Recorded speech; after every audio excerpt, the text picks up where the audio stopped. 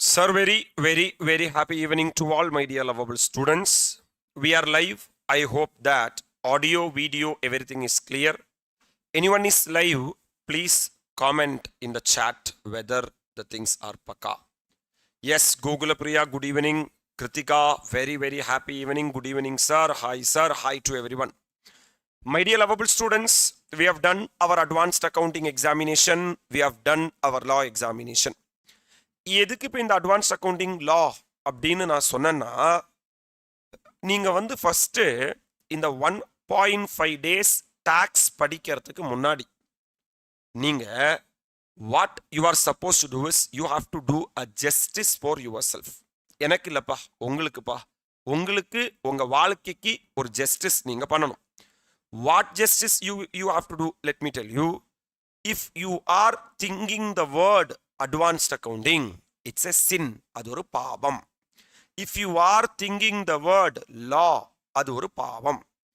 If you are thinking the word tax, that is a charity, அது நீங்க உங்க லைஃப்ல பண்ற charity. That means நீங்க தான் உங்க பிரெயினை கண்ட்ரோல் பண்ணணும்.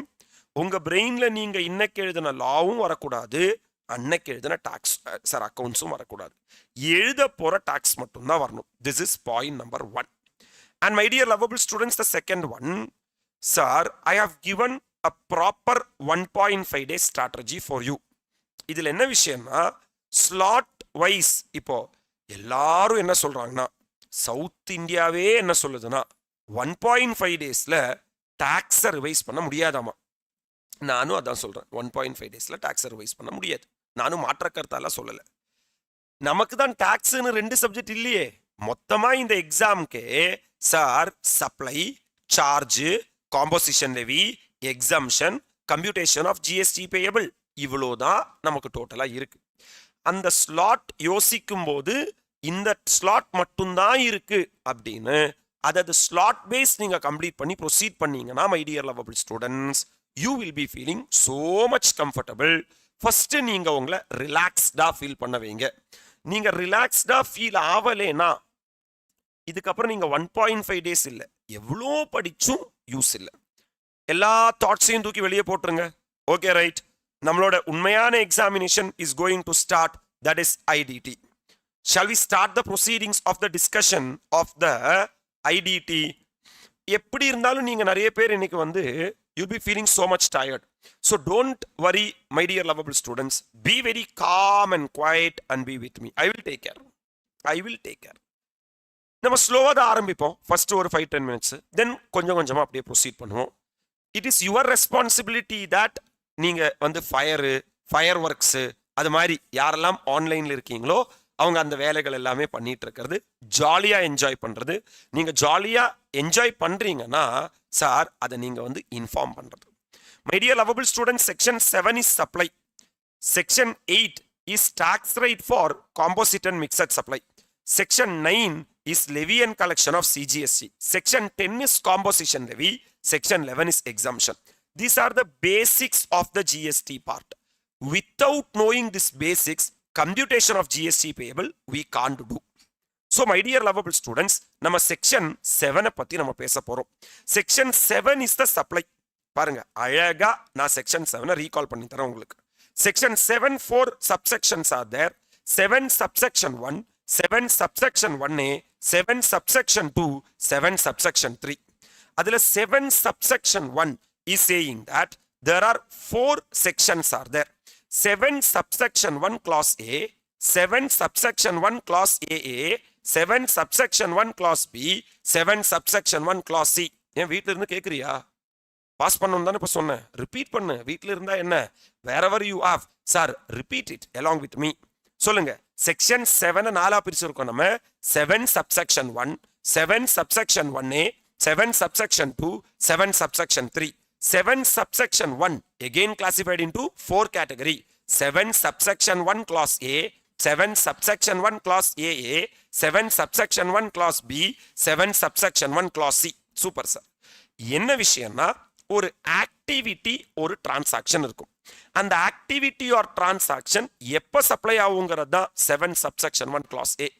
What 7 subsection 1 clause A is saying that supply includes all forms of goods or services or both. நீங்க either goods supply பண்ணனும் இல்ல services supply பண்ணனும். இல்லனா goods or services or both நீங்க supply பண்ணனும்.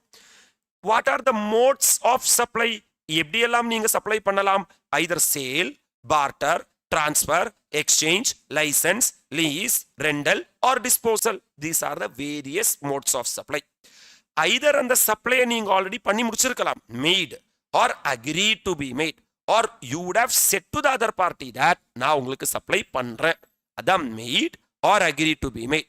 அந்த supply எப்படி இருக்கணும்னா for a consideration by a person. அது ஒரு கன்சிடரேஷனுக்கா இருக்கணும். for a consideration by a person. இந்த course or furtherance of business. இந்த பாராமீட்டர்ஸ் எல்லாமே இருக்குன்னா ஒரு ஆக்டிவிட்டி ஆர் டிரான்சாக்ஷன் நம்ம என்னன்னு சொல்லுவோம்? சப்ளைன்னு சொல்லுவோம். இப்போ ஒரு ஹியூமன் பீயிங்கா இருக்கணும்னா 2 கை வேணும், 2 கால் வேணும், 2 கண்ணு வேணும், 2 காது வேணும். அதே மாதிரி my dear lovable students, sir ஒரு ஆக்டிவிட்டி ஆர் டிரான்சாக்ஷன் சப்ளை ஆகணும்னா நீங்க supply of goods or services or both நீங்க பண்ணணும். ஐதர் நீங்க குட்ஸை சப்ளை பண்ணணும், இல்ல சர்வீஸை சப்ளை பண்ணணும், இல்ல போத்தை சப்ளை பண்ணணும். For a consideration my dear lovable students, கண்டிப்பா அதுக்கு உங்களுக்கு என்ன வேணும்னா கன்சிடரேஷன் கிடைக்கும். Made by a taxable person. அந்த சப்ளையர் ஐதர் சப்ளையர் ஆஃப் குட்ஸா இருக்கலாம், இல்ல சப்ளையர் ஆஃப் சர்வீசஸா இருக்கலாம். அந்த சப்ளையர் யாரா இருக்கணும்? டாக்ஸபிள் பர்சனா இருக்கணும். Made in the course or furtherance of business. அந்த supply made in the course or furtherance of business இருக்கணும். And supply should be a taxable supply. இந்த எல்லா பாராமீட்டர்ஸும் இருந்தா மட்டும்தான் ஒரு ஆக்டிவிட்டி ஆர் டிரான்சாக்ஷன் என்ன ஆகும்னா சப்ளை ஆகும். That means quickly recall பண்ணுங்க. Sir, what are the 5 parameters to become a supply? Number 1, supply should be of goods or services or both. Supply should be for a consideration. Supply should be made by a taxable person. Supply should be made in the course or furtherance of business. Supply should be a taxable supply. Right, sir? நீங்க அப்பப்ப repeat பண்ணீங்கன்னா அந்தந்த areas உங்க கூட வரும் sir. அப்ப as per section 7 subsection 1 clause A, supply includes all forms of supply of goods or services or both, such as sale, barter, transfer, exchange, license, lease, rental or disposal, made or agreed to be made for a consideration by a person in the course or furtherance of business. அப்போ ஒரு activity or transaction supply ஆகணும்னா நீ goods or services or போத்த supply பண்ணணுமா? For a கன்சிடரேஷனா இருக்கணுமா?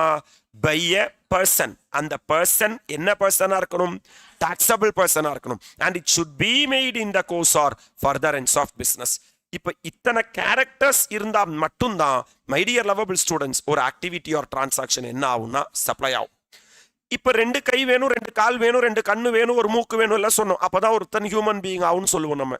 In case ஒருத்தனுக்கு கண்ணு காணாதுன்னா உடனே அவனை நீ அனிமல்னு கூப்பிடுவியா? இல்ல. அதே மாதிரி சில பாராமீட்டர்ஸ் மிஸ் ஆவறதுனால ஒரு ஆக்டிவிட்டி ஆர் டிரான்சாக்ஷன் என்ன ஆவாம இருக்காது? சப்ளை ஆவாம இருக்காது.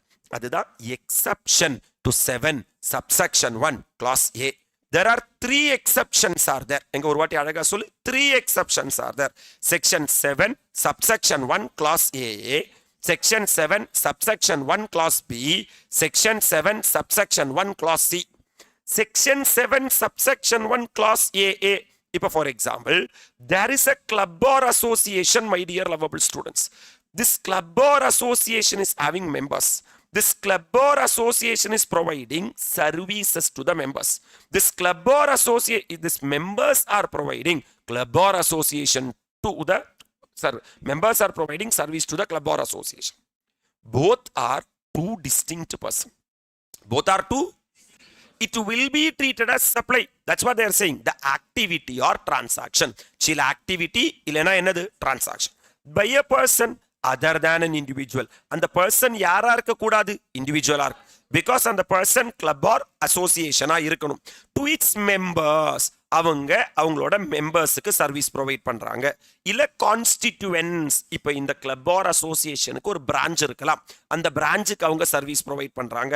ஆர் வைஸ் வர்சா, மெம்பர்ஸ் அந்த கிளப் ஆர் அசோசியேஷனுக்கு சர்வீஸ் ப்ரொவைட் பண்றாங்க. அதுக்கு கன்சிடரேஷனா கேஷ் வருது, இல்ல சார் டெஃபர் பேமெண்ட் கொஞ்சம் கொஞ்சமா காசு வரப்போகுது, or other valuable consideration will be treated as a supply. That's it. Sir இப்போ நம்ம இப்பதான் சொன்னோம் சார் சப்ளை ஆகணும்னா நிறைய பாராமீட்டர்ஸ் வேணுமா?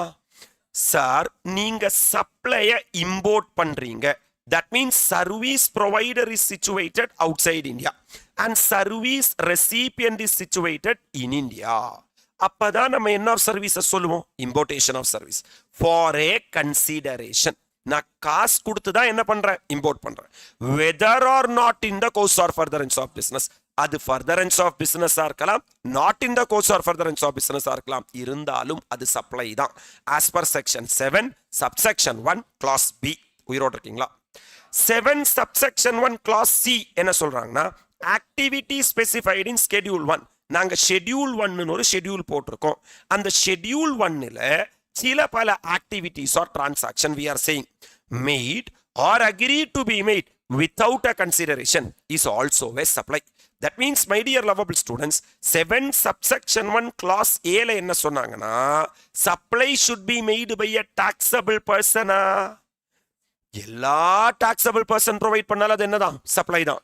But club or association other than an individual to its members or constituents or vice versa for cash, defer payment or other valuable consideration will also be treated as supply. Right, sir? That means this is an exception to assessee. ஏன்னா activities or transaction should be provided by a person other than an individual. அப்ப assessee கான exception தான் club or association. As per section 7 subsection 1 clause A, my dear lovable students, it should be in the course or furtherance of. Sir, B stands for business, whether or not in the course or furtherance of business.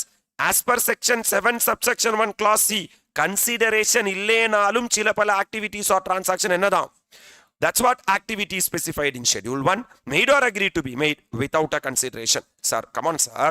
அப்போ சில activities or transaction இருக்கும். And the activities or transaction 7 subsection 1ல cover ஆகணும். Sir, and the activities or transaction 7 subsection 2ல cover ஆக கூடாது. In case or activity or transaction 7 subsection 1ல cover ஆவுதுனா it will be treated as supply. Sometimes ஏதாவது ஒரு parameter என்ன ஆகும்? Miss ஆகும். இருந்தாலும் அதுக்கு எக்ஸெப்ஷன் இருக்கு. எத்தனை exception? 3 exception. 7 subsection 1 clause A, 7 subsection 1 clause A, 7 subsection 1 clause B, 7 subsection 1 clause C. This is the master section. கரெக்டா? இந்த master sectionக்கான 3 எக்ஸெப்ஷன் தான் நம்ம படிச்சோம். That means if an activity or transaction is falling under 7 subsection 1, then it will be treated as supply. So my dear lovable students, once an activity falls under 7 subsection 1, it has to be classified as either supply of goods or supply of services, my dear lovable students. For that purpose, you have to go and check the schedule 2. There is a schedule called as what? Schedule 2. Schedule 2 is classification. Schedule 2 is, that means where certain activities or transaction constitute a supply. சில activity or transaction என்ன ஆகும்? Supply ஆகும். In accordance with the provisions of subsection 1. அந்த subsection 1க்குள்ள 1A இருக்கு, AA இருக்கு, B இருக்கு, C இருக்கு. They shall be treated either as supply of goods. அதை நீங்க either supply of goods treat பண்ணணும். இல்லைனா it should be treated as either supply of services as referred to in schedule 2. அப்போ if an activity or transaction become a supply because of 7 subsection 1, it has to be further classified as either supply of goods or supply of services as specified in schedule 2. Is what the discussion, right? Now I am coming, இப்படின்னு சொல்ற section தான் 7 subsection வெண்ணே. 7 subsection வெண்ணே. அப்ப நீ ஒரு activity of டிரான்சாக்ஷனை supply of குட்ஸா supply of சர்வீஸா பாக்கறதுக்கு எங்க போய் பாரு? ஷெட்யூல் 2ல போய் பாரு. இப்படின்னு சொல்ற செக்ஷன் தான் 7 subsection வெண்ணே. ரைட்டா? இப்ப நம்மளோட கதையே இதுதான் சார். ஜிஎஸ்டினாலே இதுதான் சார். ஒரு ஆக்டிவிட்டி ஆர் டிரான்சாக்ஷன் 7 subsection 1ல விழணும் சார். 7 subsection 2ல விழ அப்ப என்ன சார் 7 subsection 2ல இருக்குங்கிறது தான் discussion. 7 subsection 2 class A, 7 subsection 2 class B. 7 subsection 2ல ரெண்டு செக்ஷன் இருக்கு sir. 7 subsection 2 class A, 7 subsection 2 class B. 7 subsection 2 class A ல what government is saying that activities or transactions specified in schedule 3. So there is a schedule called as schedule 3. In that schedule 3, we have said there are certain activities or transaction, my dear lovable students. Those activities or transaction are neither supply of goods nor supply of services, right? As per section 7 subsection 2 class B, there are certain activities or transaction which are undertaken by central government, state government, local authority, in which they are engaged as public authority, as may be notified by the government on the recommendation of the council, shall neither be treated as supply of goods nor be treated as supply of service. That means, as per section 7 subsection 2 NIA class A, there are certain activities or transaction which are specified in schedule 3. Those items will not be treated neither as supply of goods nor treated as supply of service. As per section 7 subsection 2 class B, there are certain activities or transaction which will generally be undertaken by the central government, state government or union territory, in which they are engaged as public authority, which will be notified by the government on the recommendation of the council. Those items will also be treated as supply of goods nor be treated as supply of services. Are you all really with me? My dear lovable students, what is 7 subsection 3? 7 subsection 3 is saying that today we are having two things. 7 subsection 3 clause A, 7 subsection 3 clause B. Sir, subject to subsection 1, 1A and 2. That means, my dear lovable students, what is 7 subsection 1? Supply. What is 7 subsection 1A? Classification. What is 7 subsection 2? Sir, negative list. Government may, on the recommendation of the council, they will say that you have to shift, sir, you have to treat an item as supply of goods and not supply of services, or supply of services and not supply of goods. That means government may shift. Today அதை வந்து supply of goods னு சொல்லி வச்சிருப்பாங்க. அது என்னவா மாத்துவாங்கன்னா supply of services ah மாத்துவாங்க. Maybe அதை supply of services னு சொல்லி வச்சிருப்பாங்க. Sir, supply of goods னு மாத்துவாங்க. My dear lovable students, section 7 of the CGST Act is equal to section 20 of the IGST Act. That's what the discussion we have made. I believe that the introduction in the sense means what is the definition of the supply, everyone will be able to recall, right sir? அந்த particular ஸ்லாட்டை recall பண்ணும்போது அதை மட்டும் recall பண்ணுங்க, enjoy பண்ணுங்க. ஒரு விஷயம் நம்ம discuss பண்ணும்போது ஐயோ எவ்வளோ டைம் ஆகுது அதை பத்தி எதுவுமே திங்க் பண்ணாதீங்க. ஏன்னா அப்படின்னா நம்ம இதையும் ப்ராப்பரா பண்ண முடியாது, வேற எதையும் ப்ராப்பரா பண்ண முடியாது. Let it take time, no problem at all. Our sir allotted time is 4 to 5 hours to revise the basics including the computation of the GST payable. இப்போ நமக்கு என்ன புரிஞ்சுச்சுன்னா, ஒரு ஆக்டிவிட்டி ஆர் டிரான்சாக்ஷன் சப்ளை ஆகணும்னா, supply includes all forms of supply of goods or services or both such as sale, barter, transfer, exchange, license, lease, rental or disposal made or agreed to be made for a consideration by a person in the course or furtherance of business, right sir? From here I am understanding that there are 5 related definitions are there. Sir, goods na enna, service na enna, consideration na enna, person na enna, business na enna? Are you all really with me? Goods means every kind of movable property. எல்லா movable property என்னதான்? goods தான். That means calculator ஒரு goods தான், right? And goods excludes money and securities. மணியும் செக்யூரிட்டியும் என்ன கிடையாது? goods கிடையாது. My dear lovable students, goods includes actionable claim. வேணும்னே actionable claims நம்ம என்னவா வச்சிருக்கோம்? goods ஆ வச்சிருக்கோம். Sir, it includes growing crops. செடி மரம் எல்லாமே goods தான். Grass and things attached to or forming part of land which are agreed to be severed before supply or under a contract of supply. செடி மரம் எல்லாமே goods தான். அதை நீ கட் பண்ணி எடுக்கிறதுக்கு முன்னாடியும் அது குட்ஸா இருக்கலாம், கட் பண்ணி எடுத்ததுக்கு அப்புறம் அது குட்ஸா இருக்கலாம். Are you all really with me? இதுதான் டெஃபினிஷன் ஆஃப் குட்ஸ். அப்படின்னா எல்லா மூவபிள் ப்ராப்பர்ட்டியுமே குட்ஸ் தான். 2 விஷயங்கள் என்ன கிடையாது? குட்ஸ் கிடையாது. ஒன்னு என்ன ஒரு என்ன? money and securities. Sir, services na enna sir? Anything other than goods. That means services are balancing figure. Goods தவிர மிச்சம் இருக்கிற எல்லாமே என்னதான்? services தான். And it excludes என்ன and என்ன? money and securities. அப்படின்னா money and securities என்ன கிடையாதுன்னா servicesum கிடையாது. That means sir, money and securityக்கு என்ன கிடையாதுன்னா GSTயே கிடையாது. And it includes activity relating to use of money. Sir, money வச்சு நீ ஏதாவது ஒரு ஆக்டிவிட்டி பண்ணேனா அது என்னதான்? சர்வீஸ் தான். Or conversion of money from one form to another. For example, டாலரை நீ இந்தியன் கரன்சி INR கன்வெர்ட் பண்ற அப்படினாலும் அது என்னதான்? சர்வீஸ் தான். Or facilitating or arranging transaction in securities. ஒரு ஸ்டாக் புரோக்கரா இருந்து ஷேர்ஸை வாங்கவும் விற்கவும் ஹெல்ப் பண்ற அப்படின்னாலும் நீ ப்ரொவைட் பண்றது என்னதான்? சர்வீஸ் தான். This is the definition of the services. Are you all with me? My dear lovable students, அப்போ குட்ஸ் ஒரு டைம் ரீகால் பண்ணுங்க. Goods means every kind of movable property. Goods includes actionable claims, growing crops or grass, or things attached to or forming part of land which are agreed to be severed before supply or under a contract of supply. Goods excludes money and securities. Sir, service means anything other than goods. Service includes activity relating to use of money or conversion of money from one form to another for a separate consideration, facilitating or arranging transaction securities. Ana money and securities enna kadayaduna service கிடையாது. அறிவுள் with me.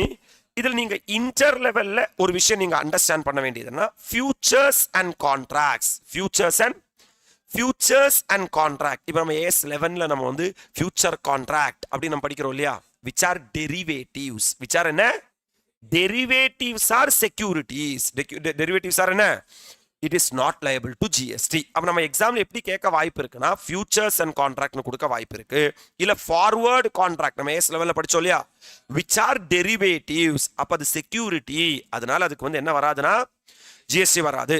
Secured debt. For example எனக்கு ஒரு house property இருக்கு. That house property I am pledging. That is called a secured loan. Secured loan, unsecured loan இருக்கா? Sir, it is not liable to what? GST. Transactioning instrument, for example swap, foreign exchange swap, this and all not liable to what? GST. Example நமக்கு இந்த circular கேட்க வாய்ப்பு இருக்கு. கண்டிப்பா நம்ம AS21 consolidation படிச்சிருப்போமா? ரெண்டு company இருப்பாங்க. One is holding company and other is subsidiary company.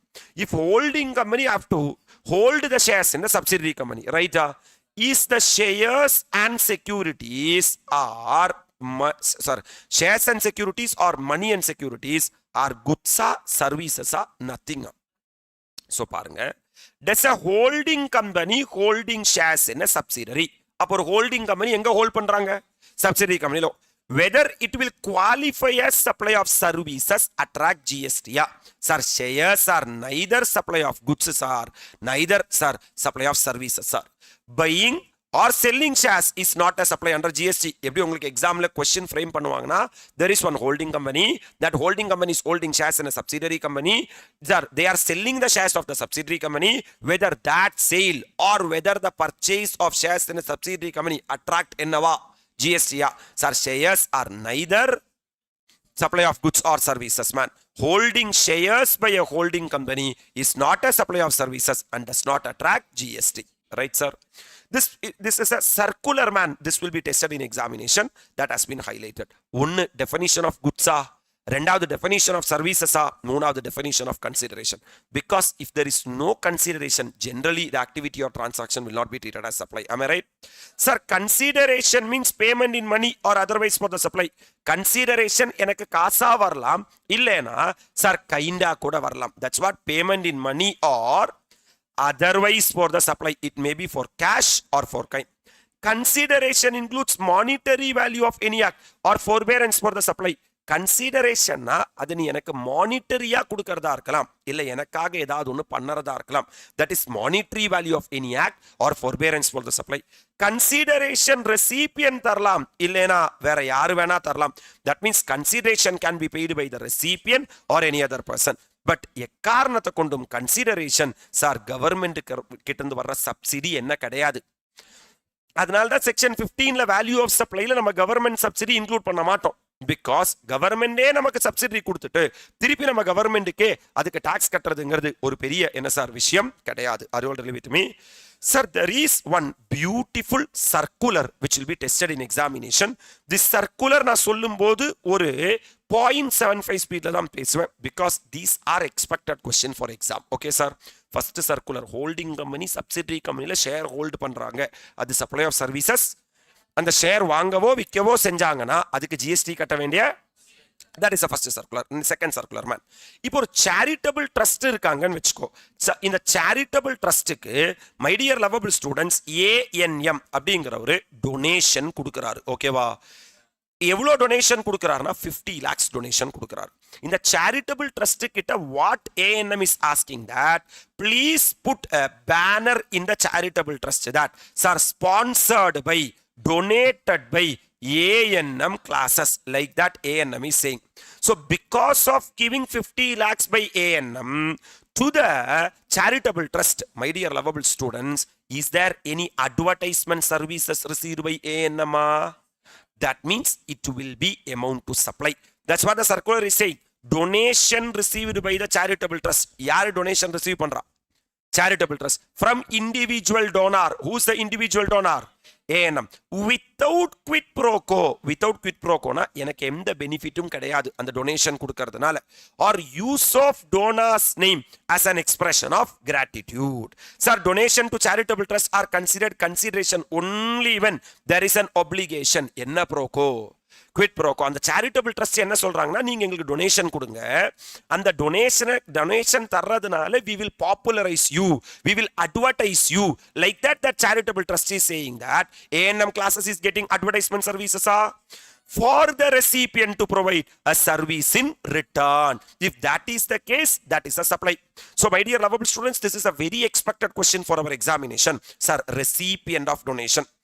Sir, institution like religious organization, charitable group, schools, hospital, orphanage, old age home often receive financial help or support in the form of donation or gift. These people and all will be getting donation or gift. Sir, since I gave 50 lakh donation to the charitable trust, they will feel that something has to be done to Mr. ANM. They will say that, sir, you don't worry, sir. You are having a business called as ANM classes. Sir. For that, I will do advertisement for you, sir. So the recipient institution often acknowledges the donor. Donor na namada ANM class by placing nameplate or similar acknowledgement on the premise as a gesture of gratitude and public relationship for the philanthropic act. So the charitable trust will think that, wow, this guy has made a contribution to the extent of how much lakh? 50 lakh. Are you already with me? So something has to be done in return for this guy. Let the board of ANM classes be, sir, outside the organization now display பண்றேன். That means I'm getting an advertisement services. Then actually the charitable trust has provided what services? To provide the advertisement services only, I paid the consideration. That consideration is donation. Then this will be treated as supply and this will be liable to GST. Are you already with me? Whereas where donor name are displayed in a manner that express gratitude and recognition without promoting the yaroda business. சும்மா யாரோட பேர் மட்டும் தான் காட்டியிருக்காங்க, டோனரோட பேர் மட்டும் தான் காட்டியிருக்காங்க, contributor by mister ANM. That's it. Sir, it does not constitute a supply of service. There is no GST liability on the payment made. So my dear lovable students, what is a one-line summary of the entire discussion? If I am getting anything in return, which are advertisement services, then charitable trust has provided a service to me. My dear lovable students, if I am not getting anything in return, then my dear lovable students, it is not a supply of services. Are you able to appreciate, sir? That is what the second circular of our discussion is all about. Third circular, man, artwork sent by artist to gallery. For example, if I am an artist, sir, is that circular clear for you? Is that circular? Those who are in online chat box, is that second circular clear for you, my dear lovable students? Sir, artwork sent by artist. You itself tell me if I am an artist, I am drawing something, man, like this. Sir, this is better photo than Mona Lisa. I am giving this artwork to a art gallery. That means in the artwork enga kondu poi veppanga, art gallery la kondu veppanga. Nariya foreigners vandu paapanga. They will say that, wow, what a creativity, what a picturization. Sir, will this be sell for 5 crore rupees? Like that they will say. My dear lovable students, sir, when I draw this and given to the art gallery, whether the art gallery gave me any consideration? No, sir. When they sell only, they will get the consideration. At that time only they will pay to me. At that time only it will become supply. That's what they are saying. This will be tested in examination, man. Sir, in the art gallery relationship, so artist gallery relationship, so there is a relationship between artist and sir gallery sending artwork to the gallery for exhibition without consideration does not constitute a supply under the GST. So my dear lovable students, I am just drawing a beautiful picture and I am sending that picture to the art gallery, and my dear lovable students, at that time there is no consideration, is not flowing. A very important man, because summa consideration means no. There are so many circulars are related to consideration. That's what I'm discussing to you. For example, if any donation has been given by the person to a charitable trust, from that no benefit has been derived from the charitable trust, it will not be treated as supply. Any advertisement service has been given by the charitable trust to the donor, then it will be treated as a supply. Consideration. Are you all agree with me? Number 2, I am an artist. I drawn some painting work, and that painting work has been shared with the artist gallery relationship. Hello, sir. At that time, it will not be treated as a supply. The actual supply occurs only when buyer select and purchase the artwork. The buyer is coming to the art gallery and he is saying that, wow, what a creativity. And he is ready to buy that. At the time only consideration is following. So at this point, GST become applicable and must be paid. Are you all ready with me? Super, sir. Fantastic, sir. That also comes to an end. Sir, I'm having a CBIC clarification and press release. My dear lovable students, very, very important clarification and press release. What they are saying is, for example, I am think pannu. Chumma kekadu. I am ANM Limited. ANM Limited is having some equipment and instrument. Equipment and instrument. I am sending that equipment and instrument to manufacturer factory for the purpose of repair and calibration within India on a என்ன basis? Returnable basis. For example, என்கிட்ட இந்த plant and machinery இருக்கு. I am sending this plant and machinery to the branch, to my branch for the purpose of repair. And after repair, this plant and machinery will come back to me. Are you all really with me?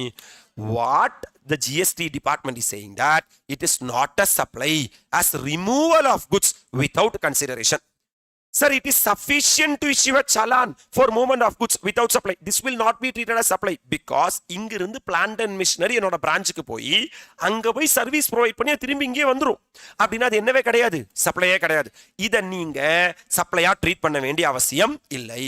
My dear lovable students, spare part freely supplied to replace during what period? Warranty period. For example, நான் இந்த calculator sell பண்றேன். There is 6 months warranty period. இந்த 4 button ஏதாவது பிச்சுக்கிட்டு வந்துச்சுன்னா நான் extra 4 button கொடுக்குறேன். Hello sir, it is not a supply as removal of spare parts without என்ன consideration. ஏன்னா consideration இல்லைன்னா சப்ளையே கிடையாது. GST is not chargeable.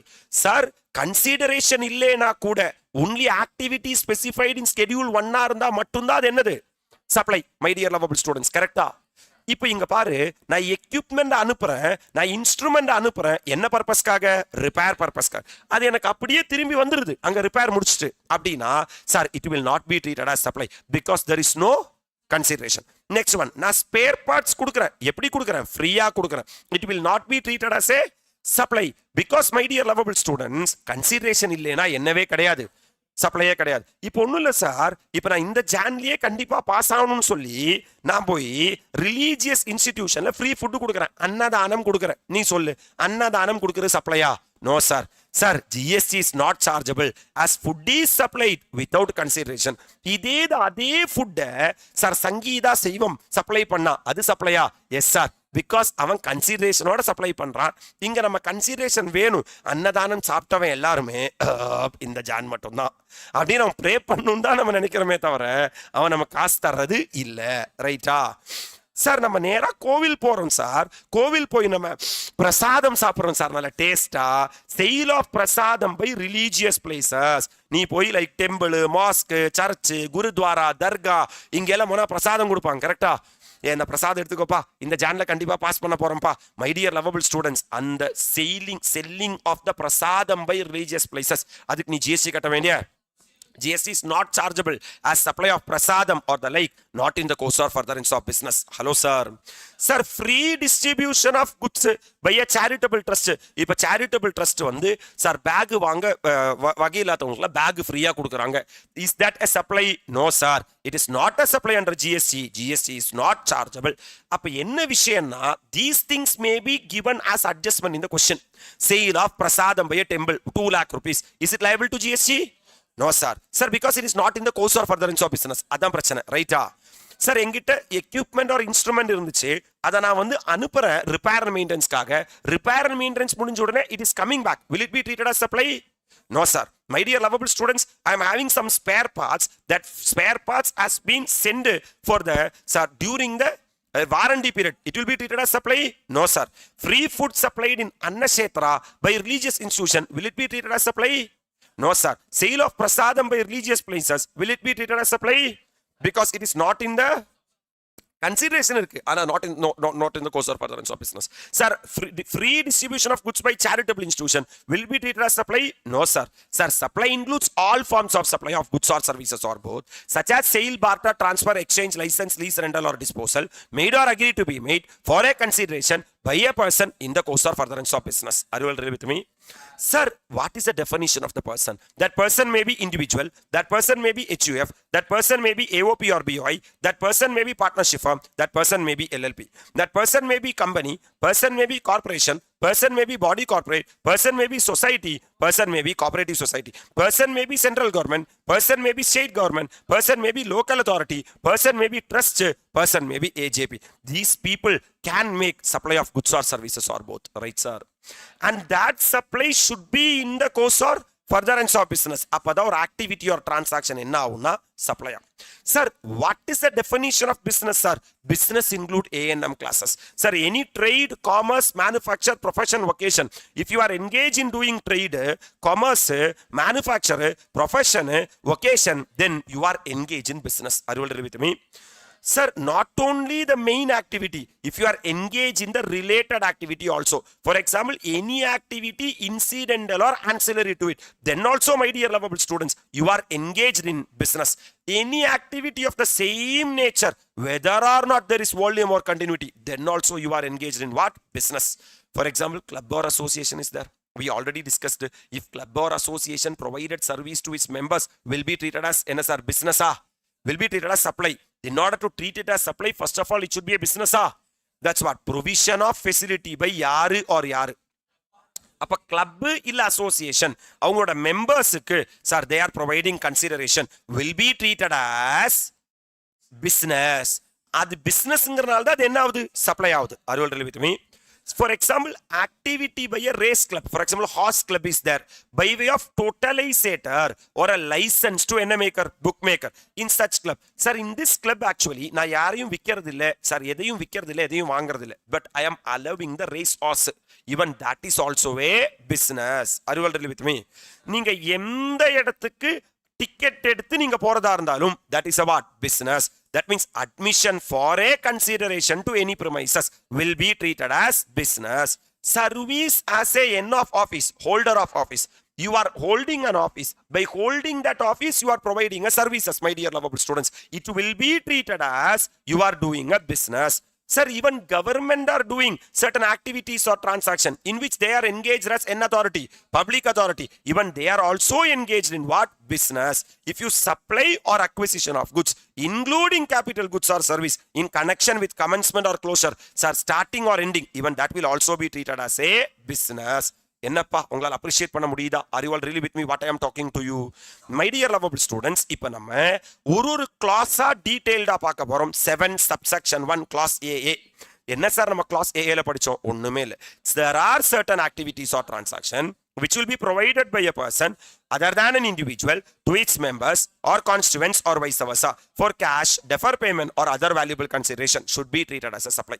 Certain people will say that, my dear lovable students, sir, club or association has been created by the members. For example, நம்ம 5 பேர் இருக்கோம்னு வெச்சுக்கோ. நம்ம 5 பேர் சேர்ந்து ஒரு club or association create பண்றோம். இந்த மெம்பர்ஸே காசு போடுறாங்க club or association. And that club or association is spending that money for the benefit of that members. Then நம்மளே காசு போட்டு நமக்கே செலவு பண்ணோம்னா how it will be treated as a supply? How it will be treated as a supply? அப்படி நீங்க question கேட்க கூடாது. நீங்களே காசு போட்டு உங்களுக்கே செலவு பண்ணாலும் club or association is different and members are different. That's what this explanation is all about. Are you all with me? It is hereby clarified that notwithstanding anything contained in any other law for the time being in force or judgment, degree, order, court, tribunal, authority, யார் என்ன சொன்னாலும் சரி, person and its members of the constituent shall be deemed to be two separate persons. Sir, and the club or association where members were. Supply of activity or transaction interest say shall be deemed to take place from one person to another. நம்ம அதை இப்படி தான் எடுத்து பண்ணா ஒரு person இன்னொரு பர்சனுக்கு service provide பண்ண மாதிரி தான் எடுத்துப்போமே தவிர இவங்க ரெண்டு பேர் ஒண்ணுன்னு நம்ம ஜிஎஸ்டியில் அசியூம் பண்ண மாட்டோம். That's it with regard to 7 subsection 1 clause AA. Are you comfortable? Coming to importation of services, man. 7 subsection 1 clause B. Either you can import goods or import services. If you are import goods, it will be covered under Customs Act. If you are import services, it will be covered under GST Act. Right, sir? You are importing a services. That means service provider is situated and service recipient is situated for a consideration. That means you are paying consideration whether or not in the course or furtherance of business. It may be in the course or furtherance of business. It may not be in the course or furtherance of business. It will be treated as a supply. அப்ப நம்ம என்னன்னா, this is applicable only for services and not for what? Goods. This provision is applicable only for services and this provision is not applicable for service. Should be provided for a consideration. That importation of services should have consideration. Service may be in the course or furtherance of business. It may be in the course or furtherance of business.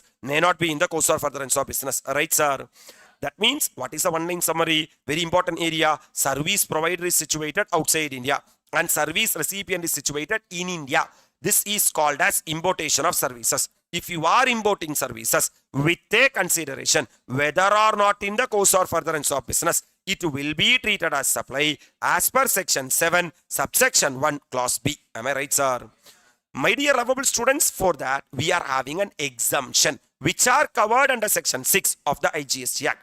What section 6 of the IGST Act? Sir, if the service provider is situated outside India, service provider engi irukkaru and service recipient is recipient number 1. இவர் தான் service recipient. That means central government, state government, local authority, union territory or an individual in relation to any purpose other than commerce, industry or any other business or profession. அப்ப யாரு சர்வீஸை import பண்றா? Government, local authority or individual. இவங்க தான் சர்வீஸை import பண்றாங்க. இவங்க சர்வீஸை இம்போர்ட் பண்றது பிசினஸ் ஆர் ப்ரொஃபஷன் கிடையாதுனா it is exempt from GST. Can I proceed? Sir, service recipient is a registered charitable trust under section NAA 12AA for the purpose of providing any activity in India. Charitable. அப்ப ரெண்டாவது service recipient யாருன்னா registered charitable trust under section 12AA or 12AB. இவங்க எதுக்காக சர்வீஸை import பண்றாங்கன்னா for the purpose of providing charitable activity in India. Then my dear lovable students, it is exempt from GST. Sir, இப்போ recipient number 3 மூணாவது ஆள் service by way of supply of sir online educations or periodicals. இப்போ for example, sir நான் ஒரு educational institution, நான் எந்த சர்வீஸை import பண்றேன்னா ஆன்லைன் எஜுகேஷன் ஆர் பீரியாடிக்கல்ஸ் நான் இம்போர்ட் பண்றேன். சார் அப்படின்னா it is exempt from what? GST. But this exemption will not be applicable. இந்த exemption ரெண்டு பேருக்கு அப்ளை ஆகாது. ஒன்னு pre school education and education up to higher secondary school, education as a part of approved vocational education course. In case அந்த education institution छोटा वालाவா இருந்தா, in case if that education is a part of approved vocational education course ஆ இருந்தா, my dear lovable students, that import of services will be taxable. அப்போ இங்க பாருங்க concentration எடுத்துருவாங்க. if the service import பண்ணது யாரா இருந்தா ப்ரீ ஸ்கூல் எஜுகேஷனா இருந்தா, service import பண்ணது education institution as a part of approved vocation education course ஆ இருந்தா, it is taxable. Are you able to appreciate? Then my dear lovable students, sir, service provider is situated outside India and service recipient is also situated, then it is located in the taxable territory. That's it, man. So the third one is the education institution and fourth one, service recipient is situated in non-taxable territory. Then my dear lovable students, it will be exempted. Are you all really with me? However, exemption shall not apply. இப்போ இங்க பாருங்க sir, if the service recipient is government, local authority or individual for any purpose other than business or profession is exempted. But if the service is OIDAR services, then it is taxable. If the service is OIDAR services, it is taxable. That's what. However, exemption shall not apply. And the import பண்ண service இருக்கு இல்லையா, online information and data access or retrieval service இருந்தா, which is received by the person specified in entry A or entry B. யாரப்பா entry A? Central government, state government, local authority, union territory or an individual. அவங்க OIDAR services import பண்றாங்கன்னா it will be taxable. Sir, I am a registered charitable trust under section 12AA or 12AB. அந்த 12AA 12AB registered charitable trust services import பண்றாங்கன்னா அந்த service OIDR service இருந்தா it will be taxable. Are you able to appreciate what I am talking to you? சரி sir, அப்ப நீங்க என்ன சொல்றீங்கன்னா, if the service provider is situated outside India and the service recipient is situated in India, this is called as importation of services. Sir, consideration இருக்கு, ஆனா whether or not in the course or furtherance of business, that will be treated as supply. Sir, once it become a supply, I have to check that whether it is a taxable supply or. For checking exempt supply, I have to go and check section 11 of the CGST Act or section 6 of the IGST Act. Am I right, sir? My dear lovable students, if it is covered in section 6 of the IGST Act, it is an exempt supply. Once it is an exempt supply, person liable to pay GST in or concept varadu. Are you all really with me? Sir, once it not covered in the exemption, which are either under section 11 or under section 6, I have to check who's the person liable to pay GST. As per section 5.3 of the IGST Act, we are having 91, 92, 93, 94, 95, 51, 52, 53, 54, 55. Am I right? Island 9353 is the notified RCM. In that foreign MAPLA is there. If the service provider is situated outside India and the service recipient is situated in India, the person liable to pay GST is the service recipient. That's what. In case of importation of services, சொல்லுங்க, நீங்க service import பண்றீங்களா? Recipient of the imported services, service recipient எங்க இருப்பாரு? இந்தியால இருப்பாரு. Who is located in the என்ன territory? Taxable territory. Is the person who are liable to pay IGST on the service under reverse charge. Don't worry, RCM நம்ம போட்டு கிழிக்கிறோம். You don't worry at all. Are you all really with me? Sir, ஆனா OIDAR service நீங்க import பண்ணிருக்கீங்கன்னா நீங்க என்ன check பண்ணணும்னா OIDAR service import பண்ணின ஆள், hello sir, non-taxable online recipient இல்ல taxable online recipient. non-taxable online recipient அந்த இம்போர்ட் பண்ண ஆளுக்கு GST ல ரெஜிஸ்ட்ரேஷன் இல்ல, கரெக்ட்டா? அப்ப அவருக்கு GST ல என்ன இல்லைனா supplier of the OIDR services is liable to pay IGST. That means supplier எங்க இருப்பாரு? outside Indiaல இருப்பாரு. அப்போ this is NSCM. This is exception to RCM. That means service provider இந்தியாக்கு வெளிய இருந்து service recipient இந்தியாக்குள்ள இருக்காங்கனா service recipient is a person who are liable to pay tax on reverse charge basis. ஆனா service OIDR service இருந்து recipient non taxable online recipient இருந்தார்னா RCM will not be applicable, FCM will be applicable. Are you all really with me? Sir, நான் notified services import பண்றேன் sir. Sir, for notified services we are having 9555 ஞாபகம் இருக்கா? Which are sir நமக்கு வந்து happier services இருக்கு, கரெக்ட்டா? Sir அங்க வரும்போது நான் டிஸ்கஸ் பண்றேன். அது நீங்க e-commerce வழியா இம்போர்ட் பண்ணீங்கன்னா e-commerce operator is the person who are liable to pay tax on reverse charge basis இல்ல eco charge basis. Are you all really with me? அப்ப இங்க பாருங்க, OIDR சர்வீஸ் ப்ரொவைட் பண்றவர், இங்க பாருங்க ஒரு செகண்ட் நல்லா யோசிச்சு பாருங்க. அந்த OIDR சர்வீஸ் ப்ரொவைட் பண்றவர் either situated in இந்தியாவா இருக்கலாம் இல்ல situated. சார் அவர் இந்தியாக்குள்ள இருக்காருன்னா அதுக்கும் இம்போர்ட்டேஷன் ஆஃப் சர்வீசஸ்க்கும் என்னவே இல்லை. அவர் டாக்ஸபிள் ஆன்லைன் ரெசிபியன்ட்க்கு சர்வீஸ் ப்ரொவைட் பண்ணா என்ன, அவர் நான் டாக்ஸபிள் ஆன்லைன் ரெசிபியன்ட்க்கு சர்வீஸ் ப்ரொவைட் பண்ணா என்ன, என்னதான் இருந்தாலும் service provider is a person who are liable to pay tax under FCM. Am I right? My dear lovable students, in case service provider இந்தியாக்கு வெளிய இருக்காருன்னா நீங்க என்ன செக் பண்ணணும்னா சர்வீஸ் ரெசிபியன்ட் டாக்ஸபிள் ஆன்லைன் ரெசிபியன்டா நான் டாக்ஸபிள் ஆன்லைன் ரெசிபியன்டான்னு பார்க்கணும். In case அவர் டாக்ஸபிள் ஆன்லைன் ரெசிபியன்டா இருந்தா சார் சர்வீஸ் ரெசிபியன்டே டாக்ஸபிள் தான், ரெஜிஸ்டர்டு பர்சன்னா அப்ப அவரே RCM ல டாக்ஸ் கட்டிக்கலாமா? So service recipient is a person who are liable to pay tax on reverse charge basis. பக்கா.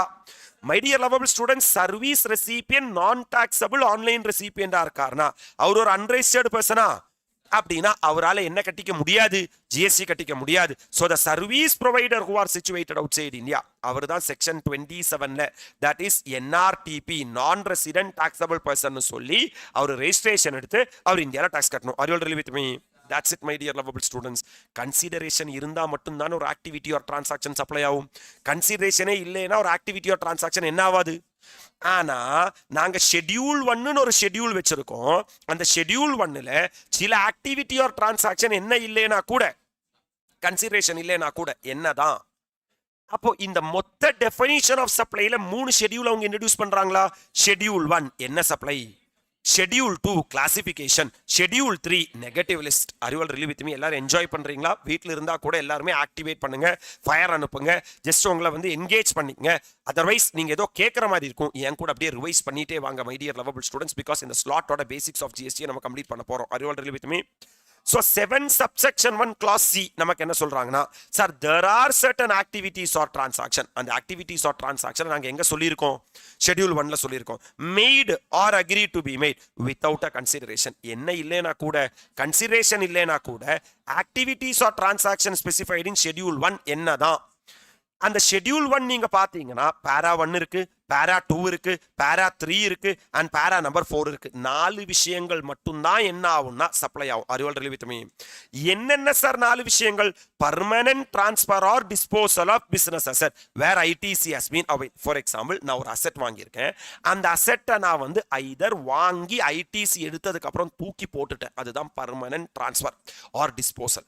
டிரான்ஸ்ஃபர் பண்ணும்போது ரெசிபியன், அதை வாங்குறதுக்கு ஒருத்தர் இருக்கணும், ஆனா டிஸ்போஸ் பண்ணும்போது அதர் எண்டில் யாருமே இருக்க மாட்டாங்க. அப்போ வாங்குறதுக்கு ஆள் இருந்தாலும் சரி இல்லைனாலும் சரி, நீ ஒரு அசெட்டுக்கு மேல என்ன எடுத்ததுக்கு அப்புறம், ஐடிசி எடுத்ததுக்கு அப்புறம் my dear lovable students, permanent transfer or disposal of business asset where ITC has been avail will be treated as a deemed supply. Sir இப்ப பாருங்க சார், சப்ளை ஆஃப் என்ன ஒரு என்ன ஒரு என்ன, இப்ப குட்ஸோ இல்ல சர்வீசஸோ இல்ல போத்தோ ரிலேட்டட் பர்சன் கிடையிலையோ இல்ல டிஸ்டிங் பர்சன் கிடையிலையோ, யாரு டிஸ்டிங் பர்சன் எந்த செக்ஷன்ல சொல்லியிருக்காங்க, செக்ஷன் 25ல சொல்லியிருக்காங்க. when made in the course or furtherance of business should be treated as supply. that means sir, between related person, between distinct person, my dear lovable students, they are supplying dash or dash or dash, goods or services or both, then those goods or services or both supply will be treated as a deemed supply even if there is no consideration. இந்த related பர்சனோட definition நம்ம கீழே படிப்போம். அந்த related பர்சனோட டெஃபினிஷன்ல நம்ம understand பண்ணிருக்கோம் employer employee relationship. Employer employee யார், என்ன person, related person. அப்ப இந்த எம்ப்ளாயர் எம்ப்ளாயிக்கு gift கொடுக்க என்ன இருக்கு, வாய்ப்பு இருக்கு. அந்த gift amount should not exceed how much, 50,000. will be tested in examination, one very important point. ஒரு எம்ப்ளாயர் எம்ப்ளாயிக்கு என்ன கொடுக்குறாரு, gift கொடுக்குறாரு. அந்த gift எவ்வளவு ருபீஸ் எக்ஸீட் ஆகல, 50,000 exceed ஆகல in a financial year by an employer. To an employee shall not be treated as supply of goods or service or both. அப்ப if the gift amount does not exceed 50,000, then my dear lovable students, அதை வந்து என்னவா treat பண்ண மாட்டாங்கன்னா sir சப்ளையா treat பண்ண மாட்டாங்க. Online இருக்கிறவங்க வேணும்னா நீங்க வந்து என்ன சார் கேட்கும்போது சில விஷயங்கள் அப்படியே வந்து என்ன பண்ணீங்கன்னா டைப் பண்ணீங்க. அப்படி டைப் பண்ணும்போது உங்களுக்கு ஆட்டோமேட்டிக்கா அதுல ஒரு பார்ட்டிசிபேஷன் இருக்கும். அப்ப இங்க பாருங்க, பேரா நம்பர் 1 நம்ம ரீகால் பண்ணலாம் வாங்க. எக்ஸாம்ல இது கூட 5 மார்க் கேட்பான். லாஸ்ட் எக்ஸாம் முன்னாடி எக்ஸாம்க்கு என்ன கேட்டானா, what are the activities or transaction without consideration will be treated as a deemed supply. அநியாயம் பண்றான் ICAI. In the sense means permanent transfer or disposal of business asset where ITC has been availed, supply of goods or services or both between related person or distinct person as specified in section 25 made in the course or furtherance of business will be treated as a deemed supply. Number 3, supply of goods. அப்போ sir 2, அதாவது என்னன்னா வந்து பேரா number 2ல என்னவும் சொல்லியிருக்கான் குட்ஸையும் சொல்லியிருக்கான், சர்வீஸையும் சொல்லியிருக்கான். ஆனா my dear lovable students, para number 3ல யாரை மட்டும் தான் சொல்லியிருக்கான், குட்ஸா மட்டும் தான் சொல்லியிருக்கான். Situation number 1 principal to agent, அதாவது பிரின்சிபல் ஏஜென்ட்டுக்கு குட்ஸ் அம்சு தராரு. இல்ல situation number 2 agent to principal, agent is sending to யாருக்கு, பிரின்சிபல். இங்க பாரு ராஜா, by a principal to his agent. Sir fill பண்ணு, பிரின்சிபல் ஏஜென்ட்க்கு என்ன அம்சு கொடுக்குறாரு, குட்ஸ் அம்சு. where the agent undertake to supply such goods or services on behalf of the principal. Agent என்ன சொல்றாருன்னா, பிரின்சிபலான உங்களுக்காக நான் குட்ஸை வாங்கி நான் சப்ளை பண்ண நான் ரெடியா இருக்கேன். தென் இந்த பிரின்சிபல் ஏஜென்ட்க்கு குட்ஸ் அனுப்பும்போது கன்சிடரேஷன் இல்லாம அனுப்புவாரா, then it will be treated as a deemed supply. My dear lovable students, by an agent to his principal. இப்ப ஏஜென்ட் பர்ச்சேஸ் பண்ணி யாருக்கு அனுப்பிச்சு கொடுக்குறாரு, பிரின்சிபல் அனுப்பிச்சு கொடுக்குறாரு. where the agent undertake to receive such goods on behalf of the principal, then it will be treated as a என்ன supply, deemed supply. அப்ப சொல்லுங்க எல்லாரும் கன்சாலிடேட் பண்ணுங்க. how many items are there in schedule 1? 4 items are there. Permanent transfer or disposal of business asset where ITC has been availed, supply of goods or services or both between related person or distinct person as specified in section 25 made in the course or furtherance of business.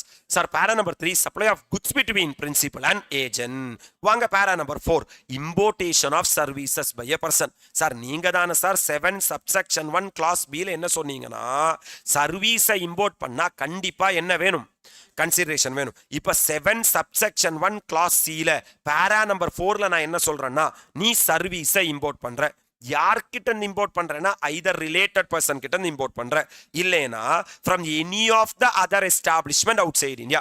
உன்னோட foreign establishment என்ன பண்ற, நீ import பண்ற, which are in the course or furtherance of business without consideration. இங்க பாருங்க 4 விஷயங்கள். ஒன்னு, நீ சர்வீஸ் என்ன பண்ற, இம்போர்ட் பண்ற. யார்கிட்ட இருந்து இம்போர்ட் பண்ற, related person or foreign establishment கிட்ட இருந்து இம்போர்ட் பண்ற. அந்த இம்போர்ட் பண்றது இந்த course or furtherance of business இருக்கு. அதுக்கு என்ன கிடையாதுன்னா கன்சிடரேஷன் கிடையாது மை டியர் லவபிள் ஸ்டூடெண்ட்ஸ். அப்படின்னா that importation of services will be treated as deemed supply. பேரா நம்பர் 4 கண்டிஷன் ஞாபகம் வச்சுக்கோ. ஒன்னு சர்வீஸை இம்போர்ட் பண்ற, கன்சிடரேஷன் இல்லாம இம்போர்ட் பண்ற, related person or foreign establishment import பண்ற, which is in the course or furtherance of business இருக்கு. then my dear lovable students it will be treated as a இங்க வராஜா, this is a summary man. எல்லாரும் ஒரு வாட்டி sir ஒரு song பாடலாமா sir? Supply without consideration is என்ன supply? Permanent transfer or disposal of business asset where ITC has been availed. Supply between related or distinct person when made in the course or furtherance of business. Supply of goods between principal and agent and importation of services. Are you all really with me? அதுல ஒன்னொண்ணுமே நம்ம டீடைல்டா பார்க்க போறோம். Permanent transfer or disposal of business asset where ITC has been availed. Sir இங்க பாருங்க sir, ஒண்ணுமே இல்ல sir, நீங்க ஒண்ணு மட்டும் தான் செக் பண்ணணும். Permanent transfer or disposal of business sir. ஒரு செகண்ட் பாஸ் பண்ணுங்க. உங்ககிட்ட கால்குலேட்டர் இருக்கா? இந்த கால்குலேட்டரை நீங்க வாங்கும்போது ஜிஎஸ்டி கொடுத்து தானே வாங்கியிருப்பீங்க. அதுக்கு நீங்க ஐடிசி எடுத்திருக்கீங்க நீங்க நினைச்சிருங்க.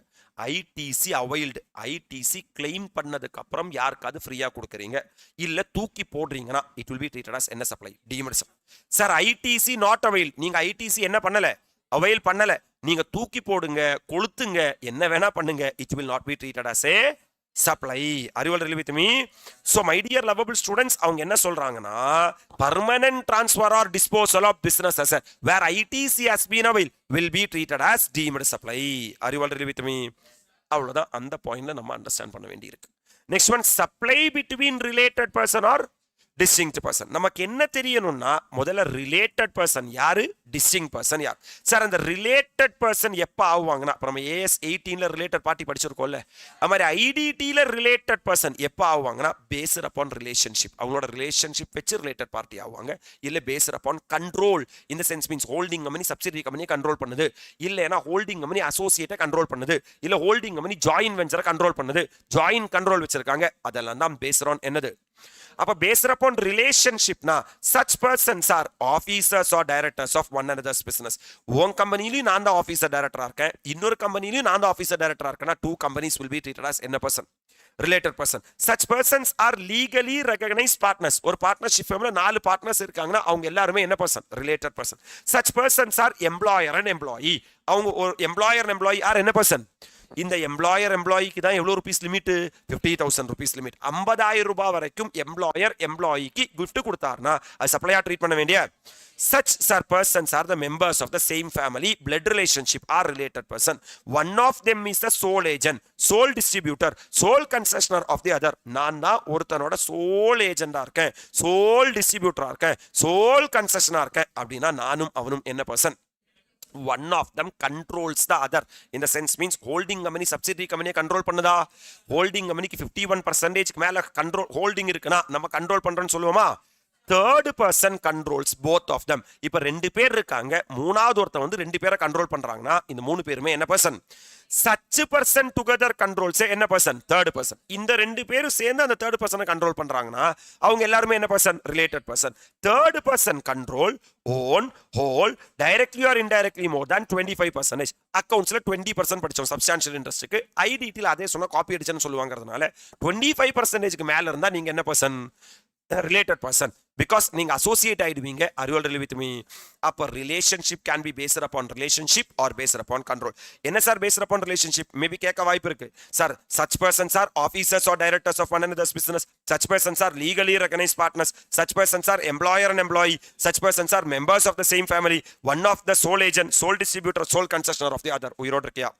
Sir, based upon control, one of them controls the other. Sir, third person controls the others. Such person together controls the third person. Third person holding more than 25% of the voting stock. Are you all really with me? இதுல family definitionல எக்ஸாம்ல twist வைக்க வாய்ப்பு இருக்கு. ஃபேமிலினா spouse, children of the person. Sir என்னோட spouse என்னோட children எனக்கு related party because members of the same ஃபேமிலின்னு சொல்லியிருக்காங்களா. ரெண்டாவது இங்க தான் அடி வாங்குவோம் எக்ஸாம்ல. Parents, grandparents, brothers, sisters of the person of they are wholly or mainly dependent on the said person. இவங்க எல்லாம் ஹோல்லி ஆர் மெயின்லி டிபெண்டன்ட் ஆனா ரிலேட்டட் பர்சன். டிபெண்டன்ட் இல்லைன்னா ரிலேட்டட் பர்சன் கிடையாது. Are you all really with me. நம்ம என்ன புரிஞ்சுக்கிட்டோம்னா employer employee or related பர்சனா? My dear lovable students, exception to the employer-employee relationship. Threshold limit of எவ்வளோ rupees இருக்கு? எம்ப்ளாயர் எம்ப்ளாயிக்கு 50,000 rupees வரைக்கும் gift கொடுத்தாருனா அது சப்ளையா ட்ரீட் பண்ண வேண்டிய என்ன இல்லை. இப்ப sometimes employer எம்ப்ளாயிக்கு RFA medical benefits அது மாதிரி இருக்கிற பர்க்விசிட் கொடுப்பாரா? ஏன் அந்த பர்க்விசிட் எல்லாம் கொடுக்கிறாருன்னா எம்ப்ளாய்மெண்ட் காரணமா தான் கொடுக்கிறாரு. அப்ப அதையும் நீ சப்ளையா ட்ரீட் பண்ண வேண்டிய என்ன இல்லை. That's what exception number 1, gift by employer to employee. Tell me everyone, what is the limit for gift by employer to employee? 50,000. Gift not exceeding 50,000 in value in a financial year. இந்த 50,000 per month கிடையாதுயா. இன்ன by an employer to the employee யாருக்கு தரா? Shall not be treated as supply of goods or service or both. Recall ஆச்சா உனக்கு அந்த point. Next one, service by the employee to the employer. எம்ப்ளாயருக்கு ஏதாவது service provide பண்ணாரா schedule 3ல cover ஆயிருக்கு. கரெக்டா? அதுக்காக employer sir பர்க்விசிட் ஏதாவது கொடுத்தாருனா which is என்ன sir will not be treated as supply. It must be noted that service by an employee to the employer in the course or in relation to employment is outside the scope of GST. எம்ப்ளாயருக்கு ஏதாவது service provide பண்ணாங்கன்னா it is neither supply of goods nor supply of services. ரைட்டா? அதனால employer எம்ப்ளாயிக்கு ஏதாவது பர்க்விசிட் கொடுத்தாங்கன்னா sir if service such as membership of club, health, fitness center are provided free of charge to all the employees by the employer, same will not be subject to what? GST. That's with the second one, my dear lovable students. Sir, இப்போ supply of goods or services or both by a related person. இப்போ நம்ம யாரை முடிச்சிருக்கோம்னா sir யாரு sir distinct person? Section 25 subsection 4 யாரு distinct person சொல்றாங்க? 25 subsection 5 யாரு distinct person சொல்றாங்க? செப்பரேட் ரெஜிஸ்ட்ரேஷன் மேக் என்ன பர்சன்? ஒரே பேன் கீழே நீங்க ரெண்டு ரெஜிஸ்ட்ரேஷன் எடுத்திருக்கீங்கன்னா registration number 1 registration number 2 you both will be treated as என்ன person? Distinct person. Establishment in another state is என்ன பர்சன்? Distinct person. உங்களுக்கு கேரளால ஒரு எஸ்டாப்லிஷ்மெண்ட் இருக்கு, தமிழ்நாட்டுல ஒரு எஸ்டாப்லிஷ்மெண்ட் இருக்கு.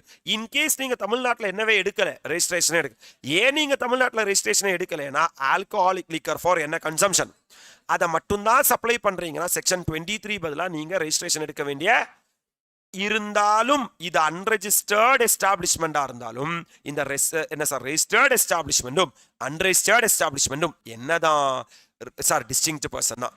டிஸ்டிங்க்ட் பர்சன் ஆனா என்ன சார் ப்ராப்ளம்? இந்த டிஸ்டிங்க்ட் பர்சனுக்குள்ள கன்சிடரேஷன் இல்லாம என்ன ஆச்சுன்னா சப்ளை ஆச்சுன்னா it will be treated as deemed supply. This will be tested in exam. Highlight point man, interstate is என்ன sir? Self supply. For example என்னோட ஹெட் ஆஃபீஸ் தமிழ்நாட்டில் இருக்கு, என்னோட பிரான்ச் பாலக்காட்டில் இருக்கு. நான் ஹெட் ஆஃபீஸ் தமிழ்நாட்டிலையும் ரெஜிஸ்ட்ரேஷன் எடுத்திருக்கேன், பிரான்ச் பாலக்காட்டிலையும் ரெஜிஸ்ட்ரேஷன் எடுத்திருக்கேன். தமிழ்நாட்டில இருந்து பாலக்காட்டுக்கு குட்ஸ் போகுதுன்னா, தமிழ்நாட்டில இருந்து பாலக்காட்டுக்கு குட்ஸ் போகுதுன்னா sir it's an interstate self சப்ளையா? அப்ப நான் ஸ்டாக் டிரான்ஸ்ஃபர் பண்றேனா, பிரான்ச் டிரான்ஸ்ஃபர் பண்றனா, இல்ல கன்சைன்மெண்ட் சேல் பண்றனா, will be taxable under IGST. ஏன் IGST ல டாக்ஸ் ஆகுது? interstate supply. Even though such transaction may not involve payment of consideration. Consideration இல்லேனா கூட சார் ஹெட் ஆஃபீஸ்னு பிரான்ச் ஆஃபீஸ்க்கு போறது என்னதான் சப்ளை தான். ஆனா intra state self supply, very important point, this will be tested in examination. These supplies are not taxable subject to not opting for registration as என்ன vertical, business vertical. இப்போ நான் தமிழ்நாட்டுக்குள்ளேயே சென்னையில ஒரு பிரான்ச் வச்சிருக்கேன் சார், நான் கோயம்புத்தூர்ல ஒரு பிரான்ச் வச்சிருக்கேன், இது ரெண்டுமே ஒரு ரெஜிஸ்ட்ரேஷன் கீழே தான் இருக்கு.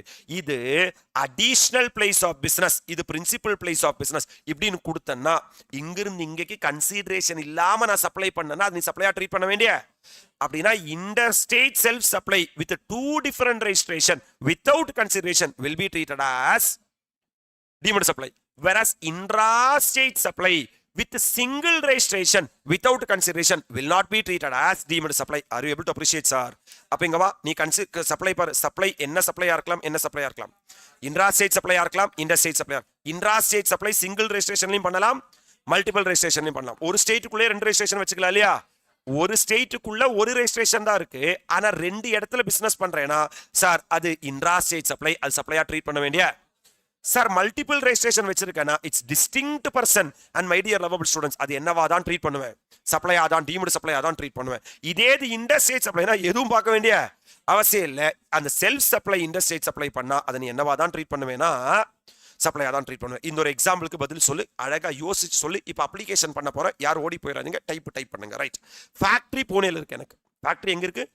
டெப்போ குஜராத்ல இருக்கு. டெப்போனா என்னோட விக்கிற சேல்ஸ் டெப்போ வந்து குஜராத்ல இருக்கு. ஓகே, நான் ஸ்டாக் டிரான்ஸ்ஃபர் பூனேல இருந்து குஜராத்துக்கு பண்றேன். நீ சொல்லு பார்க்கலாம், பூனே வேற குஜராத் வேற தானே? எஸ் சார், கன்சிடரேஷன் இல்லாம பூனே இருந்து குஜராத்துக்கு நான் ஸ்டாக்கை டிரான்ஸ்ஃபர் பண்ணேன்னா it will be treated as deemed distinct person dash will be attracted. எனக்கு நான் வந்து ஃபேக்டரி பூனேல இருக்கு, டெப்போ கோவால இருக்கு, ஜாலியா என்ஜாய் பண்ணுங்க. நான் பூனேல இருந்து கோவாக்கு குட்ஸா நான் டிரான்ஸ்ஃபர் பண்றேன், என்ன இல்லாம, கன்சிடரேஷன் இல்லாம. Stock transfer between deemed distinct person கண்டிப்பா ஜிஎஸ்டி என்ன ஆகும்னா அட்ராக்ட் ஆகும். Are you all with me? Sir இது பேரா நம்பர் 3. பேரா நம்பர் 3 குட்ஸுக்கா சர்வீஸுக்கா போத்துக்கா? பேரா நம்பர் 3 குட்ஸுக்கா சர்வீஸுக்கா போத்துக்கா? குட்ஸ், போத்துக்கு. சார் பிரின்சிபல் அண்ட் ஏஜென்ட் மட்டும்தான் சார் குட்ஸ், கரெக்டா இல்லையா? சார் இது என்னது? Supply of goods or services or both between related person or distinct person made in the course or furtherance of business. கரெக்டா? அப்ப இங்க பாருங்க, எனக்கு ஹெட் ஆபீஸ் பூனேல இருக்கு, என்னோட பிரான்ச் ஆபீஸ் ஹரியானால இருக்கு. நான் சர்வீஸ் ப்ரொவைட் பண்றேன் ஹெட் ஆபீஸ்ல இருந்து என் ஆபீஸ்க்கு, பிரான்ச் ஆபீஸ். என்ன இல்லைனா கூட, கன்சிடரேஷன் இல்லைனா கூட, it's a supply between deemed distinct person and GST will be attracted, my dear lovable students. உங்களால அப்ரிஷியேட் பண்ண முடியுதா? That's it. With regard to that para number 3 also, I'm coming to para number 4, man. Principal and agent address சக்க. நாளைக்கு எக்ஸாம்ல இந்த area வந்து question shoot பண்ண வாய்ப்பு இருக்கு. என் கூட இருங்க. Very important expected question area for tomorrow. Sir ஒன்றும் இல்லை சார், பிரின்சிபல் இருக்காங்க, ஏஜென்ட் இருக்காங்க. பிரின்சிபல் ஏஜென்ட்டுக்கு கன்சிடரேஷனே இல்லாம குட்ஸ் அனுப்புறாரு. ஏஜென்ட் பிரின்சிபலுக்காக குட்ஸை கலெக்ட் பண்றாரு. தட் மீன்ஸ் வித்தவுட் கன்சிடரேஷனா இருந்தா it will be treated as a deemed supply. கரெக்டா? எவ்வளோ அழகா சார்ட் போட்டிருக்கேன் பாரு. Principal agent relationship. அப்ப எத்தனை பேர் அழகா டான்ஸ் பண்ணு. ஒருத்தன் பிரின்சிபல் இருக்கான், ஏஜென்ட் இருக்கான். சார் இவங்க ரெண்டு பேருக்குள்ள குட்ஸ் இருக்கலாம், சர்வீஸ் இருக்கலாம். சார் சர்வீஸ் வித் கன்சிடரேஷனோட டிரான்ஸ்ஃபர் பண்ணலாம், வித்தவுட் கன்சிடரேஷனோட டிரான்ஸ்ஃபர் பண்ணலாம். வித் கன்சிடரேஷனா இருந்தா it will be treated as per section 7 subsection 1 clause A. Supply includes all forms of supply of goods or services or both, such as sale, barter, transfer, exchange, license, lease, rental, disposal, made or agreed to made for consideration by person the course of furtherance of business. ஒத்துக்கிறனி? ஆனா கன்சிடரேஷனே இல்லாம principal ஏஜென்ட்டுக்கு சர்வீஸ provide பண்ணார்னா அது deemed supply ஆகாது. ஏன் sir deemed supply ஆகாது? My dear lovable students, ஏன்னா பேரா number 3ல வரும் எதை மட்டும் தான் ட்ரீட் பண்றாங்க? குட்ஸா மட்டும் தான் ட்ரீட் பண்றாங்க. எதை ட்ரீட் பண்ணல? வேற level point will be tested in examination. Sir குட்ஸை நீங்க வித் கன்சிடரேஷன்ல சப்ளை பண்ணா supply, sir without consideration supply பண்ணா டீம்டு சப்ளை. குட்ஸ்னா மாட்டிக்கிட்டடா பங்கு, சர்வீஸ்னா மாட்டிக்க வேண்டிய என்ன இல்லை, அவசியம் இல்லை. Are you all really with me. இங்க ஆரம்பிக்குது நம்மளோட நல்ல time, my dear lovable students. அப்படின்னா நான் ஒரு பிரின்சிபல், நீ என்னோட ஏஜென்ட். கரெக்டா? எப்ப சார் நீ என்னோட ஏஜென்ட் ஆகுவ அப்படின்னு ஜிஎஸ்டி ஆக்ட் என்ன சொல்றாங்கன்னா, பிரின்சிபல் ஏஜென்ட்டுக்கு குட்ஸ அனுப்பணும். ஹலோ சார், பிரின்சிபல் ஏஜென்ட்டுக்கு குட்ஸ அனுப்பணும். அறிவோல் ரிலீவ் வித் மீ. பிரின்சிபல் ஏஜென்ட்டுக்கு குட்ஸ அமைச்சு ஏஜென்ட் பிரின்சிபலோட குட்ஸ விற்கணும். அப்படி குட்ஸ விற்கும் போது ஏஜென்டோட பேர்ல பில்ல ரைஸ் பண்ணும். ஹலோ சார், ஏன் அப்பா வீட்டு சொத்தை யாரு விற்கிறது இப்படின்னு பிரின்சிபல் கேட்கக்கூடாது. ஏன்னா ஏன் சொத்தை விற்கிறதுக்கான அதிகாரம் நான் உனக்கு கொடுத்தா மட்டும்தான் நீ ஏஜென்ட் ஆகுவ. Are you all really with me. அப்படி இருந்தா மட்டும்தான் நீ என்னோட ஏஜென்ட். அப்ப in order to fall under this para, எந்த para? Para number 3. The deciding factor is whether the invoice for என்ன supply, further supply of goods or service or both கிடையாது, further supply of goods. Are you all ready with me? On behalf of யாருக்காக? principal is being issued by the agent in whose name. நம்மால் agent யார் பேர்ல பில்ல போட போறான்? Agent பேர்ல போட்டா அவன் ஏஜென்ட், பிரின்சிபல் பேர்ல போட்டா அவன் not an agent. Are you all ready with me? Situation number 1 பாரு sir. goods are supplied on behalf of the principal by the agent. அப்படின்னா பிரின்சிபல் யார் கமிச்சு கொடுத்தாரு? ஏஜென்ட் கமிச்சு கொடுத்தாரு. அறிவோல் வித் மீ. இப்ப ஏஜென்ட் அதை என்ன சப்ளை பண்ண போறாரு? ஃபர்தர் சப்ளை பண்ண போறாரு. அறிவோல் வித் மீ. ரெண்டு சிச்சுவேஷன்ல ஒரு இன்வாய்ஸ் ரைஸ் பண்ணலாம். Invoice issued by agent in his own name. தலைவன் பேர்லயே இன்வாய்ஸ போடலாம். தலைவன் பேர்லயே என்ன போட்டார்னா இன்வாய்ஸை போட்டார்னா transaction is covered in para 3 அப்படின்னா அவ என்னோட என்னதான். For example, stock transfer between principal to agent will be treated as a supply. அப்படின்னா my dear lovable students, அதை நம்ம என்னவா ட்ரீட் பண்ணுவோம்னா சப்ளையா ட்ரீட் பண்ணுவோம். Sir if invoice issued by agent in the name of the principal, sir supply பண்றது யாரு? Agent. ஆனா யார் பேர்ல பில் போட்டிருக்கான்? பிரின்சிபல் பேர்ல பில் போட்டிருக்கான். Transaction is not covered in para 3. First of all அவ என்னோட என்னவே கிடையாதுன்னா ஏஜென்டே கிடையாது. Are you all really with me. So stock transfer between principal to agent will not be treated as supply. இப்போ உல்டா situation number 2 my dear lovable students, goods procured on behalf of the principal by the agent. That means goods collect பண்றான். யாரு collect பண்றான்? Agent collect பண்றான். யாருக்காக collect பண்றான்? பிரின்சிபலுக்காக collect பண்றான். If goods procured by agent are invoiced in the name of the agent, அந்த collect பண்ணும்போது உண்மையிலே ஒரு சப்ளையர் இருப்பாரா? அந்த சப்ளையர் கிட்ட போய் இந்த ஏஜென்ட் என்ன சொல்றாருன்னா, ஐயா ஐயா நீங்க என் பேர்ல என்ன போடுங்க? பில்ல போடுங்க. அப்படின்னா my dear lovable students, supplier யார் பேர்ல? ஏஜென்ட் பேர்ல பில்ல போட்டாங்கன்னா then further provisions of the said goods by agent to the principal would be covered by NA3. அப்படின்னா இந்த குட்ஸை கலெக்ட் பண்ணிட்டு ஏஜென்ட் அந்த குட்ஸை யாருக்கு அமுச்சு கொடுப்பாரு? பிரின்சிபல் அமுச்சு கொடுப்பாரு. இப்போ இங்க கன்சிடரேஷன் இருக்கணும்னு என்ன இல்ல, அவசியம் இல்ல. Still it will be treated as a deemed supply. Are you all really with me? Sir, where the goods being procured by the agent on behalf of the principal are invoiced in the name of the principal. நேரா agent என்ன போய் சொல்றாருன்னா, எனக்கு 10 calculator வேணும், பில்ல என் பேர்ல போடாதீங்க, agent பேர்ல போடுங்க. இல்ல பிரின்சிபல் பேர்லயா? பிரின்சிபல் பேர்ல. ஏஜென்ட் பேர்ல போட்டா அவர் ஏஜென்ட், பிரின்சிபல் பேர்ல போட்டா அவர் என்ன கிடையாது. Then further provision as to principal would not to be goods said by the agent covered by para 3. Are you all really with me? That means one line summary of the entire discussion is, if agent க்கு agent பேர்ல bill போட்டா அவன் agent, agent principal பேர்ல bill போட்டா அவன் agent கிடையாது. Are you all really with me? That's what sir the discussion is all about, man. Then இங்க நமக்கு சார் பிரின்சிபல் ஏஜென்ட் இங்க பாருங்க சர்க்குலர் ஒன்னு போட்டிருக்கான், ஆல்ரெடி நம்ம டிஸ்கஸ் பண்ணியாச்சு. Clarifies that principal agent relationship fall within the ambit of NA1. எப்போ principal agent schedule 1ல விழுவாங்கன்னா, only when the goods being procured by the agent on behalf of the principal and invoiced in the name of the agent. எப்ப agent பேர்ல பில்ல rice பண்றாங்களோ அப்பதான் அவ agent, இல்லைனா அவ ஏஜென்ட் கிடையாது. Are you all really with me? Sir இங்க பாருங்க சார் உங்களுக்கு ஒரு சூப்பரான ஒரு பிராக்டிக்கல் கொஸ்டின் தரேன். இந்த கொஸ்டின் நாளைக்கு வர வாய்ப்பு இருக்கு. Okay sir. Chandramukhi Mayura is an artist who makes contemporary painting. சும்மா இருக்கும்போது கண்ட கருமத்தை வரைவாங்களாமா. He is registered in the same state of எங்க? கோல்கத்தா. அவங்க கோல்கத்தால ரெஜிஸ்டர் பண்ணியிருக்காங்க. சந்திரமுகி அப்பாயிண்ட் துருகுமார் டு ஆக்ஷன் இஸ் பெயிண்டிங் இனங்க மகாராஷ்டிரா. இங்க வாடா என்னோட பெயிண்டிங்கை எங்க போய் வித்துட்டு வா, மகாராஷ்டிரால போய் வித்துட்டு வா அப்படின்னு யாருக்கு சொல்லியிருக்கா? சந்திரமுகி யாருக்கோ சொல்லியிருக்காங்க, த்ரூக்கு சொல்லியிருக்காங்க. Dhruv arrange for the auction and identify the potential buyer. அவர் என்ன சொல்றாருன்னா, சூப்பர் ராக்கண்ணா இந்த ஒரு கருமத்தை வாங்குறதுக்கு ஒருத்தனை கண்டுபிடிச்சிருக்காங்க. Okay sir. Highest bit is accepted and the painting is sold to the என்ன பிட்டர்? Highest bitter. பிட் நடத்தி இருக்காங்க my dear lovable students. Highest bit என்ன இருக்குன்னா அக்செப்ட் ஆயிருக்கு. இது நாங்க என்ன பண்ண போறோம்னா, ஹையஸ்ட் பிட் நாங்க விற்க போறோம். Are you all with me? The invoice for the supply of the painting, இங்க தான் இம்பார்ட்டன்ட். கரெக்டா? Invoice for the supply of painting is issued by Dhruv Kumar on the behalf of Chandramukhi, but in his own name, and the painting is delivered to the successful bidder. இப்போ இங்க வா, invoice யார் rice பண்ணிருக்கா? Dhruv on behalf of Chandramukhiக்காக, but யாரோட பேர்ல? Own நேம்ல. அப்ப யாரோட பேர்ல? ஏஜென்டோட பேர்லயே பில்ல போட்டிருக்காங்க. அப்படின்னா இவங்க என்னதான்? Are you all really with me? Examine whether Dhruv Kumar can be considered as agent of Chandramukhi. Yes sir, because as per 7 subsection 1 clause, இங்க எத்தனை செக்ஷன் கனெக்ட் ஆகுதுன்னு பாரு. 7 subsection 1 clause read with NA3 of NA1, supply of goods by principal to an agent for further supply in the agent name will be treated as supply even if made without consideration. அதுக்கு நீ முதல்ல என்ன ஆகணும்னா agent ஆகணும். CBIC clarify that if agent issue the invoice in his NA name, the provision of goods from the principal to the agent fall under para 3 of the schedule 1. In this case, Dhruv Kumar is not just providing NA services.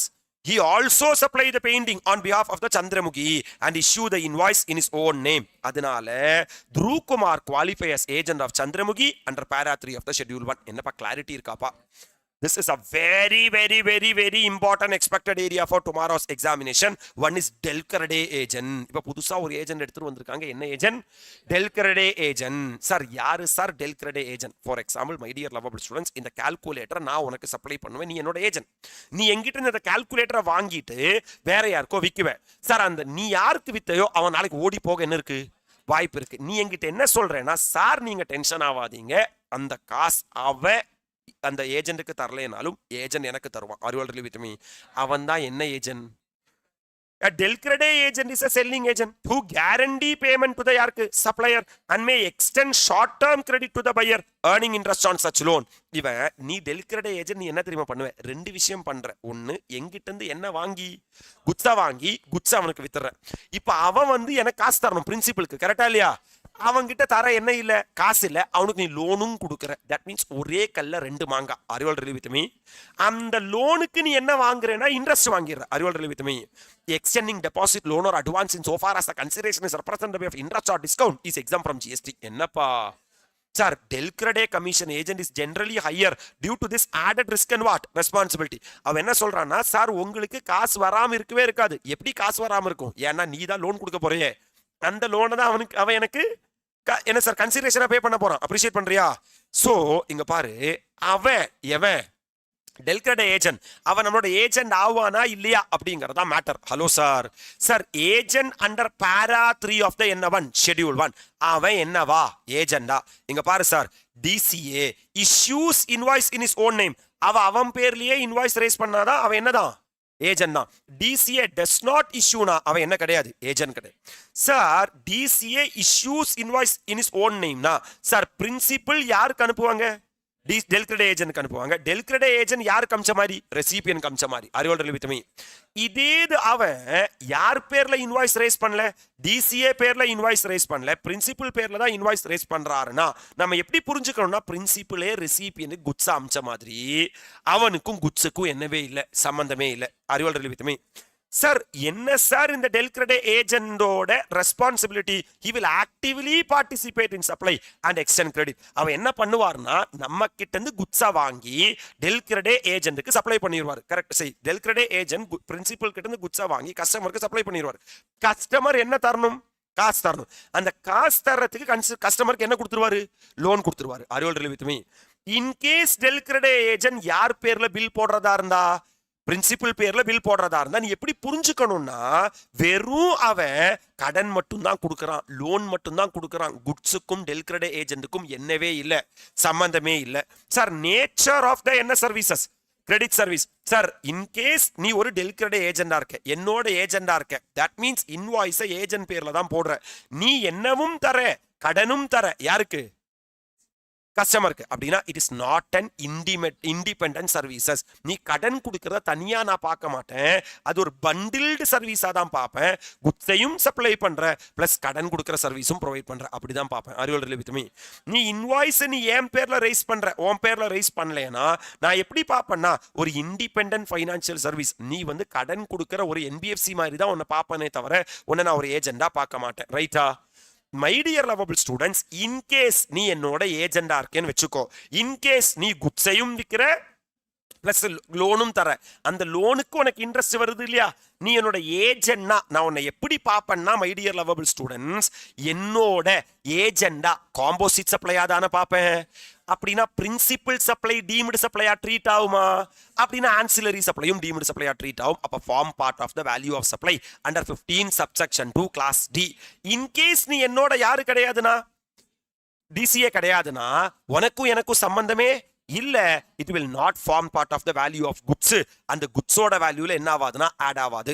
Sir in case நீ என்னோட DCAனா, எப்ப நீ என்னோட DCA ஆகுவ? நீ invoice sir உன் பேர்ல போட்டேன்னா DCA ஆகுவியா?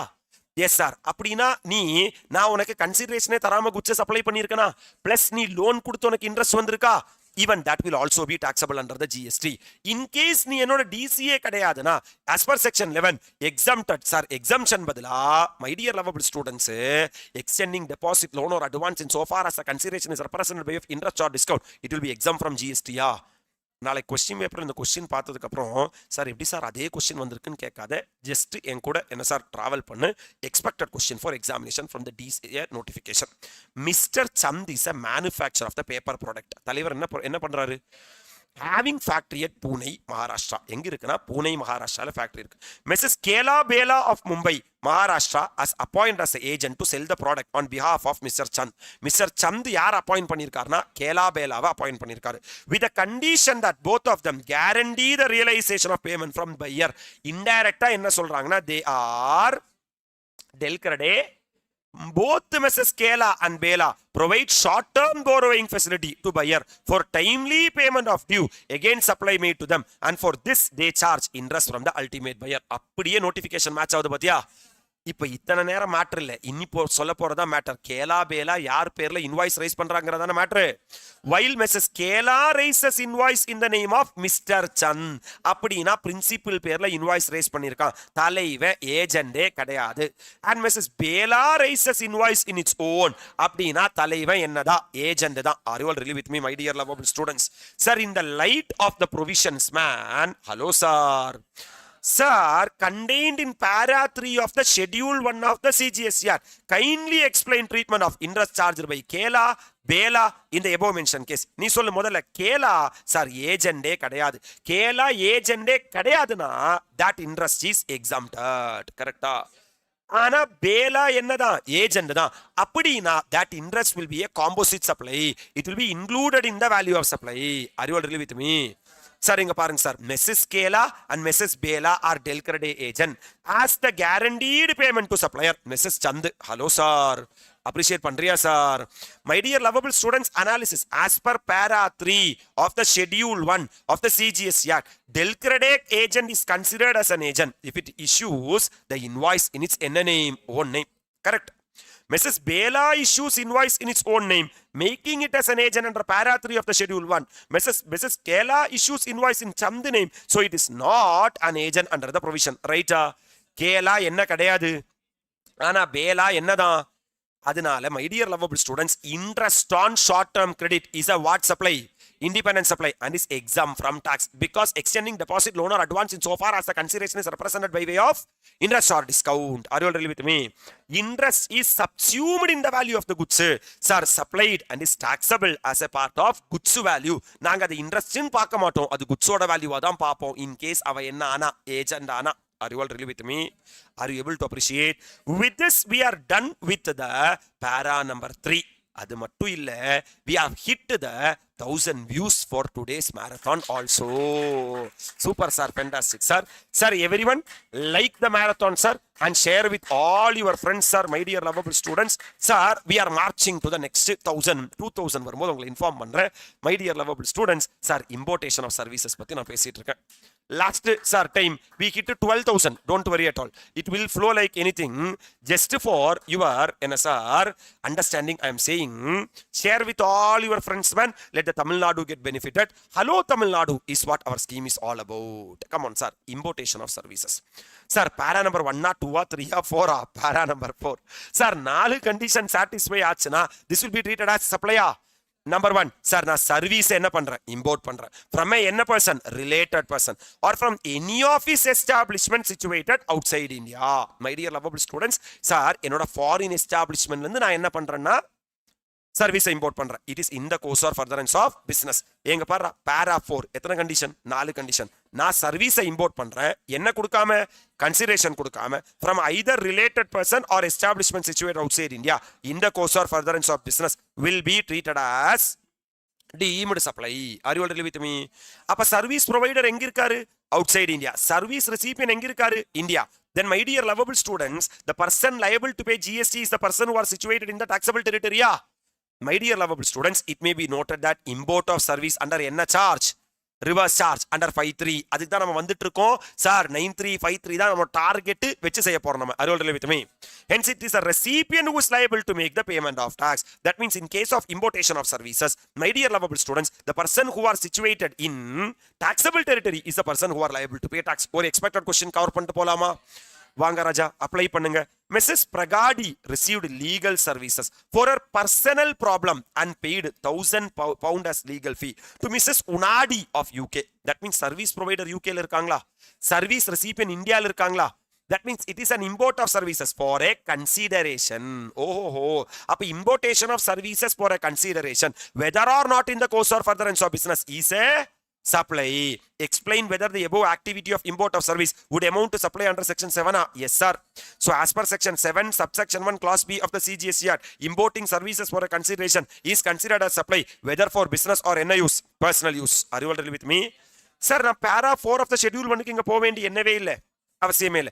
எப்ப நான் para 4 க்கு போவேன்னா, if in the above case both of them are real sister na member of the என்ன family, same family, and no consideration is paid, then will it change your answer? Yes sir. My dear lovable students, there is an importation of services. Yes sir. From a related person or foreign establishment. Yes sir. Without consideration. Yes sir. Sir, whether it is in the course or furtherance of business. No sir. அப்படினா அது supply ஆகாது. அப்படினா my dear lovable students, as per para 4 of schedule 1, importing services without consideration from a related person எங்க outside India is considered as supply if it is for business purpose. உயிரோடு இருக்கியா? Further in the above case, if both of them are என்ன sister, real sister na member of the same family, Mrs. Pragadi received legal services for her எதுக்கு business, and she does not pay any consideration, then what will be your answer? My answer is there is an importation of services from a related person or foreign establishment situated outside India without consideration, and it is in the course or furtherance of business. All the 4 conditions of para 4 has been, it will be treated as deemed supply if both are real sisters, no payment is made, but the service is for business na, it is a supply under schedule 1 as it is from related person and it is used in the business. Are you all really with me? That means this is the one line summary man. வா enjoy பண்ணு. நீ யாரை import பண்ற? service import பண்ற. ஒன்னு with consideration இருக்கலாம், without consideration. With consideration இருந்தா it will be covered under 7 subsection 1 clause B. It may be in the course or furtherance of business, not in the course or furtherance of business. Correct? If it is in the course or furtherance of business, it is a supply as per section 7 subsection 1 clause B. If it is not in the course or furtherance of business, அது OIDR service இருக்கலாம், other than OIDR service இருக்கலாம். Correct? OIDR service இருந்தா அது என்னதான்? supply தான். other than OIDR service இருந்தாலும் அது supply தான். பட் அதுக்கு நம்ம exemption under section 6 ல இருக்கா? சார் வித்தவுட் கன்சிடரேஷன் இருந்தா நீ என்ன செக் பண்ணணும்னா ரிலேட்டட் ஆர் டிஸ்டிங்க்ட் பர்சனான்னு பார்க்கணும், இந்த கோர்ஸ் ஆர் ஃபர்தரன்ஸ் ஆஃப் பிசினஸா பார்க்கணும். அப்படின்னா அது சப்ளை தான், இல்லைன்னா அது சப்ளை கிடையாது. உன்னால அப்ரிஷியேட் பண்ண முடியுதா? வித் திஸ் ஷெட்யூல் 1ல் இருக்கிற 4 விஷயங்களும் நம்ம முடிச்சிட்டோம். permanent transfer or disposal of business asset where ITC has been availed, supply of goods or services or both between related person or distinct person made in the course of furtherance of business, supply of goods between principal and agent, sir, importation of services without a consideration from a related person or foreign establishment situated outside India when made in the course of furtherance of business, it will be treated as a deemed supply. அழகா enjoy பண்றீங்களா? இப்போ நம்ம கிளாசிஃபிகேஷனுக்கு போறோம். Super sir, ரொம்ப easy sir. ஒரு 5 to 7 minutes 10 minutes நம்ம classification முடிச்சிடலாம். ஒரு ஆக்டிவிட்டி ஆர் டிரான்சாக்ஷன் இருக்கு சார். அந்த activity or transaction my dear lovable students 7 subsection 1ல விழுது சார். அப்படின்னா நீ 7 சப்செக்ஷன் 1A போய் செக் பண்ணும் அது சப்ளை ஆஃப் குட்ஸா இல்ல சப்ளை ஆஃப் சர்வீசஸா. Are you all really with me?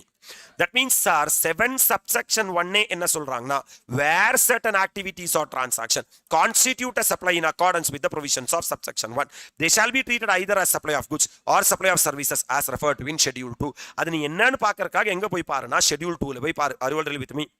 schedule 2 ரொம்ப சிம்பிள் சார். உங்களுக்கு நாளைக்கு மேபி ஒரு 3 மார்க் क्वेश्चन கூட வரலாம். டிரான்சாக்ஷன் கொடுத்துட்டு அது சப்ளை ஆஃப் குட்ஸா சப்ளை ஆஃப் சர்வீஸா பார்க்கிறதுக்காக. ரைட்டா sir? For example transfer of title in goods. இப்போ நான் கால்குலேட்டர் விற்கிறேன் சார், கால்குலேட்டர் வித்தா உனக்கு அந்த டைட்டில் ட்ரான்ஸ்ஃபர் ஆகுது, it is a supply of goods. Sir transfer of right in goods, ரைட்னா அதை யூஸ் பண்ணிக்கலாம், யூஸ் பண்ணதுக்கு அப்புறம் எனக்கு திருப்பி கொடுக்கணும்னா it's a supply of services. transfer of title in goods, title இப்ப ட்ரான்ஸ்ஃபர் பண்ணா என்ன, ஃபியூச்சர்ல ட்ரான்ஸ்ஃபர் பண்ணா என்ன, டைட்டில் ட்ரான்ஸ்ஃபர் ஆகுதுனா இட் இஸ் என்ன of goods, supply of goods. Are you all really with me? இங்க பாரு சம்மரி. அப்ப நான் டைட்டில் ஆஃப் குட்ஸ் ட்ரான்ஸ்ஃபர் பண்ணனா supply of goods, right to use மட்டும் தான் ட்ரான்ஸ்ஃபர் பண்றேன்னா supply of services. Transfer of title in future, நான் title ஃபியூச்சர்ல ட்ரான்ஸ்ஃபர் பண்றேன்னா சார் எப்ப சார்? அதுக்கு எக்ஸாம்பிள் என்ன sir? Maybe sale R return பேஸா இருக்கலாம், ஹையர் பர்ச்சேஸா இருக்கலாம், it is supply of goods. அடுத்த ஐட்டத்துக்கு வரேன், பேரா நம்பர் 2க்கு வரேன், லேண்ட் அண்ட் பில்டிங். இப்போ உங்களுக்கு கிட்ட லேண்ட் இருக்கு இல்ல பில்டிங் இருக்குன்னு வச்சுங்க. லேண்டை நீங்க லீஸுக்கு விடுற, இல்ல டெனன்சி வாடகைக்கு விடுற, இல்லைன்னா ஈஸ்மெண்ட் தர, இல்ல லைசன்ஸ் தர அப்படின்னா it's a supply of building இருக்குன்னு வச்சுக்கோ, லேண்ட் இல்ல, பில்டிங்னா லேண்ட் பிளஸ் பில்டிங் ரெண்டும் சேர்த்து அதை லீஸுக்கு விடுற, அதை லெட் அவுட் பண்ற, either wholly or partly of the building including a commercial, industrial, residential complex for business or commerce, wholly or partly, it will be a supply of services. Right sir? Sir treatment or process, இப்போ நீ ஒரு job ஒர்க்கரா இருக்க, இன்னொருத்தனோட குட்ஸுக்கு மேல நீ ஏதாவது பண்ணி கொடுக்குறேன்னா it is a supply of services. Are you all really with me? இப்போ நீ ஒரு பிசினஸ் மேனா இருக்க, உனக்கு பிசினஸ்ல கேபிட்டல் குட்ஸ் இருக்கும் பிளஸ் ஸ்டாக் இன் ட்ரேட் இருக்குமா? Goods forming part of the business of the asset. Goods forming part of the business of the அசெட்னா அது ஐதர் கேபிட்டல் குட்ஸா இருக்கலாம், இல்லைன்னா ஸ்டாக் இன் ட்ரேடா இருக்கலாம். கரெக்டா? Either transferred or dispose. டிரான்ஸ்ஃபர்னா நீ இன்னொருத்தன் கொடுத்துட்ட, டிஸ்போஸ்னா தூக்கி குப்பையில போட்டுற. ரைட்டா? by or under the direction of person carrying on the business. யார் பிசினஸ் ஓனரா இருக்காரோ அவரு சொல்றத கேட்டு உன் பிசினஸ்ல இருக்கிற குட்ஸை நீ டிரான்ஸ்ஃபர் பண்ணிட்ட, இல்லைன்னா தூக்கி போட்டுட்ட, as no longer form part of those business will be treated as supply of goods. இதுக்கு ஒரு எக்ஸாம்பிள் தான் permanent transfer or disposal of business asset where ITC has been availed. அது சப்ளையா ட்ரீட் பண்ணப்படும். அப்ப டவுட் எனக்கு, அது சப்ளையா ட்ரீட் ஆச்சுன்னா அது சப்ளை ஆஃப் குட்ஸா இல்ல சப்ளை ஆஃப் சர்வீசஸ் ஆன்னு கேட்டா ஷெட்யூல் டு ஆன்சர் பண்ணுது. It should be treated as supply of. For example sir, இந்த ரெண்டு விஷயங்கள் நீ குட்ஸை தூக்கி போட்டாலும் என்ன ஆகாதுன்னா சப்ளை ஆகாது. Number 1, business is transferred as என்ன கன்சர்ன்? Going concern. நான் பிசினஸையே விற்கிறேன், நான் ஒரு 1-2 குட்ஸை விற்கல, என்னையே விற்கிறேன் அப்படின்னா அது சப்ளை ஆகாது. அது நமக்கு எக்ஸம்ஷன்ல கவர் ஆகுது.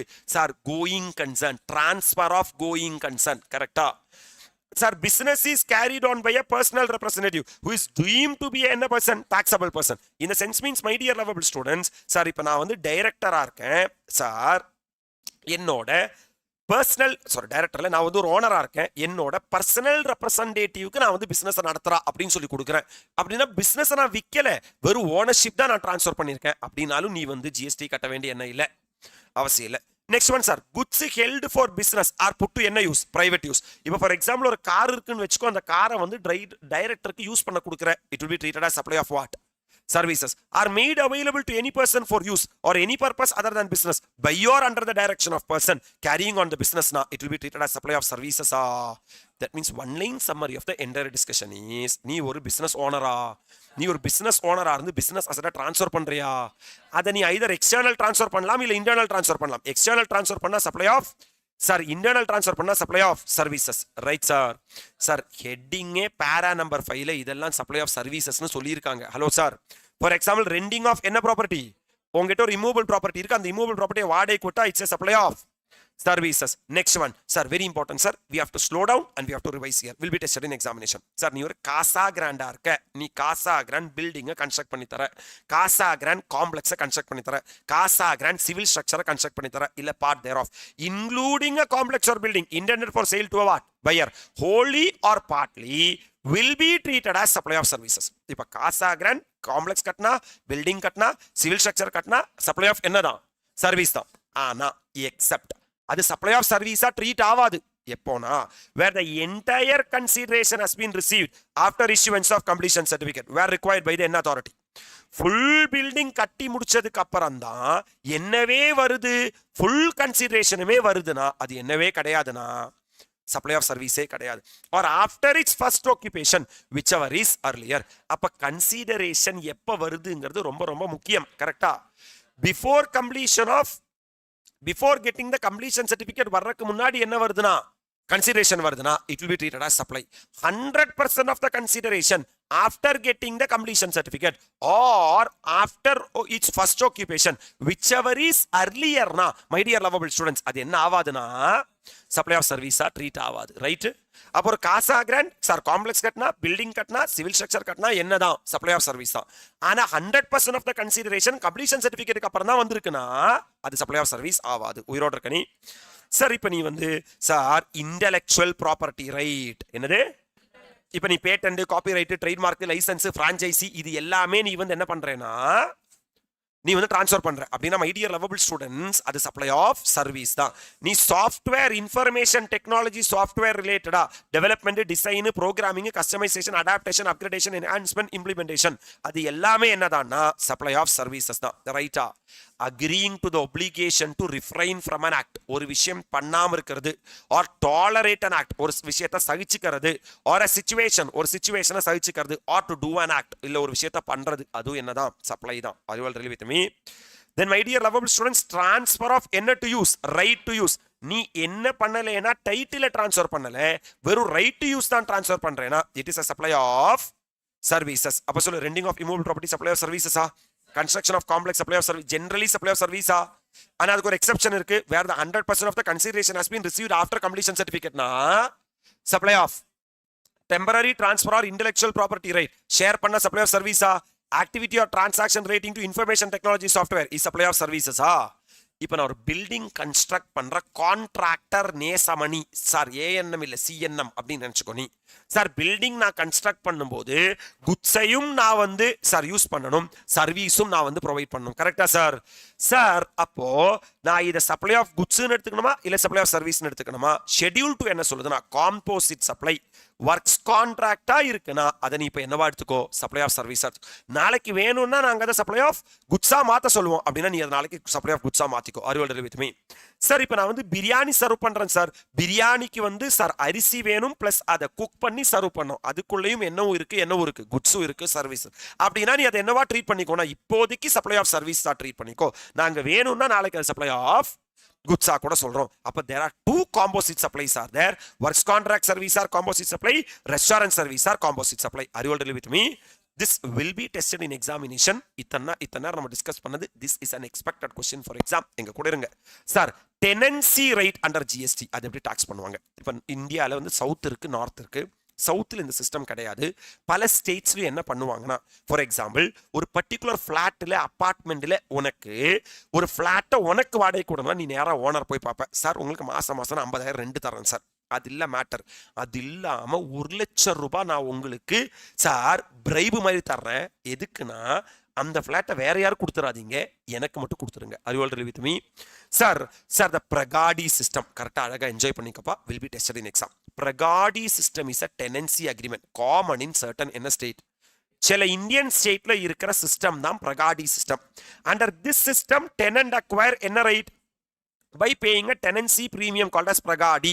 Pagadi while the landlord retain legal ownership of the property. இப்போவும் அந்த ப்ராப்பர்ட்டிக்கு ஓனர் நான் தான், ஆனா அந்த ப்ராப்பர்ட்டியில தங்கறதுக்கான ரைட்ஸ் உனக்கு தான் இருக்கு. Are you all with me. The tenant enjoy possession and occupancy right and pay periodic rent to the landlord. ஏன்னா இப்போ மும்பையில எல்லாம் தாராவில எல்லாம் ஒரு ஃபிளாட்ல நமக்கு வந்து ஒரு ஃபிளாட் கிடைக்கிறது, ஒரு அபார்ட்மெண்ட்ல ஃபிளாட் கிடைக்கிறது நார்மல் விஷயமா இல்ல. அப்போ நிறைய சண்டை இருக்கும், யார் அந்த ஃபிளாட்ல இருக்க போறா, யார் அதை விட்டு போறா. அவங்க ஓனருக்கு ஒரு லம்சமான பேமெண்ட் கொடுப்பாங்க, அதுக்கு சொல்ற பேரு தான் pagdi, pagdi, whatever it may be. Accordingly, tenant can transfer or sell their tenancy right using sharing a person of proceeds with the landlord as a person of agreement. அப்படின்னா இன் கேஸ் அவன் விட்டு போகும்போது, எங்க விட்டு போகும்போது அந்த ஒரு அவனோட பீரியட் முடிச்சு போகும்போது இன்னொரு டெனன்ட் வருவான்ல, அப்ப அவன் என்ன சொல்லுவான்னா, டேய் நான் 1,00,000 ரூபாய் பிரீமியம் கொடுத்துதான் இந்த இடத்த நான் வாங்கியிருக்கேன், நீ எனக்கு 1,50,000 கூட நான் காலி பண்ணி கொடுத்துறேன். அறிவல் வித் மீ. இப்ப அவனுக்கு பகாடி திருப்பி கிடைச்சிச்சு. அறிவல் வித் மீ. அவனுக்கு எவ்வளவு ப்ராஃபிட்டோட வந்துச்சு 50,000. இப்போ ஓனர் என்ன கேட்பானா, டே தம்பி நான் உனக்கு 1,00,000 கொடுத்து உனக்கு காலி பண்ணியிருந்தா அவன் எனக்கு எவ்வளவு கொடுத்துருப்பான், 1,50,000 கொடுத்துருப்பான். இப்போ ஒரு 50,000 உனக்கு எக்ஸ்ட்ரா வந்திருக்குல்ல, அதுல 50-50 ஷேர் பண்ணிக்கலாம் நம்ம. Are you all with me. So in some case landlord may pay the tenant a vacation premium to reclaim possession of the property. Sometimes சில சனியை முடிச்சவன் ஒழிஞ்சு போவே மாட்டான். அப்ப இந்த ஓனர் என்ன பண்ணுவான்னா, நீ எனக்கு எவ்வளவு பகாடி கொடுத்துருக்க, 1 lakh, இந்த 2,00,000 வச்சுக்கோ கிளம்பு. ஏன்னா இன்னொருத்த அதே இடத்துல 3,00,000 பகாடி கொடுத்து உட்கார என்னவா இருக்கான்னா ரெடியா இருக்கான். Are you all with me. இப்போ இது வந்து டாக்ஸபிளா இல்லையா சார்? நமக்கு தெரியும் sir, leasing or renting property falls under schedule 2. ஒரு ரிமூவபிள் ப்ராப்பர்ட்டி வாடகை கூட்டா supply of service, as it is a supply of services. The presence of stamp duty value registration service does not exempt from transaction from GST liability. ஒரு land and building or plant and machinery நீ வாடகை விட்டனா supply of service தான். Since the transfer of tenancy right is not sale of land. இப்போ owner tenancy right விக்கிறாரா, அதுக்கு தான் அவர் பகாடி வாங்குறாரு, அது sale of land-ஆ இல்ல, சேல் ஆஃப் பில்டிங்கா இல்ல, இட் ரிமைன் டாக்ஸபிள். அப்படின்னா இப்போ அது என்னதான், டாக்ஸபிள் தான். The transfer of tenancy right in exchange for tenancy premium is deemed as supply of service and therefore subject to what, GST, my dear lovable students. அதனால பகாடி is liable to what, GST. Are you all really with me? Yes sir. Sir இங்க பாருங்க sir, renting of residential dwelling for residential use by an unregistered person or registered sole proprietor for personal use qualify for what? Exemption. ஒரு வீட வாடகை கூட்ட அது exempted. Are you all with me? நம்ம section 11 exemptionல படிக்கிறோம் நம்ம. இத நான் வீட வாடகை கூட்ட ரெண்டல் இன்கத்தோட டாக்ஸபிலிட்டி பத்தி பேசல. நீ தான் என் வீட்டுல குடி இருக்கணும் அப்படின்னு சொல்லி நீ எனக்கு 1 லட்சம் ரூபாய் பகாடி கொடுத்தல, அதோட டாக்ஸபிலிட்டி பத்தி நான் பேசுறேன். Are you all with me? So on the other hand, when an outgoing tenant surrender tenancy right in exchange of portion of tenancy premium, it is considered as taxable services under what? GST. ஒரு super question உனக்கு கொடுக்குறேன் sir. an expected question in tomorrow's exam regarding pagadi. மிஸ்டர் சிவா, சிவாவை நல்லா தெரியும். has a huge residential house property located in prime location in Mumbai, Maharashtra. Siva மும்பையில ஒரு பெரிய property வச்சிருக்காங்களாமா. Are you all really with me? He has let out the first and the second floor to Mr. Shakti. Sir, சிவனும் சக்தியும் சேர்ந்தா மாசுடா for residential purpose in April. Siva அந்த வீட வாடகை கூட்டிருக்கான், அதுக்கு 2 வரப்போது. It is exempted. அது எல்லாரும் தெரிஞ்ச விஷயம் தானே. Mister Shakti surrender is tenancy right to mister Prakash for a tenancy premium of 10 lakh on 1st June. சக்தி அப்ப சிவா யாரு கொடுத்திருக்கான்? சக்தி கொடுத்திருக்கான். சக்தி யாரு கொடுத்துட்டான்? பிரகாஷ் கொடுத்துட்டான். ரைட்டா? Mister Prakash has also paid the applicable stamp duty and registration charges on transfer of tenancy right. Moreover, Mr. Prakash has agreed to pay a monthly rent of 1 lakh to Mr. Siva sir from June. இப்போ பிரகாஷ் சிவாக்கு 2 பே பண்ண போறானா? that is exempted. கரெக்டா? ஆனா Prakash sir சக்திக்கு 10 லட்சம் ரூபாய் பகாடி கொடுத்திருக்கானா? that is taxable. Are you all really with me? Yes sir. Determine the taxability of the transaction involved in the given case for the month of June. அழகா படிங்க sir. the tenancy premium received by யாரு? Shakti is liable to GST while the monthly rent received by Shiva is exempted, my dear lovable students. That's what they are talking in this. அவன கன்க்ளூஷனுக்கு வர்றேன் பாரு. Sir, the tenancy premium of 10 lakh received by Shakti for surrendering his tenancy right to Mr. Prakash is liable to what? GST. Monthly rent of 1 lakh received by Siva from Prakash is exempt from GST. அழகா enjoy பண்றீங்களா? எனக்கு தெரியும் நிறைய பேர் வந்து advance accountancy exam முடிச்சு, நிறைய பேர் வந்து லா எக்ஸாம் முடிச்சு, ஏதோ 2 எக்ஸாம் முடிச்சு நீங்க வந்திருக்கீங்க. சார் இன்கேஸ் நீங்க மென்டலி எங்கேயாவது டயர்டா இருக்கீங்கன்னா, யாரும் டயர்டா இல்லை, எல்லாரும் உயிரோட தான் இருக்கீங்க, நான் பார்த்துட்டு தான் இருக்கேன். சார் மென்டலி டயர்டா இருக்கீங்கன்னா உங்களுக்கு ஒரு பூஸ்ட் ஹார்லிக்ஸ் ஒரே ஒரு லைன்ல கொடுக்குறேன். என்னன்னா, உங்களுக்கு 2 நாளைக்கு அப்புறம் 1000% எனர்ஜி இருந்தும் ஒரு அணியும் புடுங்க முடியாது. உங்களுக்கு ஏதாவது எனர்ஜி வேணும்னா இன்னைக்கு அந்த எனர்ஜி நினைச்சுங்க. அப்போ ஆமா ஆமா கரெக்ட் தான். அடுத்த 4 மாசத்துக்கான எனர்ஜி இப்போ வந்திருக்கும். கரெக்ட் தான். அதனால நீ செமையா கவனி. Are you all with me? அப்ப நம்ம என்ன டிஸ்கஸ் பண்றோம்னா, any rent paid will be exempted because renting of residential dwelling will be exempted. Are you all with me? And my dear lovable students, pagadi will be taxable. That's it, game over. Sir நீங்க தான் சொன்னீங்க agreement to refrain, tolerate or to an act. ஒரு விஷயம் பண்ணா supply, பண்ணலைன்னா supply, பண்ணாம இருந்தா supply, பண்ண மாட்டேன்னு சொன்னா சப்ளை. கரெக்டா? சார் இப்போ தமிழ்நாட்டில் யாரோ வந்து எங்கிட்ட சொல்றாங்க, நீங்க தமிழ்நாட்டில் கிளாஸ் எடுக்க கூடாது. நான் அவங்ககிட்ட என்ன சொல்றேன்னா, எடுக்க மாட்டேன், ஒரு 50 கோடி கொடுத்துரு, நான் இந்தியாலே இருக்க மாட்டேன், யார் கூட ஓடி போயிடுறேன். Are you all with me? Sir இப்போ இங்க பாரு சார், நான் ஒரு விஷயம் பண்ண மாட்டேன்னு சொல்லிட்டு நான் காம்பீட் ஃபீ அப்படின்னு சொல்லி நான் 50 கோடி வாங்குறேனா? Yes sir. டே நைட்டுங்கிறனால ஏதோ எக்ஸாம்பிள்லாம் சொல்றேன்டா, யூடியூப்ல வேற. ரைட்டு, நீ ஏதோ சிரிக்கிறியா? அவ்வளவுதான் சார். Yes sir, super sir, fantastic sir. அப்ப இங்க வா. எப்ப sir agreeing to refrain from an act, tolerate an act or situation or to do an act, எப்ப சார் அது சப்ளை ஆகும்? ஏன்னா ஷெட்யூல் 3ல என்ன சொல்லியிருக்காங்கன்னா, ஒரு விஷயம் பண்ணா சப்ளை, பண்ணலைன்னா சப்ளை, நீ சகிச்சுக்கிட்டா சப்ளை, தாங்கிக்கிட்டா supply. Are you all with me? Sir அப்படி ஒரு விஷயம் தாங்கும் போது எப்ப சப்ளை ஆகும்னா, it must be expressed or implied agreement or contract. 2 பேருக்கு இடையில ஒரு கான்ட்ராக்டோ அக்ரிமெண்டோ வேணும். சும்மா நான் ஏதோ ஒரு விஷயம் பண்ண மாட்டேன், அதனால எனக்கு காசு வந்துச்சுன்னு வாயில சொன்னா சப்ளை ஆகாது. ஃபர்ஸ்ட் என்ன இருக்கான்னு பாருன்னா, contract or agreement. Consideration must flow in return for this contract. அந்த கான்ட்ராக்ட் பதிலா உனக்கு என்ன வரணும்னா கன்சிடரேஷன் வரணும். Are you all with me?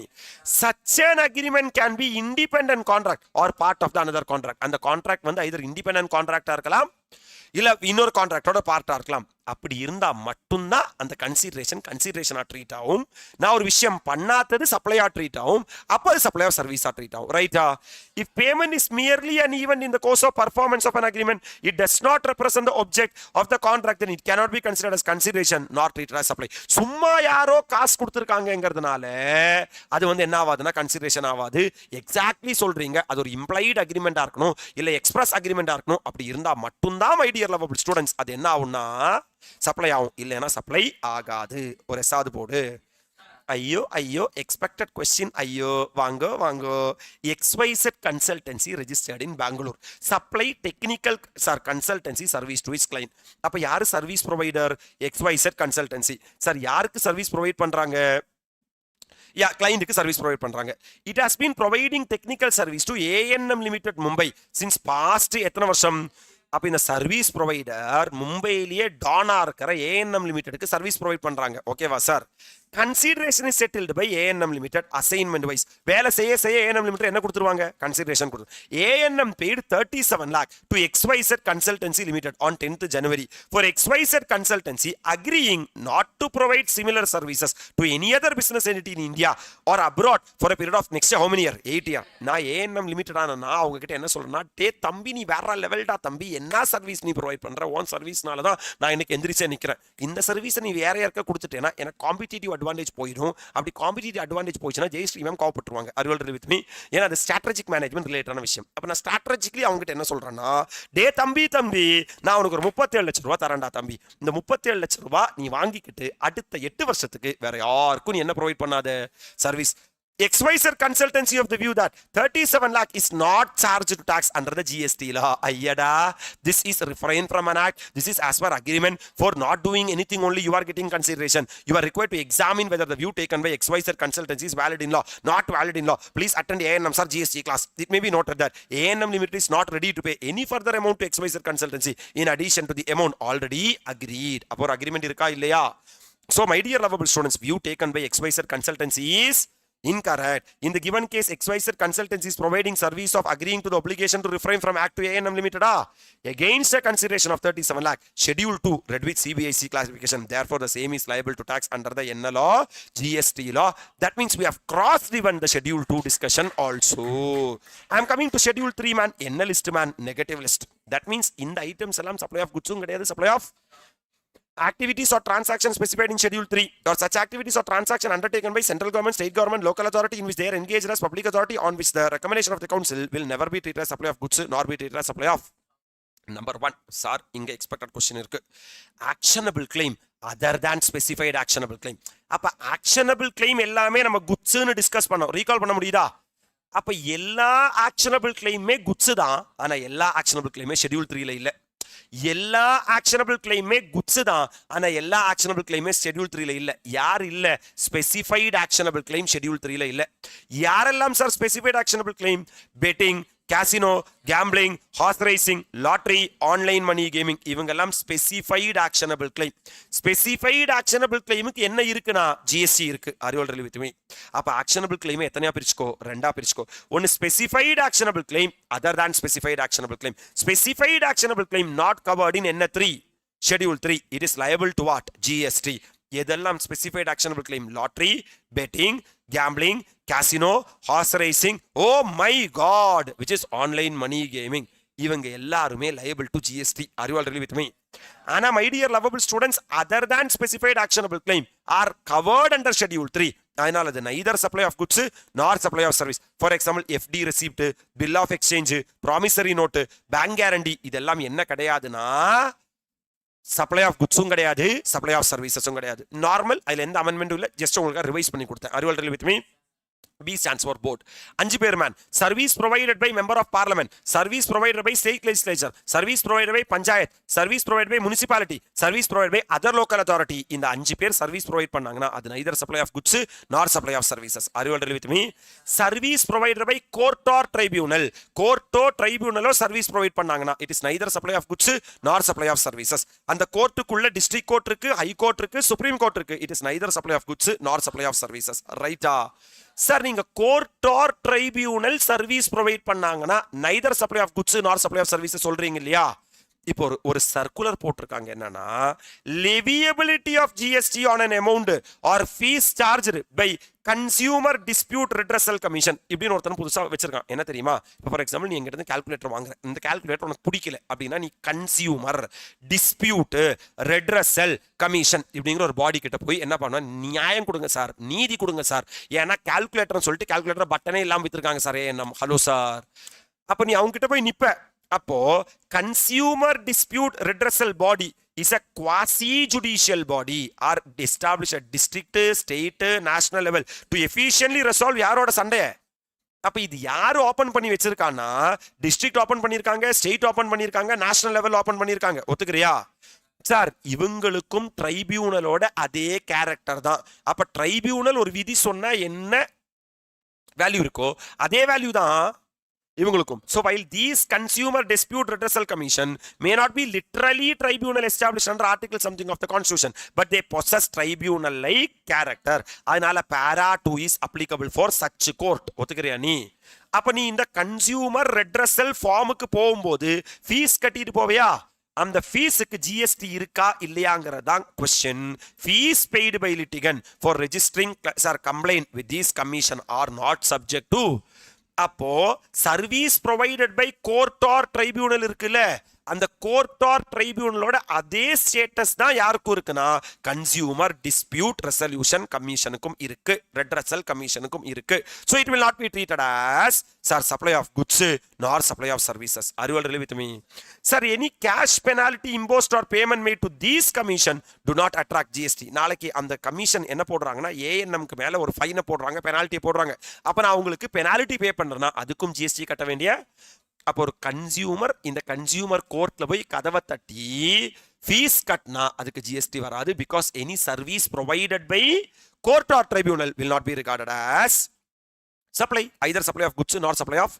My dear lovable students, employee employer relationship இங்க பாருங்க, ஒரு சர்வீஸ் எம்ப்ளாயி எம்ப்ளாயருக்கு ப்ரொவைட் பண்றாங்க. if it is in the course or relation to his employment இருந்தா it will not be treated as neither supply of goods nor supply of services. இந்த point தெரிஞ்சதானே? This is a circular which I have to be highlighted man. Clarification on perquisite.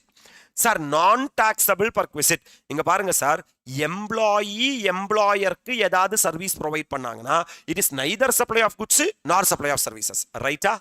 ஆனா employer எம்ப்ளாயிக்கு ஏதாவது service provide பண்ணாங்கன்னா it is covered in schedule 1 because employer employee relationship is covered in schedule 1.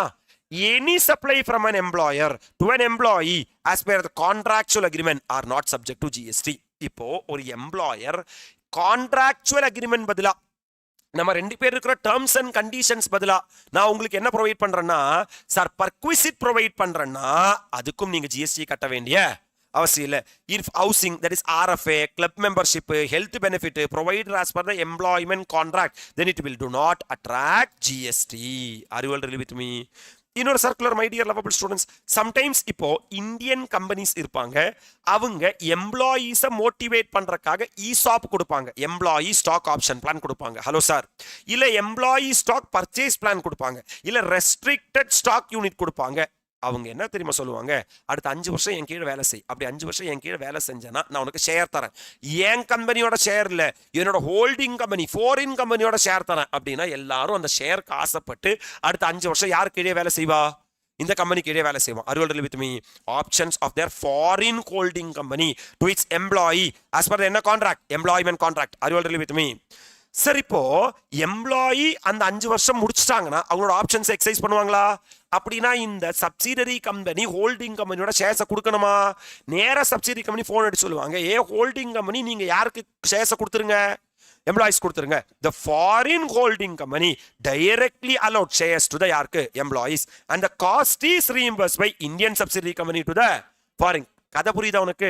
நான் தான் Indian subsidiary company, எனக்கு ஒரு foreign holding company இருக்கு, எனக்கு எம்ப்ளாயிஸ் இருக்காங்க, என்னோட எம்ப்ளாயிஸை மோட்டிவேட் பண்றதுக்காக நான் எம்ப்ளாயிஸ் கிட்ட என்ன சொல்றேன்னா, நீ சூப்பரா வேலை செய்யறா, நான் என்னோட ஹோல்டிங் கம்பெனி கிட்ட என்ன வாங்கி தரேன், ஷேர்ஸ் வாங்கி தரேன்.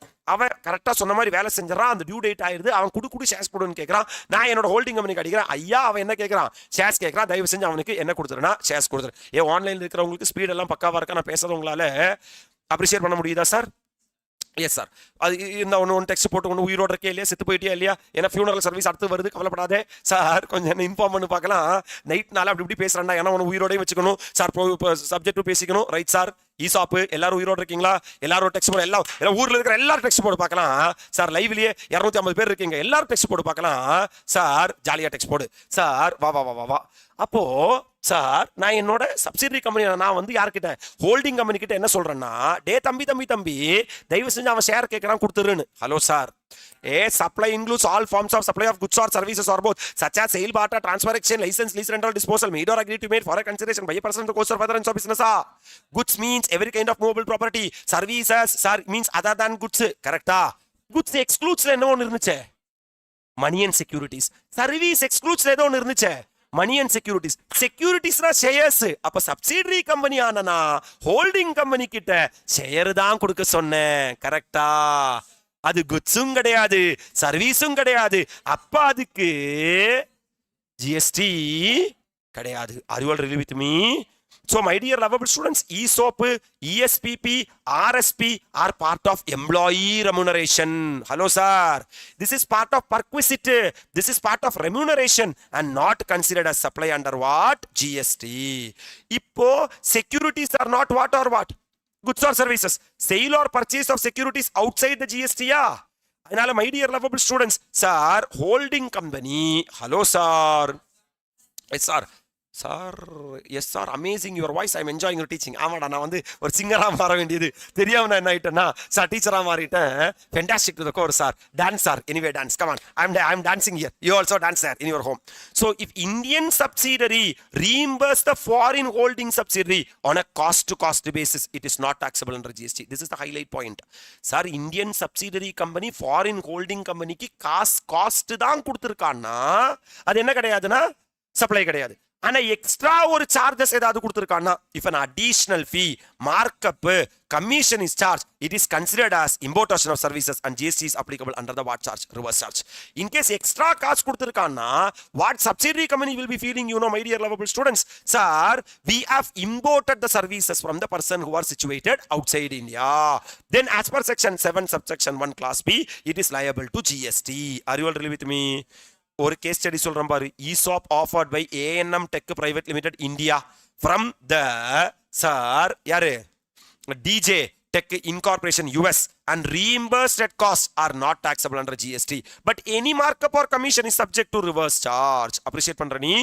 ஒரு சூப்பரான ஒரு எக்ஸ்பெக்டட் கொஸ்டின் உனக்கு காட்டுறேன். This will be tested in examination. வா, ஒரு சர்க்குலர் பேஸ்டு கொஸ்டின் கண்ணா. Malabar gold private limited is an Indian subsidiary in Mumbai of Malabar gold incorporation, Japan based company. இந்தியால மலபார் கோல்டு பிரைவேட் லிமிடெட் இருக்காமா? அவங்க எங்க இருக்காங்க? இந்தியால. மலபார் கோல்டு இன்கார்பரேஷன் எங்க இருக்காமா? அவுட் சைடு ஜப்பான்ல. On occasion of Diwali, Malabar Gold Private Limited distribute gift hamper to its employee worth rupees 3 lakh, which is more than 50,000. Maatikita pangu. Are you all really with me? Answer the following question. Does it qualify as supply? Yes sir. Sir, it will qualify as supply. Are you all really with me? Diwali gift worth rupees 3 lakh. Taxable supply. GST will be applicable. Gift exceed 50,000. Are you all really with me? Then my dear lovable students, would your answer be different if gift of 42,000 has been given to employee? Yes, which is less than 50,000. அப்படினா அது என்ன ஆகாதுன்னா supply ஆகாது. gift worth rupees 40,000 is not a supply, no GST. Are you all really with me? What would be your answer if Malabar Gold Private Limited offer its employee ESPP as a part of their compensation package? When an employee decide to purchase this stock, Malabar Gold Incorporation தலைவன் எங்க இருக்கான்? ஜப்பான்ல இருக்கான். Directly transfer the share to the employee. Malabar gold private limited அவன் எங்க இருக்கான்? இந்தியால இருக்கான். ரீஇம்பர்ஸ் மலபார் கோல்டு இன்கார்பரேஷன் அவன் எங்க இருக்கான்? அவுட் சைடு இந்தியால. For the cost of the shares on a cost to cost basis and there is no separate commission charged by Gold Incorporation Limited, then it will not be treated as a supply. Key answer conclusion padi. Reimbursement of share transfer cost to cost basis will not be taxable under GST. Also sale of share is not a supply. ஏ உயிரோட இருக்கயா? One more expected question from the circular. Angad Private Limited is engaged in the business of distribution of construction material. நான் வந்து கல்லு மண்ணு cement jelly இதெல்லாம் வந்து என்ன பண்ணிட்டு இருக்கேன்னா வித்துட்டு இருக்கிற ஆளு. ஓகேவா sir? as an incentive, Angad Private Limited pays an amount of 75,000 to its employee upon achieving a specified என்ன target, சேல்ஸ் டார்கெட். என்னோட எம்ப்ளாயி ஒரு டார்கெட் அச்சீவ் பண்ணதுனால அவனுக்கு 75,000 rupees என்ன கொடுத்துட்டேன்னா சார் இன்சென்டிவ் கொடுத்துட்டேன். Incentive is part of the salary of the employee and applicable rate is deducted at source as per the relevant income tax act as per section 192. 3ds has to be deducted if the employer pays sir salary to the employee, right? Angad Private Limited was the view that GST is not leviable on such incentive paid to the employee. Sir இங்க employer gift கொடுத்தாரா இல்ல sir salary package கொடுத்தாரா அப்படினா அத supplier treat பண்ண வேண்டிய. Whether the view taken by Angad Private Limited is correct or not is the question. Yes, Angad Private Limited is what? Correct. Because 7(2) read with Schedule 3 of the CGST Act. Service provided by an employee to the employer in the course or interest employment shall not be treated as supply under the GST. என்னப்பா ஒத்துக்கிறியா? Further, amount paid as incentive by Angad is not in the nature of another gift, will not be covered in N1 Schedule 1. Schedule 1 la என்னதான் cover ஆகும்னா gift தான் cover ஆகும். In fact, in the given case, the incentive is part of the salary and directly linked to the என்ன target. That means service provided in course or relation to employment by employee for which incentives are given to them shall not be treated as supply. In the light of the above, GST is not leviable on the incentive paid by Angad Private Limited to its employee. What is the one-line summary, sir? Service provided by the yaru to yaru. Employer to the employee is covered in Schedule 1. Service provided by employee to employer are covered in Schedule 3. Correct? Service provided by funeral at Dandanaka or burial or crematorium or mortuary including transportation of the deceased. ஏனா அவங்களால தனியா travel பண்ண முடியாது. That is exempt from what? GST. அப்போ funeral services னா அது என்னது? Exempted. Next one, service of sale of என்னது? Land. நீ land விக்கிறேனா my dear lovable students அதுக்கு என்ன கிடையாதுனா GST கிடையாது. Sale of building, sir building na ஜெனரலா என்ன கிடையாது? GST கிடையாது. ஆனா subject to para 5B of the schedule 2. இப்போ ஃபார் எக்ஸாம்பிள் நான் ஒரு காசா கிராண்டா இருக்கேன், கன்சிடரேஷன் கம்ப்ளீஷன் சர்டிபிகேட் வர்றதுக்கு முன்னாடியே வந்துச்சுன்னு வச்சுக்கோ, அப்படின்னா அது என்னதான்? சப்ளை ஆஃப் சர்வீஸ் தான். அப்படின்னா அது ஷெட்யூல் 3ல விழாது. ஷெட்யூல் 2ல விழுந்தா ஷெட்யூல் 3ல விழாது. ஷெட்யூல் 2ல விழலைன்னா ஷெட்யூல் 3ல விழும். ரைட்டா? இப்போ சில ரியல் எஸ்டேட் கம்பெனி எல்லாம் என்ன பண்ணுவாங்கன்னா பெரிய போர்டு வச்சிருப்பாங்க, land sale of land at the most affordable prices, sale of sir completely constructed building or flat at most affordable prices, no GST will be charge. தம்பி அதுக்கு என்னவே கிடையாதுன்னா ஜிஎஸ்டியே கிடையாது தம்பி, ஊரை ஏமாத்தாதே. இங்க வா, சேல் ஆஃப் லேண்ட் இதுக்கு பதில் சொல்லு. நான் லேண்டை விற்கிறேன், லேண்டை விற்றேன்னா neither supply of goods nor supply of services. ரைட்டா? அப்படின்னா ஹியூமன் கன்சம்ஷனுக்கு மட்டும் கிடையாது ஜிஎஸ்டி இல்லாதது. சார் ரியல் எஸ்டேட்டுக்கு என்ன இல்லை? ஏன்னா சேல் ஆஃப் லேண்டுக்கு ஜிஎஸ்டி இல்லையே, no GST. Sale of building, நான் பில்டிங் விற்கிறேன்டா காசா கிராண்டா இருந்துட்டு, entire consideration received after issuance of என்ன சர்டிபிகேட்? Completion certificate. அப்போ ஃபுல்லா கட்டி முடிச்சதுக்கு அப்புறம் தான் யாருக்கு கம்ப்ளீஷன் சர்டிபிகேட் ஃபுல்லா கட்டி முடிச்சதுக்கு அப்புறம் தான் நான் வந்து அது பொருளே விற்கிறேன். அப்படின்னா நான் காசாகிறேன். யாரு கட்டினா? நான் கட்டினேன். யார் காசுல கட்டினேன்? என் காசுல கட்டுறேன். யார் விருப்பத்துக்கு கட்டுறேன்? என் விருப்பத்துக்கு கட்டுறேன். சார் டைல்ஸ் போட்டிங்களாமே, டைல்ஸ் உமாபதி பேர்ல ரெஜிஸ்டர் ஆகுதாமா 5th floor அப்படிங்கிற மாதிரி, ஏன் நான் கட்டின வீடை நான் டிசைட் பண்ண எந்த இடத்துல கக்கூஸ் வரணும்னு கட்டி முடிச்சதுக்கு அப்புறம் நீ அதை வாங்குறேன்னா my dear lovable students, it is neither supply of goods nor supply of services. Right? ஆனா மை டியர் லவபிள் ஸ்டூடெண்ட்ஸ், sale of land were part of full consideration received before issuance of completion certificate. Completion certificate வர்றதுக்கு முன்னாடியே consideration வாங்கியிருக்கேன் அப்படின்னா it will be treated as supply of services. It is liable to what? GST. இது ரிலேட்டடா ஒரு circular போட்டிருக்காங்க my dear lovable students. இப்போ நான் பாழடைஞ்சு போன பெரிய குழியான ஒரு லேண்டை வாங்குறேன், மண்ணை போட்டு லேண்டை வந்து நிகத்துறேன், அதுக்கப்புறம் லேண்டை டெவலப் பண்ணி விற்கிறேன்னா அப்போ ஜிஎஸ்டி வருமா சார் அப்படின்னு கேட்குறான். அப்பவும் ஜிஎஸ்டி வராது. ஏன்? முன்னாடி வந்து அது வந்து கடலாகவும் இப்போ அது லேண்டாகவும் இருக்கா? இல்லையே. முன்னாடியும் லேண்டு தான், இப்போவும் லேண்டு தான். முன்னாடி குடியிருக்கிற லேண்டு, இப்போ ஃபிளாட்டா இருக்கிற லேண்டு. லேண்டு தான். Sale of land is neither supply of goods nor supply of service. So land can be sold either in its undeveloped state or after development state, like leveling, installing, drainage, water line, electricity line. Right, sir? Sale of such developed land is still considered as sale of land only. ஏன் இப்போ மட்டும் வானத்தை வித்தன்னா சொல்லுவ நீ, லேண்டை வித்தன்னா சொல்லுவ. It is exempt from what? அப்ப service provided for land development such as leveling, laying, drainage line are subject to GST at the applicable rate. ஆனா இதை லெவல் பண்ணி கொடுத்தது, இந்த ட்ரைனேஜ் போட்டு கொடுத்தது, லேண்டை டெவலப் பண்ணி கொடுத்தது ஒருத்தனா இருப்பான். அவன் இந்த லேண்ட் விற்கிறவனுக்கு சர்வீஸ் ப்ரொவைட் பண்ணியிருக்கான். தம்பி அதுக்கு ஜிஎஸ்டி உண்டு. இந்த லேண்ட் விற்கும் போது என்ன சொல்லியிருக்கேன், ஜிஎஸ்டியில் என்ன சொல்லியிருக்கேன், என்ன கிளாரிட்டி சார் அறிவல் வித் மீ. அப்போ நீ என்ன செக் பண்ணணும்னா கன்சிடரேஷன் முன்னாடி வருதா இல்லை பின்னாடி வருதான்னு பார்க்கணும். பிஃபோர் இஷ்யூவன்ஸ் ஆஃப் கம்ப்ளீஷன் சர்டிஃபிகேட்டா இல்லை ஆஃப்டர் இஷ்யூவன்ஸ் ஆஃப் கம்ப்ளீஷன் சர்டிஃபிகேட்டான்னு பார்க்கணும். Right sir. Before issuance of completion சர்டிஃபிகேட்டா இருந்தா it is a supply of service. அது எங்க கவர் ஆகுதுன்னா Schedule 2 கவர் ஆகுது. Sir after issuance of completion certificate இருந்தா it is not a supply of service. அது எங்க கவர் ஆகுதுன்னா Schedule 3 கவர் ஆகுது. என்ன உங்களால் எல்லாரும் அப்ரிஷியேட் பண்ண முடியுதா இல்லையா? இந்த ஜானுவரியில மை டியர் லவபிள் ஸ்டூடெண்ட்ஸ் நம்ம எக்ஸாம்ஷனோட டாக்ஸ்ல கிளியர் பண்ண போறோம். உங்களால் அப்ரிஷியேட் பண்ண முடியுதா இல்லையா? Yes sir. Sir holds a position, நம்ம ஒரு பொசிஷனை ஹோல்டு பண்ண போறோம் டாக்ஸ்ல. My dear lovable students, duties perform by any person who holds a position in pursuance of my dear lovable students provisions of the constitution in that capacity. Sir யாரும் எங்கேயும் போயிடாதீங்க, நீ போனாலும் உன்னால நிம்மதியா தூங்க முடியாது. ஐயோ நான் படிக்கலையே அப்படின்னு சொல்லிட்டு அதுக்கு நீங்க உட்காந்து தூங்கிடாத. நான் என்ன சொல்றேன்னா, நீ ஒரு பொசிஷனை ஹோல்டு பண்ற, அந்த இது மாதிரி வீட்டில் அப்படியே கத்தி கத்தரி நடந்து ஓடி நடந்து ஏதாவது ஒன்று பண்ணு. சார் எனக்கு வீட்டில் டயர்டா இருக்கு சார், தூக்கமா இருக்கு சார், வீட்டில் ட்ரம் இருக்கும், அதில் போய் ஒரு 10 நிமிஷம் உட்காந்துருவா, ட்ரம் ஃபுல்லா தண்ணி இருக்கும், ஏதாவது ஒன்று பண்ணு. சார் தண்ணியை குடி, தலைவலியா ஊத்து, ஏதாவது ஒன்று பண்ணி தான் ஆகணும். அப்படி எல்லாம் பண்ணாலுமே 1.5 நாள்ல என்ன பண்ண முடியாதுன்னா சப்ஜெக்டை கம்ப்ளீட் பண்ண முடியாது. இதெல்லாம் 50 மார்க் வைக்க வேண்டியது கிடையாது sir. 5 advance accountancy plus 50 law is not equal to 1 tax. சொல்லு பார்க்கலாம். ஜிஎஸ்டி மட்டுமே 500 மார்க் கொஸ்டின் பேப்பர் கொடுக்கணும் நீ. இது என்ன இன்னொன்னு இருக்கு, பிரமாதமான ஒரு ஐட்டம் சார், டிடி அப்படின்னு சொல்லிட்டு அவன் அங்க வெயிட்டிங். ஏன் நீ என்ன கன்சிடர் பண்ண மாட்டியாக்கும்? கன்சிடர் பண்ணு இத்தனை நாள், எனக்கு பாஸ் ஆகணுமே, பாஸ் ஆகணும்னா நான் இவனை தான் கன்சிடர் பண்ணி ஆகணும். ரைட்டு. ஒரே தாய் பெற்ற 2 பிள்ளைகள், அது கொஞ்சம் மொரடு, இது கொஞ்சம் கரடு. கமான் சார், வேற வருது இல்லை sir. Right sir, fantastic sir. அப்போ நான் ஒரு பொசிஷனை ஹோல்டு பண்ணி நான் என்ன பண்றேன்னா சர்வீஸ் ப்ரொவைட் பண்றேன் அப்படின்னா it is neither supply of goods nor supply of service. Right sir.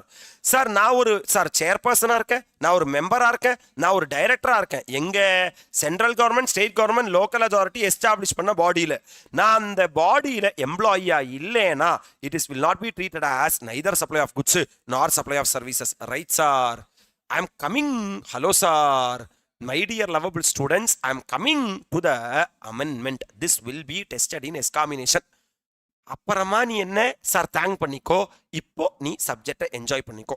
அப்போர்ஷன்மெண்ட் of co insurance premium and service by the insurer to the reinsurer. Are you all ready with me?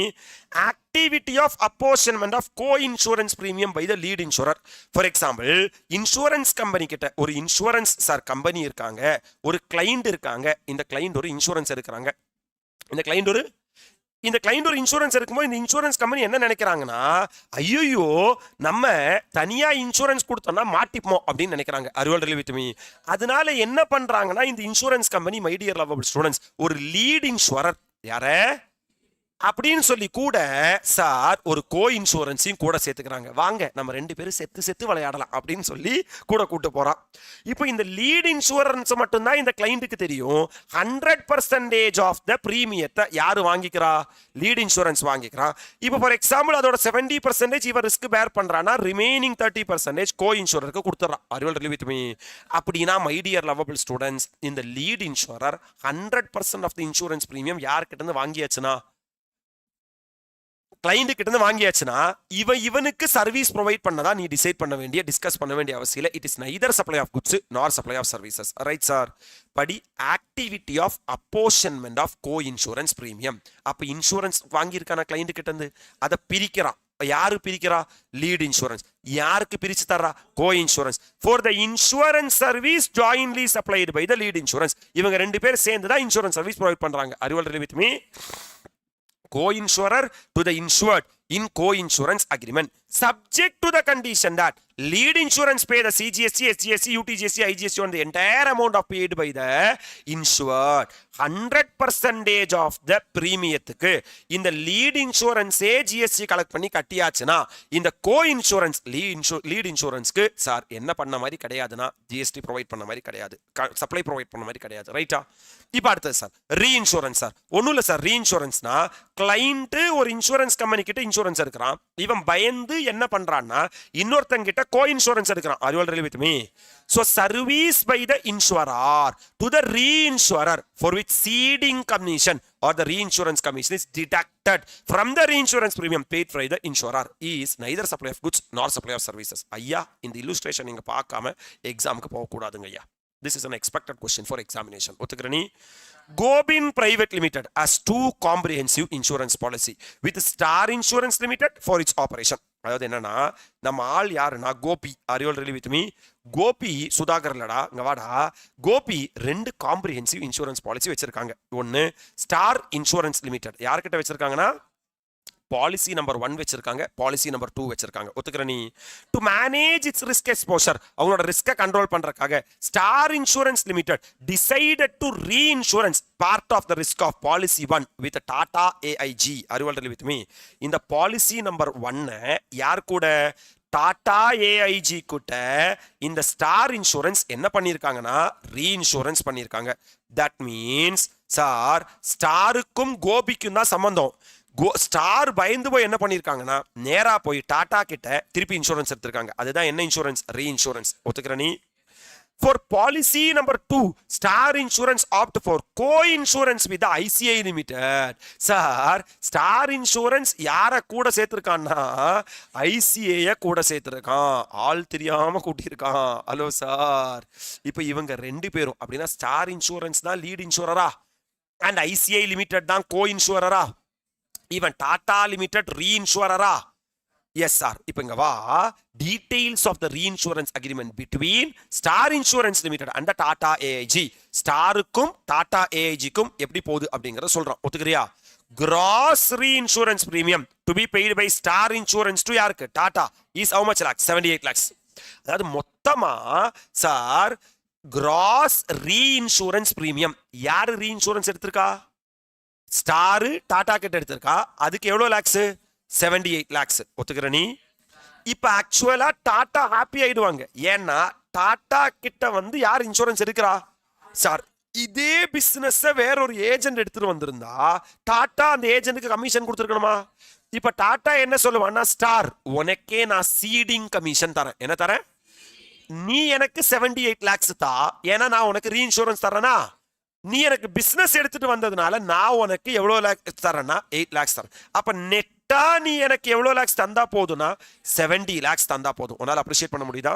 Net reinsurance premium pay to Tata AIG 70 lakh after deducting என்ன commission? Ceding commission. அதாவது sir இங்க பாருங்க, Star Insurance Tata AIG Star இன்சூரன்ஸ்க்கு என்ன provide பண்ண போறாங்க? Service provide பண்ண போறாங்க. Tata AIG reinsurance service Star Insurance provide பண்ண போறாங்க. அதுக்கு எவ்வளவு லாக் ஸ்டார் இன்சூரன்ஸ் பே பண்ணும்?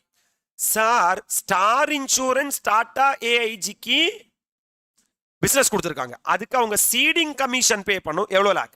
அப்ப 78 lakhs இருந்து 8 lakhs போச்சுன்னா 70 lakhs is the net insurance premium to be paid. கரெக்டா சார்? இங்க பாருங்க sir, details of co insurance agreement with Star and ICI. எங்க ஸ்டாரும் ஐசிஐ இருக்காங்களா? Lead insurer. அதுல லீட் இன்சூரர் யாரு? லீடுனா நிறைய ஷேர் அவங்க தான் வச்சுக்கணும். எவ்வளவு % ஷேர் வச்சிருக்காங்க? Who is liable to pay GST on the என்ன பிரீமியம்? என்டையர் பிரீமியத்துக்கு மேல அவங்க ஜிஎஸ்டி கட்ட போறாங்க. கோ இன்சூரர் யாரு? கோ இன்சூரர் ஐசிஐ லிமிடெட். எவ்வளவு % ஷேர்? 30%. டோட்டல் பிரீமியம் எவ்வளவு lock? 80 lakh. Paid by Gobin to Star Insurance, who issued invoice for the full premium and GST. இங்க பாரு ராஜா, ஸ்டார் வந்து கோபிக்கு பில் ரைஸ் பண்ணிருப்பாங்களா? அது எவ்வளவு லாக்ஸ்னா 80 lakh. அதுக்கு மேல ஃபுல் அமௌண்ட்டுக்கும் என்ன கலெக்ட் பண்ணிட்டாங்க? இப்போ இந்த 80 lakh 70% 30% பிரிச்சுப்பாங்களா? Yes sir. Star Insurance retain 56 lakh and ICAI receives 24 lakh from Star Insurance as per the agreement. Discuss the tax implication and person liable to pay tax in all the above cases.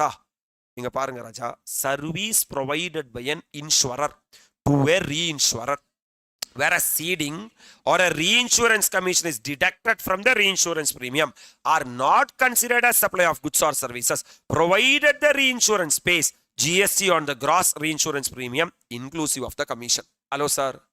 இப்போ என்னன்னா இங்க Star Insurance வந்து Tata AIG வந்து Star இன்சூரன்ஸ்க்கு reinsurance service provide பண்ணியிருக்காங்களா?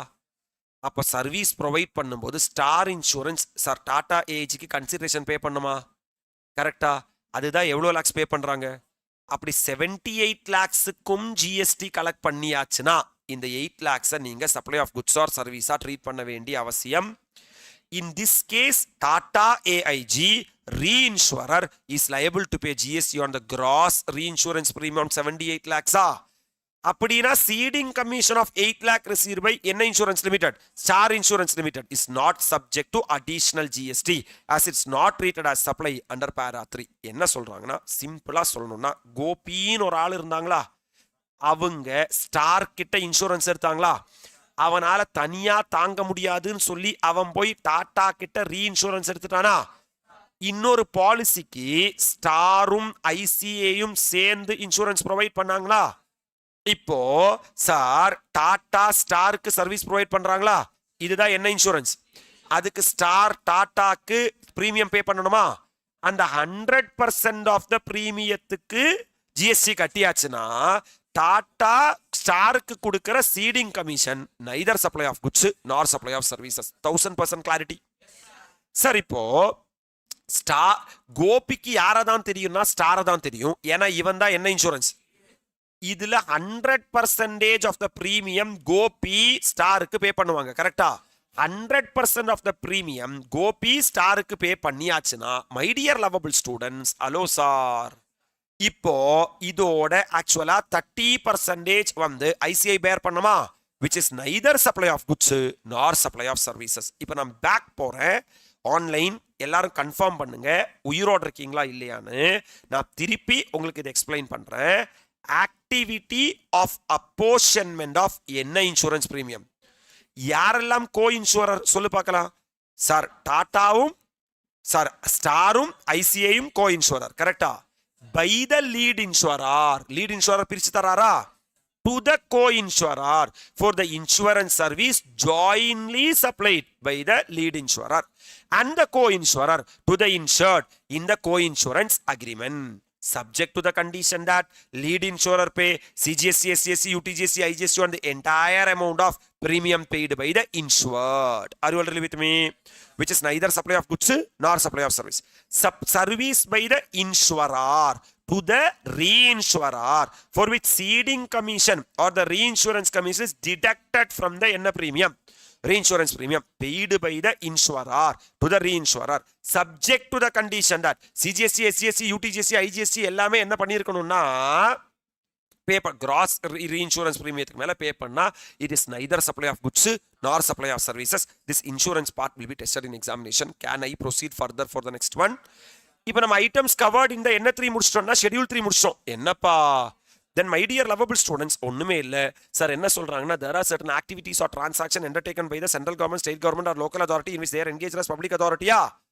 Sir, statutory function entrusted to a municipality, sir, under Article 243G, or statutory function entrusted to a Panchayat under Article 243W. Sir, municipality, Article 243W, Panchayat, Article 243G, which are neither supply of goods nor supply of services. உயிரோட இருக்கியா? Grant of alcoholic liquor license. இப்போ state government alcoholic liquor licence கொடுக்குறாங்க, அதுக்கு ஏதாவது consideration வருதுன்னா it is neither supply of goods nor supply of service. ஏன்னா government or local authority சில பல ஆக்டிவிட்டி பண்ணுவாங்க, அந்த சில பல activity my dear lovable students பண்ணுனா சார் ரெண்டு விஷயத்தை மட்டும் நோட்டிஃபை பண்ணியிருக்கான். Statutory function entrusted to a municipality under Article 243W or Article 243G or granting of liquor license is neither supply of goods nor supply of services. Right? அப்படின்னா schedule 3ல ஏதாவது ஒரு விஷயம் cover ஆச்சுன்னா அது சப்ளை ஆஃப் குட்ஸும் கிடையாது, supply of சர்வீஸும் கிடையாது.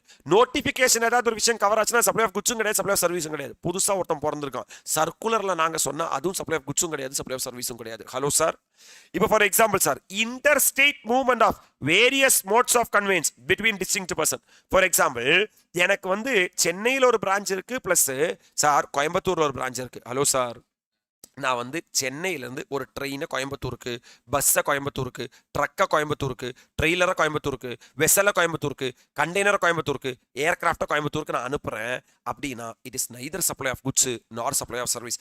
ஏன்னா அங்கே போய் அது என்ன பண்ணுன்னா அந்த வேலையை முடிச்சுட்டு திருப்பி அந்த பஸ்ஸு, ட்ரெயின், ட்ரக் எல்லாமே திருப்பி இங்கே வந்துடும். அருவாள் ரிலீவ் வித் மீ.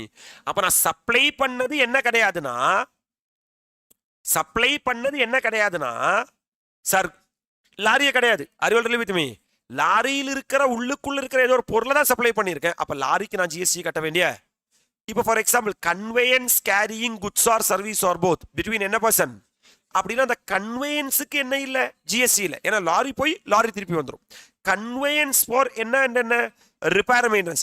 இப்போ வந்து ஒரு லாரிக்குள்ளேயே நான் எல்லா பிளான்டர் மிஷினரி இன்ஸ்டால் பண்ணியிருக்கேன். அந்த லாரி ஒரு இடத்துல இன்னொரு இடத்துக்கு போகும், முடிச்சு இங்கே வந்துச்சுன்னா அந்த லாரிக்கு என்ன இல்லை, ஜிஎஸ்டி இல்லை. Sir repair and maintenance provide பண்ணதே லாரிக்கு தான் அப்படின்னா சார் என்ன உண்டு, ஜிஎஸ்டி உண்டு. சார் நான் லாரியை தான் கடத்தினதே, எதுக்குன்னா லாரியை விற்கிறதுக்காக. நான் இங்கிருந்து லாரி அங்கேக்கு டிரான்ஸ்ஃபர் பண்ணி அங்கிருந்து எதை வித்துருவேன் அப்படின்னா GST is payable. Right sir. Sir இப்போ நான் வந்து inter state movement of rigs, tools, spare parts இதெல்லாம் நான் அனுப்புகிறேன். இதெல்லாம் அமுச்சிட்டு யூஸ் முடிச்சதுக்கப்புறம் அது எனக்கு திரும்பி வருதுன்னா அதுக்கெல்லாம் நான் ஜிஎஸ்டி கட்ட வேண்டிய என்ன இல்லை. ஆனால் நான் இந்த ரிக்ஸு, டூல்ஸு இதெல்லாம் அனுப்புறதே எதுக்காக தானா, ஃபர்தர் சப்ளை பண்ணுறதுக்காக தானா. அதுக்கு என்ன இருக்குன்னா ஜிஎஸ்டி இருக்கு. Are you all really with me. That's it with regard to section 7. என்னது, சப்ளை. சார் இப்போ சப்ளைலேயே பல டைப் ஆஃப் சப்ளை இருக்கு. மேபி நீ ஜீரோ ரேட்டட் சப்ளைன்னு சொல்லலாம், இல்லை எக்ஸம்டட் சப்ளைன்னு சொல்லலாம், இல்லை நான் டாக்ஸபிள் சப்ளைன்னு சொல்லலாம், இல்லை டாக்ஸபிள் சப்ளைன்னு சொல்லலாம், இல்லை இன்வர்டு சப்ளைன்னு சொல்லலாம், இல்லை அவுட்வர்டு சப்ளைன்னு சொல்லலாம், இல்லை காம்போசிட் அண்ட் மிக்சட் சப்ளைன்னு சொல்லலாம். ஏன்னா செக்ஷன் 7 தான் சப்ளை, அதனால தான் 7 types of supply. Are you all really with me. Number 1 zero rated supply, exempt supply, non taxable supply, taxable supply, inward supply, outward supply, composite and mixed supply. Hello sir, zero rated சப்ளைனா என்ன sir? ஒன்றும் இல்லை sir, நீ export பண்றேன்னா என்ன rated சப்ளைன்னு சொல்லுவோம். நீ எஸ்இசெட்க்கு சப்ளை பண்றேன்னா ஜீரோ ரேட்டட் சப்ளைன்னு சொல்லுவோம். எக்ஸாம்பிள் கேட்பா sometimes, define zero rated supply. Export of goods or service or both are zero rated supply. Supply to an SEZ are zero rated supply. Are you all really with me. Exempt சப்ளைனா என்ன sir? Sir இதுதான் sir exempted. Number 1 2 3 3 விஷயங்கள் தான் exempt supply. Sir nil rate சப்ளையா இருந்தா exempt supply, exempt சப்ளையா இருந்தா exempt supply, and நான் டாக்ஸபிள் சப்ளையா இருந்தா எக்ஸாம் சப்ளை. யாரில் எக்ஸாம் சப்ளை ஒன்று அழகா டான்ஸ் ஆடு. சார் நில் ரேட் சப்ளையா இருந்தா எக்ஸாம் சப்ளை, எக்ஸாம் சப்ளையா இருந்தா exempt supply, and my dear lovable students நான் டாக்ஸபிள் சப்ளையா இருந்தா exempt supply. Hello sir, sir GST complete பண்ணிடலாமா? ஆமா, நம்ம ஜிஎஸ்டின்னு சொல்லி கம்ப்ளீட் பண்ணிடலாம் ராஜா, அழகா என்ஜாய் பண்ண ராஜா. நில் ரேட் சப்ளையா இருந்தா சார் எக்ஸாம் சப்ளை, எக்ஸாம் சப்ளையா இருந்தா எக்ஸாம் சப்ளை, அண்ட் நான் டாக்ஸபிள் சப்ளையா இருந்தா exempt supply. Are you all really with me. வாங்க சார். சார் நான் டாக்ஸபிள் சப்ளைனா என்ன சார்? நான் டாக்ஸபிள் சப்ளைனா ஒரு சப்ளை சார். நான் டாக்ஸபிள் சப்ளைனா ஒரு supply, but it is not leviable to tax. For example, alcoholic liquor for human consumption, or HP man, I man, are you all really with me? High speed diesel, petroleum crude, motor spirit, aviation turbine fuel, natural gas. This HP man or alcoholic liquor for என்ன consumption? Human consumption are non-taxable supply. உயிரோடு இருக்கியா sir? calculator liable to GST? Yes sir. Sir, taxable supply means supply of goods or service or both which is leviable to tax. Sir, chargeable supply is taxable supply, zero rated supply are taxable supply, nil rated supply are taxable supply, exempt supply are taxable supply. ஆனா இப்போதைக்கு இதுக்கு tax கிடையாது, இப்போதைக்கு இதுக்கு tax கிடையாது, இப்போதைக்கு இதுக்கு tax கிடையாது, இப்போதைக்கு இதுக்கு மட்டும் தான் டாக்ஸ் இருக்கு. கரெக்டா? ஆனா ஆல்கஹாலிக் ஹியூமன் கன்சம்ஷன் டாக்ஸே கிடையாது. கரெக்டா? அறிவல் ரிலீவ் வித் மீ. சார் நீ பர்ச்சேஸ் பண்றேனா அதுக்கு இன்வர்ட் சப்ளைன்னு சொல்லுவோம், நீ சேல் பண்றேனா அதுக்கு நம்ம அவுட்வர்ட் சப்ளைன்னு சொல்லுவோம். Are you all really with me. That's it my dear lovable students. இப்போ நம்ம ஒரு ஃப்ளைட்ல போறோம். ஹலோ சார், ஜாலியான ஏர் ஹோஸ்டஸ் இருப்பாங்க. அங்க ஃப்ளைட்ல போகும்போது நீ என்ன பண்ண போறேன்னா சார் ஃபுட்டு சாப்பிட போற அப்படின்னா டிரான்ஸ்போர்ட்டேஷன் ஆஃப் பேசஞ்சர் சர்வீஸும் ப்ரொவைட் பண்றாங்க, ஃபுட்டும் ப்ரொவைட் பண்றாங்க. That is called as composite supply. என்ன சப்ளை? அப்ப இங்க பாரு, composite supply should be made by a taxable person. அப்படின்னா நீ சொல்லு, இண்டிகோ அவங்க taxable personா? To a recipient. நீ யாரா வேணாரு, நீ taxable person ஆறு, taxable person இல்லாம வரும், நீ என்ன கர்ம கன்றாவியோ. Consisting of 2 or more taxable supply of goods or services or both. நீ என்ன பண்ணணும்னா either taxable supply of goods supply பண்ணணும், இல்ல service supply பண்ணணும், or both, which are என்ன bundle naturally. அது என்னவா இருக்கணும்னா naturally bundled இருக்கணும். Right sir? நீ சாப்பிட்றதுக்காக ஃப்ளைட்ல போற, இல்ல ஃப்ளைட்ல போகும்போது சாப்பிட்றியா? ஃப்ளைட்ல போகும்போது சாப்பிட்ற. ஃப்ளைட்ல போனா பசிக்க தான் செய்யும். அறிவால் ரிலீவ் வித் மீ. அப்ப நீ சாப்பிட தான் செய்வேன். அதுதான் என்ன பண்டில்? Naturally bundle. அறிவால் ரிலீவ் வித் மீ. மழை பெஞ்சா கொடை எடுக்கணும், கொடை எடுத்தா மழை பெய்யாது சார். தட் மீன்ஸ் மழை பெஞ்சா கொடை எடுக்கணுங்கிறது என்ன பண்டில்? Naturally bundle. ஆனா கொடை எடுத்தா மழை பெய்யணும், நீ ஒத்த கால நிக்க கூடாது. Which are not naturally bundle. Supplied in conjunction with each other. அது ஒரே டைம்ல தான் நீ என்ன பண்ணணும்னா சப்ளை பண்ணும். ஒன் ஆஃப் விச் இஸ் என்ன சப்ளை. அப்போ காம்போசிட் சப்ளையோட நேச்சர் என்னன்னா, சார் அது யாரு தான் சப்ளை பண்ணணும்னா டாக்ஸபிள் பர்சன் தான் சப்ளை பண்ணும். யாரு தான் யார் வேணா ரிசீவ் பண்ணிக்கலாம். சார் அது ரெண்டோ இல்ல அதில் கூடுதலோ சப்ளை இருக்கலாம். which should be என்ன bundle? and supplied in the ordinary course of business. அதுல one of the supply is a principal supply. Hello sir, that means TR. that means TR தெரியுமா? S sir. Sir அவர் எங்க இருக்காரு? தமிழ்நாட்டில். அவரோட பையன் பேரு சிலம்பரசன் சிம்பு. இதுதான் காம்போசிட் சப்ளை. ஏன்னா ரெண்டு பேரும் சேர்ந்து சப்ளை பண்றாங்க. அறிவால் relieve with me. Yes sir. That means இது கத்தி சார், உன் வயிற்றுல குத்தி ரத்தம் சித்தி நீ ஆணு கத்தி வா. ஸோ இதுதான் composite supply. My dear lovable students, இங்க வாங்க சார். Principal supply. என்னது உடனே கத்திரிக்காய் பாரு போட்டிருக்கா. ANM classes and assignments are naturally பண்டில்டாமா. Fantastic to the core. அப்போ சார் ஒரு taxable person இருக்கணும், ஒரு recipient இருக்கணும், consist or 2 or more taxable supply which should be naturally bundled, supplied in the ordinary course of business, and that supply is a principal supply. உயிரோட இருக்கையா? வா வா வா வா வா. நைட் டைம் கரெக்டா பேசணும் நீ. நெக்ஸ்ட் நம்ம மிக்ஸ்ட் சப்ளை பத்தி பேச போறோம் நம்ம. Sir 2 or more individual supply of என்ன or என்ன goods or service or any combination thereof made in conjunction with each other. that means ரெண்டு சப்ளைக்கு மேல இருக்கு சார். அது சப்ளை பண்றவன் டாக்ஸபிள் பர்சனா இருக்கணும் சார். ஒரு சிங்கிள் பிரைஸுக்கு சப்ளை பண்ணும் sir. where supply does not constitute a composite supply. அந்த சப்ளை என்ன சப்ளை ஆகக்கூடாதுன்னா காம்போசிட் சப்ளை ஆகக்கூடாது. அப்படின்னா அது என்ன supply? Mixed supply. For example நீ இஎம்ஆர்ல போற, ஒரு டப்பா வாங்குற, அந்த டப்பாக்குள்ள பவுடரு, ஃபவுண்டேஷன், இண்டரு, ஃபைனலு, லிப்ஸ்டிக், ஐலைனர் எல்லாமே இருக்குன்னா அது என்ன சப்ளை? Mixed supply. இது இல்லையா மேட்ரு. எக்ஸாம்ல நம்ம என்ன பார்க்க போறோம்னா சார் இதோட டாக்ஸ் ரேட்டை பார்க்க போறோம். டாக்ஸ் ரேட் தான் எக்ஸாம்ல கொஸ்டின் கேட்பாங்க. கரெக்டா? காம்போசிட் சப்ளையா இருக்குன்னா பிரின்சிபல் சப்ளையோட டாக்ஸ் ரேட் தான் இதுக்கும் அப்ளிகபிள் ஆகும். மிக்சட் சப்ளையா இருக்குன்னா அந்த டப்பாலேயே ஹையஸ்ட் ரேட் ஆஃப் டாக்ஸ் எது இருக்கோ அதுதான் அப்ளை ஆகும். ரைட்டா?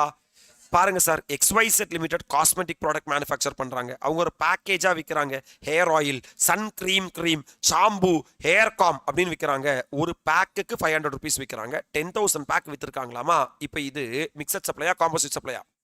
Mixed supply. மிக்சட் சப்ளைங்கிறதுனால highest rate of tax apply ஆகும். ஹையஸ்ட் ரேட் ஆஃப் டாக்ஸ் எவ்வளோ பர்சன்ட்? 28%. அதனால my dear lovable students, this is a mixed supply and the tax rate will be 28%. With this, my dear lovable students, section 7 and 8. Section 7 is supply, section 8 is tax rate for composite and mixed supply comes to an end. Right? There are certain CBIC clarification, 1 or 2 are only there. இப்போ for example, this is a very important clarification which is given by CBIC. இப்போ நம்ம ANM classes இருக்காங்களா?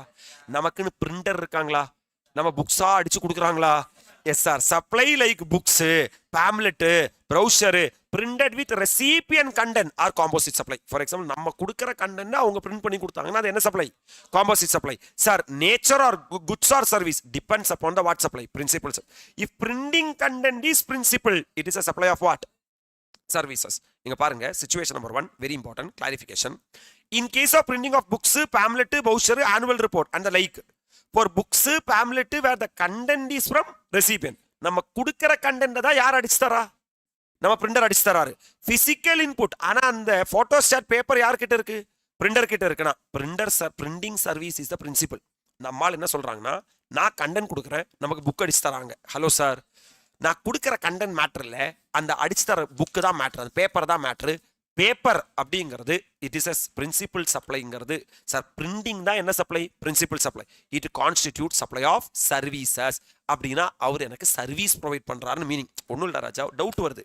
ஒரு printer இருக்காருன்னு வச்சுக்கோ, நான் கொடுக்குற content அவர் print பண்ணி தராரு, அது சப்ளை ஆஃப் குட்ஸா சப்ளை சர்வீஸா டவுட் வருது. புரியுதா உனக்கு? கொடுக்கிற கண்டென்ட் என்ன பண்ணி தந்தா பிரிண்ட் பண்ணி தந்தா it is a supply of services. இதே அவர் வந்து பிரிண்டட் என்வலப், நான் ஒன்றும் கண்டென்ட் தரல, அவரா சும்மா என்வலப் போட்டுட்டு இங்க ஏஎன்எம் கிளாஸஸ் அப்படின்னு சொல்லி அனுப்புறாரு. Letter card, printed box, tissues, napkin, wallpaper printed with design logo.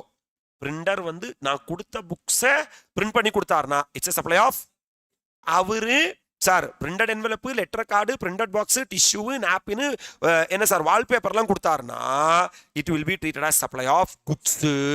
Sir expected question for examination. Satyameva Jayate is a printing house register under GST. அவர் பிரிண்டிங் பர்சன்டா, அவன் ஜிஎஸ்டியில் ரெஜிஸ்ட்ரேஷன் எடுத்து வச்சிருக்கான். It receives an order for printing 5,000 copy of book on yoga and meditation authorized by a well-known yoga guru. அவர் வந்து ஒரு 5,000 book வந்து யோகா எப்படி எல்லாம் பண்ணணும், எங்கெல்லாம் சார் நீ வந்து கையை வைக்கணும் அப்படின்னு சொல்லி சார் ஐமனா வா. The content of the book is to be provided by the yoga guru to the Satyameva Jayade printers. It is agreed that Satyameva Prinde will use its own paper to print the said books. கொடுக்கிற content print பண்றானா அப்படின்னா printer வந்து supply of goods provide பண்றானா supply of service provide பண்றான் supply of services. Are you already with me? You are required to determine the rate of GST applicable on the supply of printed books by Satyameva Jayade, assuming that rate of GST on service is 18%, rate of GST on goods is 12%. இங்க பாரு, நான் கொடுக்கிற content print பண்ணி கொடுத்தா supply of குட்ஸா supply of சர்வீஸா supply of services. ஏன்னா supply of சர்வீஸா இருந்தால் தான் கவர்மெண்ட்டுக்கு 18% ஜிஎஸ்டி கிடைக்கும். அதனால தான் கவர்மெண்ட் ஒத்த காலில் நிற்கிறான். அது சப்ளை ஆஃப் என்னன்னு சர்வீஸ். அதெல்லாம் பாஸ் ஆன் கிளாரிஃபிகேஷனாக நினைச்சிடாத. Are you really with me? Sir, supply of printed goods by Satyameva Jayade will be treated as composite supply, while printing service as the principal supply. Hence, the applicable rate of GST will be 18%. Are you all really with me? நம்மால் clarification கொடுத்துருக்கான். when a printing house uses its own paper and other material to print books while the content is provided by customer, principal supply is considered to be printing services. Sir, it will be treated as supply of services and GST at the rate of 18% will be applicable. So supply of printed books by Satyameva Jayade is a dash supply, composite supply. ஏன்னா அதுக்குள்ள குட்ஸும் இருக்கு சர்வீஸும் இருக்கு. Are you already with me? ஆனா அதெல்லாம் ஏதாவது ஒன்னா treat பண்ணி தான் ஆகணும். where printing service is in the receipt of principal supply, GST at the rate of 18% will be applicable instead of 12%. my dear lovable students, are you already with me? இப்போ ஒரு hospital இருக்குன்னு வச்சுக்கோ, ஒரு clarification கொடுத்துருக்கான். ஹாஸ்பிட்டலில் doctor என்ன சொல்றாருன்னா, நீங்க அதிகமாக ஸ்வீட்டு சாப்பிடக்கூடாது, நீங்க 3 சப்பாத்திக்கு மேலே சாப்பிடக்கூடாது இப்படியெல்லாம் சொல்றாங்களா டாக்டர்? சரி, நிறைய ஹாஸ்பிட்டல் இல்லை, எல்லா ஹாஸ்பிட்டலையுமே அங்கேயே சப்பாத்தி செஞ்சு பெட்டுக்கு வந்துடும். ஹலோ சார், இப்போ food for inpatient as per the doctrine or nutrition advice is a part of the composite supply of the என்ன care health care, no separately taxable. அப்போ டாக்டர் சொன்னதுனால நீ சப்பாத்தி சாப்பிட்றேன்னா it is a health care services, it is exempt from GST. Are you already with me? Sir, food supplied by a hospital to a non-admitted patient. சும்மா அங்கே nurse எல்லாம் எப்படி இருக்குன்னு பார்க்கறதுக்காக 4 பேர் வருவான் ஹாஸ்பிட்டலில், அவனுக்கு ஃபுட்டு கொடுத்தேனா, அட்டெண்டன்ட்டுக்கு ஃபுட்டு கொடுத்தேனா, விசிட்டருக்கு ஃபுட்டு கொடுத்தேனா இட் இஸ் டாஸ்கபிள். அது வந்து என்னன்னா taxable. Are you all really with me? சரி, இப்போ இந்த அப்போலோ டயர்ஸ் மாதிரி டயர் இருக்கும், இந்த டயர்னு நினச்சிக்கோ, டயர் மாதிரி வரைஞ்சிருக்கேன் நான். இந்த டயருக்கு மேலே ஒரு லேயர் இருக்கும், கிரிப்பாக இருக்கும். அந்த கிரிப்பு சீக்கிரமாக என்ன ஆகிடும்னா போயிடும், கரெக்டாக தேஞ்சு போயிடும். அந்த தேஞ்சு போனதுக்கப்புறம் நான் டயரையே மாற்ற மாட்டேன், அந்த வெளியில் இருக்கிற எதை மட்டும்தான் மாற்றுவேன், கிரிப்பை மட்டும்தான் மாற்றுவேன். அதுக்கு சொல்கிற பேர் தான் ரீத்ரெட்டிங் ஆஃப் டயர். டயர் நான் என்ன பண்ணுறேன்னா ரீத்ரெட் பண்ணுறேன், த்ரெட்டு போயிடும், அப்படின்னா சொல்றன்னு வழுக்கிட்டு போயிடும். Are you already with me? சார், ரீத்ரெட் பண்ணேன்னா dominant element is a service of retreading. Retread பண்றவன் அந்த டயருக்கு வெளியில் இருக்க அந்த லேயரை கட் பண்ணி புது லேயரை ஒட்டணுமா? ஆக்சுவலா இது குட்ஸும் இருக்கு சர்வீஸும் இருக்கு. நம்மால் கவர்மெண்ட் அது என்னவா தான் ட்ரீட் பண்ணுவா, சர்வீஸா தான் ட்ரீட் பண்ணுவா. Rubber user is ancillary.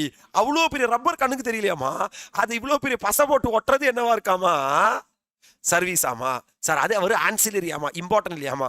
Supply of retreaded tyre with old tyre owned by supplier of goods. என்ன கிளாரிஃபிகேஷன் கொடுக்குறான்னு பாரு. இப்போ நீ பழைய டயர் எடுத்துட்டு வர்ற, நான் அந்த த்ரெட்டை கழட்டி மாட்டி உனக்கு கொடுக்குறேன், அது சப்ளை ஆஃப் சர்வீஸ். இப்போ ஒருத்தனுக்குன்னா பழைய டயரை ரீத்ரெட் பண்ணி டயரை விற்கிறேன்னா அது சப்ளை ஆஃப் குட்ஸ். ஒன்னால அப்ரிஷியேட் பண்ண முடியுதா? ஒட்டி கொடுத்தா சர்வீஸ், டயரையே வித்தா குட்ஸ். வேற level clarification. With that we are done with the section 7 and section 8 of the CGST Act. யாரெல்லாம் லைவ்ல இருக்கீங்களோ, யாருக்கெல்லாம் இந்த ஜனவரியில எக்ஸாம்ஷனோ டாக்ஸ்ல பாஸ் பண்ணணுமோ, மேண்டேட்டரி அவன் எஸ் சார் நோ சார் நீ எந்த அளவுக்கு என்ஜாய் பண்றேன்னு ஒரு கமெண்ட போடு. அப்பதான் நீ இப்படி இருக்கிற, நீ இப்படி எந்திரிச்சு கமெண்ட் போடுறதுக்காக முன்னாடி வருவ. அப்பதான் உனக்கு ஒரு மூவ்மெண்ட் இருக்கும். அப்பதான் வாழ்க்கை சூப்பரா போகும். ஏன்னா நான் செக்ஷன் 9 செக்ஷன் 5 ரெண்டையும் நான் டிஸ்கஸ் பண்ண போறேன். Levy and collection of CGST discuss பண்ண போறேன் my dear. Levy and collection of IGST discuss பண்ண போறேன். யாருக்காவது இடையில வாஷ்ரூம் போகணும், ஏதாவது சாப்பிடணும், ஏதாவது பண்ணணும்னா போன் எடுத்து அப்படியே போய்க்குங்க. கேமரா மட்டும் ஆன் பண்ணிடாதீங்க மை டியர் லவபிள் ஸ்டூடெண்ட்ஸ். நான் பாட்டுக்கு இங்க ஜாலியா டிஸ்கஸ் பண்ணிட்டு இருப்பேன், நீங்களும் அங்க ஜாலியா டிஸ்கஸ் பண்ணிட்டு இருக்கீங்க. 7 and 8 comes to an end. Yes sir, super sir. My dear lovable students, sir நம்ம செம்மையா 1.5 டேஸ்ல மேக்ஸிமம் விஷயங்களை நம்ம வந்து என்ன பண்ண போறோம்னா ரிவைஸ் பண்ண போறோம். அதில் இப்போ நம்ம ஸ்லாட் நம்பர் 1 இருக்கோம். 7 o'clock to 11 o'clock நம்ம டார்கெட் வச்சிருக்கோம். அப்புறம் நீங்க வந்து ஜாலியா படுத்து தூங்கிருங்க. ஹலோ சார், சார் அதுக்கப்புறம் நீங்கள் காலையில் நாளைக்கு எழுந்திரிச்சிங்கன்னா 7 o'clockலேருந்து 10 o'clock வரைக்கும் நம்ம ஸ்லாட் நம்பர் 2 பண்ணுவோம். Tax invoice, debit note, credit note, time of supply, value of supply, place of supply. My dear lovable students, yes sir. Sir இதை நீங்கள் ஐதர் செல்ஃப் ப்ரிப்பேர் பண்ணிக்கலாம், இல்லைன்னா நான் நாளைக்கு காலையில் நம்மளோட சேனலில் ப்ரீமியர் ரன் பண்ணுவேன். ஏன்னா நான் லைவ் எனக்கு கிளாஸ் இருக்குது, face to face class. Okay, நீங்கள் நான் லைவில் எடுக்கிறேங்கிற மாதிரி நீங்கள் என் கூட 3 hours உட்காந்தீங்கன்னா that topic also will comes to an end. Already fully recorded அங்கே அவைலபிளாக இருக்கு. ப்ளஸ் நான் என்னவும் பண்ணுவேன்னா சார் ப்ரீமியரும் பண்ணுவேன். Are you all ready with me? I'm moving into the next one man. Section 9 is the target. Are you all ready with me? வாங்க sir section 9 பற்றி பேசுவோம். Sir இப்போ நம்ம எங்க நிக்கிறோம்னா இங்க பாருங்க சார், ஒரு ஆக்டிவிட்டி ஆர் டிரான்சாக்ஷன் இருக்கும் சார். இந்த ஆக்டிவிட்டி ஆர் டிரான்சாக்ஷன் சார், இதுல இந்த லைவ் கேட்டுட்டு இருக்கிற யாரெல்லாம் எங்கெங்கிருந்து அட்டன் பண்றீங்கன்னு சொல்லுங்க. இந்தியாவில் யாரு, அவுட் சைடு இந்தியாவில் யாரு, நான் ரெசிடென்ட் டாக்ஸபிள் பர்சன் யாரெல்லாம் அப்படிங்கிறத சொல்லுங்க பார்க்கலாம். சார் பார்க்குறேன் நான். Right sir, activity or transaction my dear lovable students, activity or transaction 7 subsection 1ல கவர் ஆகணும் சார். 7 subsection 2ல கவர் ஆகக்கூடாது சார். கரெக்டா சார்? ஒரு activity or transaction sir, Manoj பாரு தாய்லாண்டாமா சார், ஒரு ஆக்டிவிட்டி ஆர் டிரான்சாக்ஷன் 7 subsection 1ல கவர் ஆகணும் சார். 7 subsection 2ல கவர் ஆகக்கூடாது sir. Are you all ready with me sir? Super sir. 7 subsection 1ல ஒரு ஆக்டிவிட்டி ஆர் டிரான்சாக்ஷன் கவர் ஆச்சுன்னா 7 subsection 1ல ஐதர் அது சப்ளை ஆஃப் குட்ஸ் இல்லைன்னா சப்ளை ஆஃப் சர்வீசஸ் அப்படின்னு ட்ரீட் பண்ணுவியா sir? Yes sir, super sir. Sir அதை supply of goods or supply of சர்வீசஸ்னு நீ ட்ரீட் பண்ணிட்டேனா, சப்ளை ஆச்சுன்னா அதுக்கு person liable to pay tax வந்துருவாங்களா? யாராவது ஒரு ஆள் டாக்ஸ் கட்டியே ஆகணும். Hello sir, my dear lovable students, 7 subsection 2ல கவர் ஆச்சுன்னா அது சப்ளை ஆஃப் குட்ஸும் கிடையாது, சப்ளை ஆஃப் சர்வீசஸும் கிடையாது. Are you all ready with me? வாங்க sir, serious discussion. Come back sir. ஒருத்தனை பாரு, பாகிஸ்தானாமா? ஓகே ரைட், வா மேட்ருக்கு வா. பங்களாதேஷ், சரி வா sir. Section 9 classified into 5 category: 91, 92, 93, 94, 95. Hello sir, 91 levy and collection of CGST, 92 levy of CGST on petroleum product, 93 notified RCM, 94 RCM from unregistered person, 95 taxability of e-commerce operator. எல்லாரும் repeat பண்ணுங்க பார்க்கலாம். 91, 92, 93, 94, 95. 91, 92, 93, 94, 95. ஒரு எனர்ஜிக்காக தான் சொல்றது. 91 levy and collection of CGST, 92 levy of CGST on petroleum product, 93 notified RCM, 94 RCM from unregistered person, 95 taxability of e-commerce operator. உயிரோட இருக்கியா நீ? Sir, there are 3 type of charges are there in the GST. எத்தனை வார்த்தை? 3 வார்த்தை sir. forward charge இருக்கு, reverse charge இருக்கு, eco charge இருக்கு. இந்த 91 to 95ல ரெண்டு செக்ஷன் forward charge பத்தி பேசுறாங்க. 91 and 92. What is 91? levy and collection of CGST. What is 92? levy of CGST on petroleum products. ஒத்துக்கிற நீ? சார் இங்க பாருங்க சார், 91ல அமெண்ட்மெண்ட் இருக்கு sir, will be tested in examination. 91ல there shall be levied a tax. நாங்க ஒரு டாக்ஸை Levy பண்ணப்படுவோம் called Central Goods and Services Tax. அந்த டாக்ஸோட பேர் என்னன்னா Central Goods and Services Tax on all intra-state supply of goods or service or both. ஒண்ணுடா ராஜா, நீ intra-state supply பண்றியா? Yes sir, intra-state supply of goods or services or both பண்றியா? அப்படினா நாங்க அதுக்கு ஒரு டாக்ஸ் லெவி பண்ணப்படுவோம். that tax is called as CGST. ஒத்துக்கற நீ? except on the supply of alcoholic liquor for human consumption. alcohol liquor for human consumption நீ supply பண்ணேனா அதுக்கு நாங்க என்ன கலெக்ட் பண்ண மாட்டோம்னா GST கேட்க மாட்டோம். புதுசா ஒரு ஐட்டம் ஆட் பண்ணியிருக்கான். undenatured extra neutral alcohol or rectified spirit used for manufacture of alcohol for human consumption. ஒண்ணுடா, இந்த alcoholic liquor for human consumption இருக்குல்ல, this is manufactured from a raw material called undenatured extra neutral alcohol. இந்த alcoholic liquor for human, குடிகாரனு கூட தெரியாது, தெரிஞ்சு வச்சுக்கோ. இந்த alcoholic liquor for human கன்சம்ஷனை எதுல இருந்து மேனுஃபேக்சர் பண்றாங்கன்னா அன்டினேச்சர்ட் எக்ஸ்ட்ரா நியூட்ரல் ஆல்கஹால்ல இருந்து, இல்லைன்னா ரெக்டிஃபைடு ஸ்பிரிட்ல இருந்து. அறிவாளர்கள் வித்துமே இதை நீங்க சப்ளை பண்ணாலும் இதுக்கு என்ன கிடையாதுன்னா ஜிஎஸ்டி கிடையாது. ஆல்கஹாலிக் லிக்கர் ஃபார் ஹியூமன் கன்சம்ஷனுக்கும் ஜிஎஸ்டி கிடையாது. Undenatured extra neutral alcohol or rectified ஸ்பிரிட்டுக்கும் என்ன கிடையாதுன்னா ஜிஎஸ்டி கிடையாது.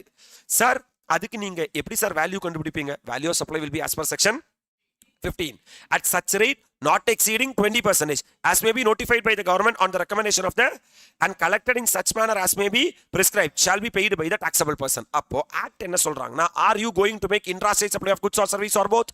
Yes sir. Sir, except alcoholic liquor for human consumption and undenatured extra neutral alcohol or rectified spirit used for manufacture of alcoholic liquor for human consumption, then my dear lovable students, on that we will be levy a tax called as CGST. Value will be determined under section 15. Rate will not be exceed 20% in collected in such manner as may prescribe and shall be paid by the taxable person. Right? இப்ப 9 subsection 2 I man பத்தி பேச போறாங்க. யார பத்தி? That means HP man. என்ன man? HP man. That means high speed diesel, petroleum crude, motor spirit, aviation turbine fuel, natural gas shall be levied with effect from such date as may be notified by the government on the recommendation of the council. That means HP man க்கு இப்போ GST கிடையாது. Will be levied from a date which will be notified by the council on the recommendation of the council. Right? That means my dear lovable students, alcoholic liquor for human consumption க்கு என்னவே கிடையாது, ஜிஎஸ்டியே கிடையாது. HP மேனுக்கும் இப்ப GST கிடையாது. But we will levy GST in a future date. That means இது ரெண்டுமே இப்போதைக்கு நான் டாக்ஸபிள் சப்ளை தான். ஒத்துக்கிறியா நீ? So section 9(1) பார்த்தேனா there shall be levied a tax called central goods and services tax on all னா எல்லாமே. அப்படி ஆல்னு சொல்லிட்டு அவங்களே சொல்றாங்க. ஆல்கஹாலிக் லிக்கர் ஃபார் ஹியூமன் கன்சம்ஷனுக்கும் undenatured extra neutral alcohol or rectified ஸ்பிரிட்டுக்கும் என்ன கிடையாது? ஜிஎஸ்டி கிடையாது. மை டியர் லவபிள் ஸ்டூடெண்ட்ஸ், அப்படின்னா ஹெச்பி மேனுக்கு ஜிஎஸ்டி இருக்குன்னு தானே அர்த்தம் 9(1) பதிலா. ஆனா 9(2) என்ன சொல்றாங்கன்னா ஹெச்பி மேனுக்கு இப்போதைக்கு என்ன இல்ல? ஜிஎஸ்டி இல்ல. அப்ப the levy under 9(1) is subject to the provisions of 9(2). That's it with regard to 9(1) and 9(2). That is என்ன charge? Forward charge. இப்போ நான் 9(3) க்கு வரேன், என்ன charge? Reverse charge. 9(3) is notified RCM. 9(4) is RCM from the unregistered person. ஒன்னும் இல்லடா, government என்ன சொல்றாங்கன்னா, எல்லாரும் லிசன் பண்ணுங்க. Sir, government may on the recommendation of the council by notification, government ஆகிய நாங்க ஒரு நோட்டிஃபிகேஷன் போடுவோம். Hello sir, specify category of supply of goods or service or both. அந்த நோட்டிஃபிகேஷன்ல குட்ஸை பத்தி சொல்லுவோம், சர்வீஸை பத்தி சொல்லுவோம். கரெக்டா? நாங்க சொன்ன குட்ஸையோ நாங்க சொன்ன சர்வீஸையோ நீங்க ரிசீவ் பண்றீங்கன்னா, my dear lovable students, then recipient is the person who are liable to pay tax as if he is the person who are liable for everything. அப்போ 9(3)ல 5(3)ல நாங்க நோட்டிஃபிகேஷன் போடுவோம். அந்த நோட்டிஃபிகேஷன்ல சொன்ன குட்ஸையோ சர்வீஸையோ நீங்க ரிசீவ் பண்ணீங்கன்னா, you are the person who are liable to pay tax on reverse charge basis.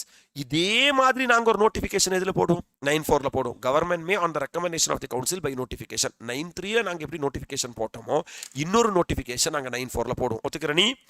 அதுல நாங்க ஒரு கிளாஸ் ஆஃப் ரெஜிஸ்டர்டு பர்சன் நாங்க சொல்லுவோம்.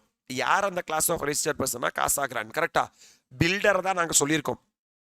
Hello sir, in respect of supply of specified category of என்ன goods or service or both, நீங்க unregistered person கிட்ட இருந்து registered person என்ன வாங்குறீங்கன்னா, குட்ஸோ சர்வீஸோ போத்தோ வாங்குறீங்கன்னா, இந்த registered person is the person who are liable to pay tax on reverse charge basis. எல்லா ப்ரொவிஷனுமே இந்த ரெஜிஸ்டர்டு பர்சன் கிட்ட அப்ளை ஆகும். தட் மீன்ஸ் 9(4)ல 4 கண்டிஷன் இருக்கு கண்ணா. சப்ளையர் அன்ரெஜிஸ்டர்டு பர்சனா இருக்கணும். சப்ளையர் யாரா இருக்கணும்?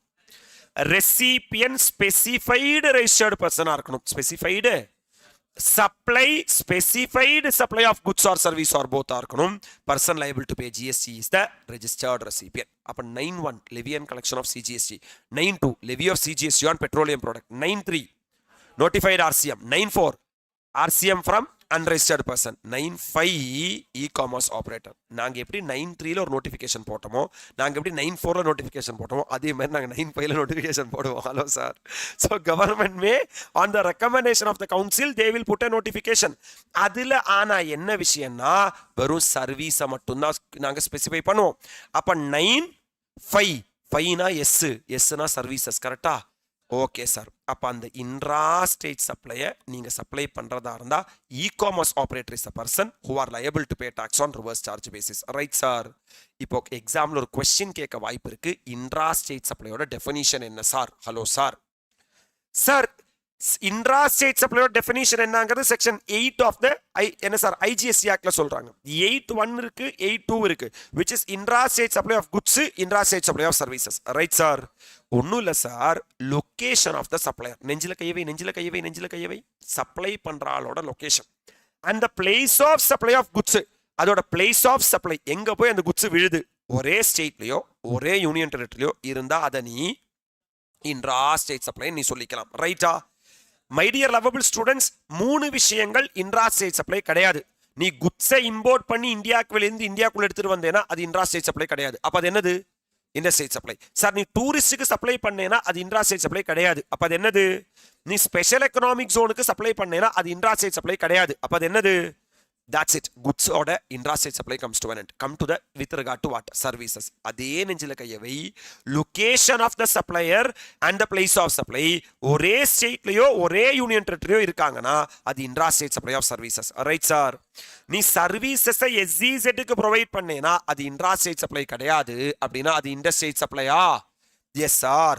சார் இப்போ நீ லொகேஷன் ஆஃப் த சப்ளையர் நெஞ்சில கையை வைக்கிறியா, பிளஸ் என்ன of supply, place of supply. Sometimes அது டெரிட்டோரியல் வாட்டருக்குள்ள இருக்க என்ன இருக்குன்னா, இப்போ இதுதான் நம்மளோட லேண்ட் மாஸ், இதெல்லாம் ஃபுல்லா தண்ணியா இருக்கு, கரெக்டா? ஒருத்தன் இதுக்குள்ள இருந்து என்ன பண்றான்னா சப்ளை பண்றான், இல்ல இதுக்குள்ள சப்ளை ரிசீவ் பண்றான், அதான் அவனோட என்ன சப்ளை. அப்படின்னா என்னால லொகேஷன் ஆஃப் த சப்ளையரோ இல்ல பிளேஸ் ஆஃப் சப்ளையோ கண்டுபிடிக்க முடியலைன்னா இங்கிருந்து நியரஸ்ட் கோஸ்டல் ஸ்டேட் எதுவோ அதை தான் நாங்கள் location of supplier or place of supplier நாங்கள் ட்ரீட் பண்ணுவோம். Right sir. அப்படின்னா location of the supplier and place of supply same state or same union டெரிட்டரியில இருக்காங்கன்னா that will be treated as intra-state supply. நீ சொல்லி இதுக்கு எக்ஸாம்பிள் சொல்லு sir. Location of the supplier, supplier பஞ்சாப்ல இருக்காரு. Place of supply is also இது intra-state சப்ளையா? அதான் yes sir. Location of the supplier லண்டன்ல இருக்காரு sir. Sir place of supply Delhi sir. It's an import of சர்வீஸா? Import of service is not a intra-state supply, it's an interstate supply. Sir supplier டெல்லியில் இருக்காரு sir. Recipient place of supply குஜராத்தில் இருக்கு sir. இது intra-state supply கிடையாது. Supplier புதுச்சேரியில் இருக்காரு sir. என்ன சார்? பிளேஸ் ஆஃப் சப்ளை புதுச்சேரியில் இருக்கு. புதுச்சேரினா பாண்டிச்சேரி. ஏன் இப்படி காட்டுற? Alcoholic liquor for human consumption ஜிஎஸ்டியே கிடையாது. அறிவுறுத்தல் வித் மீ சார். அது intra-state supply தான் sir. that's it with regard to 9(1) my dear lovable students. உங்களால் அப்ரிஷியேட் பண்ண முடியுதா? We have crossed 2000 views, my dear lovable students. Sir எல்லார்கிட்டையும் ஷேர் பண்ணுங்க சார். எல்லாருக்கும் போய் சேரட்டும் sir. Hello Tamil Nadu is the program. Let's every one enjoy it sir. ஆன்லைன்ல இருக்கிற எல்லாருமே லைக் பண்ணுங்க, உங்க ஃப்ரெண்ட்ஸுக்கு எல்லாருக்குமே ஷேர் பண்ணுங்க, சர்ப்ரைஸ் பண்ணுங்க. அறிவல் ரிலி வித் மீ. வாங்க சார். செக்ஷன் 5 அதே தான் sir. 5(1), 5(2), 5(3), 5(4), 5(5). 5(1) levy and collection of the IGST.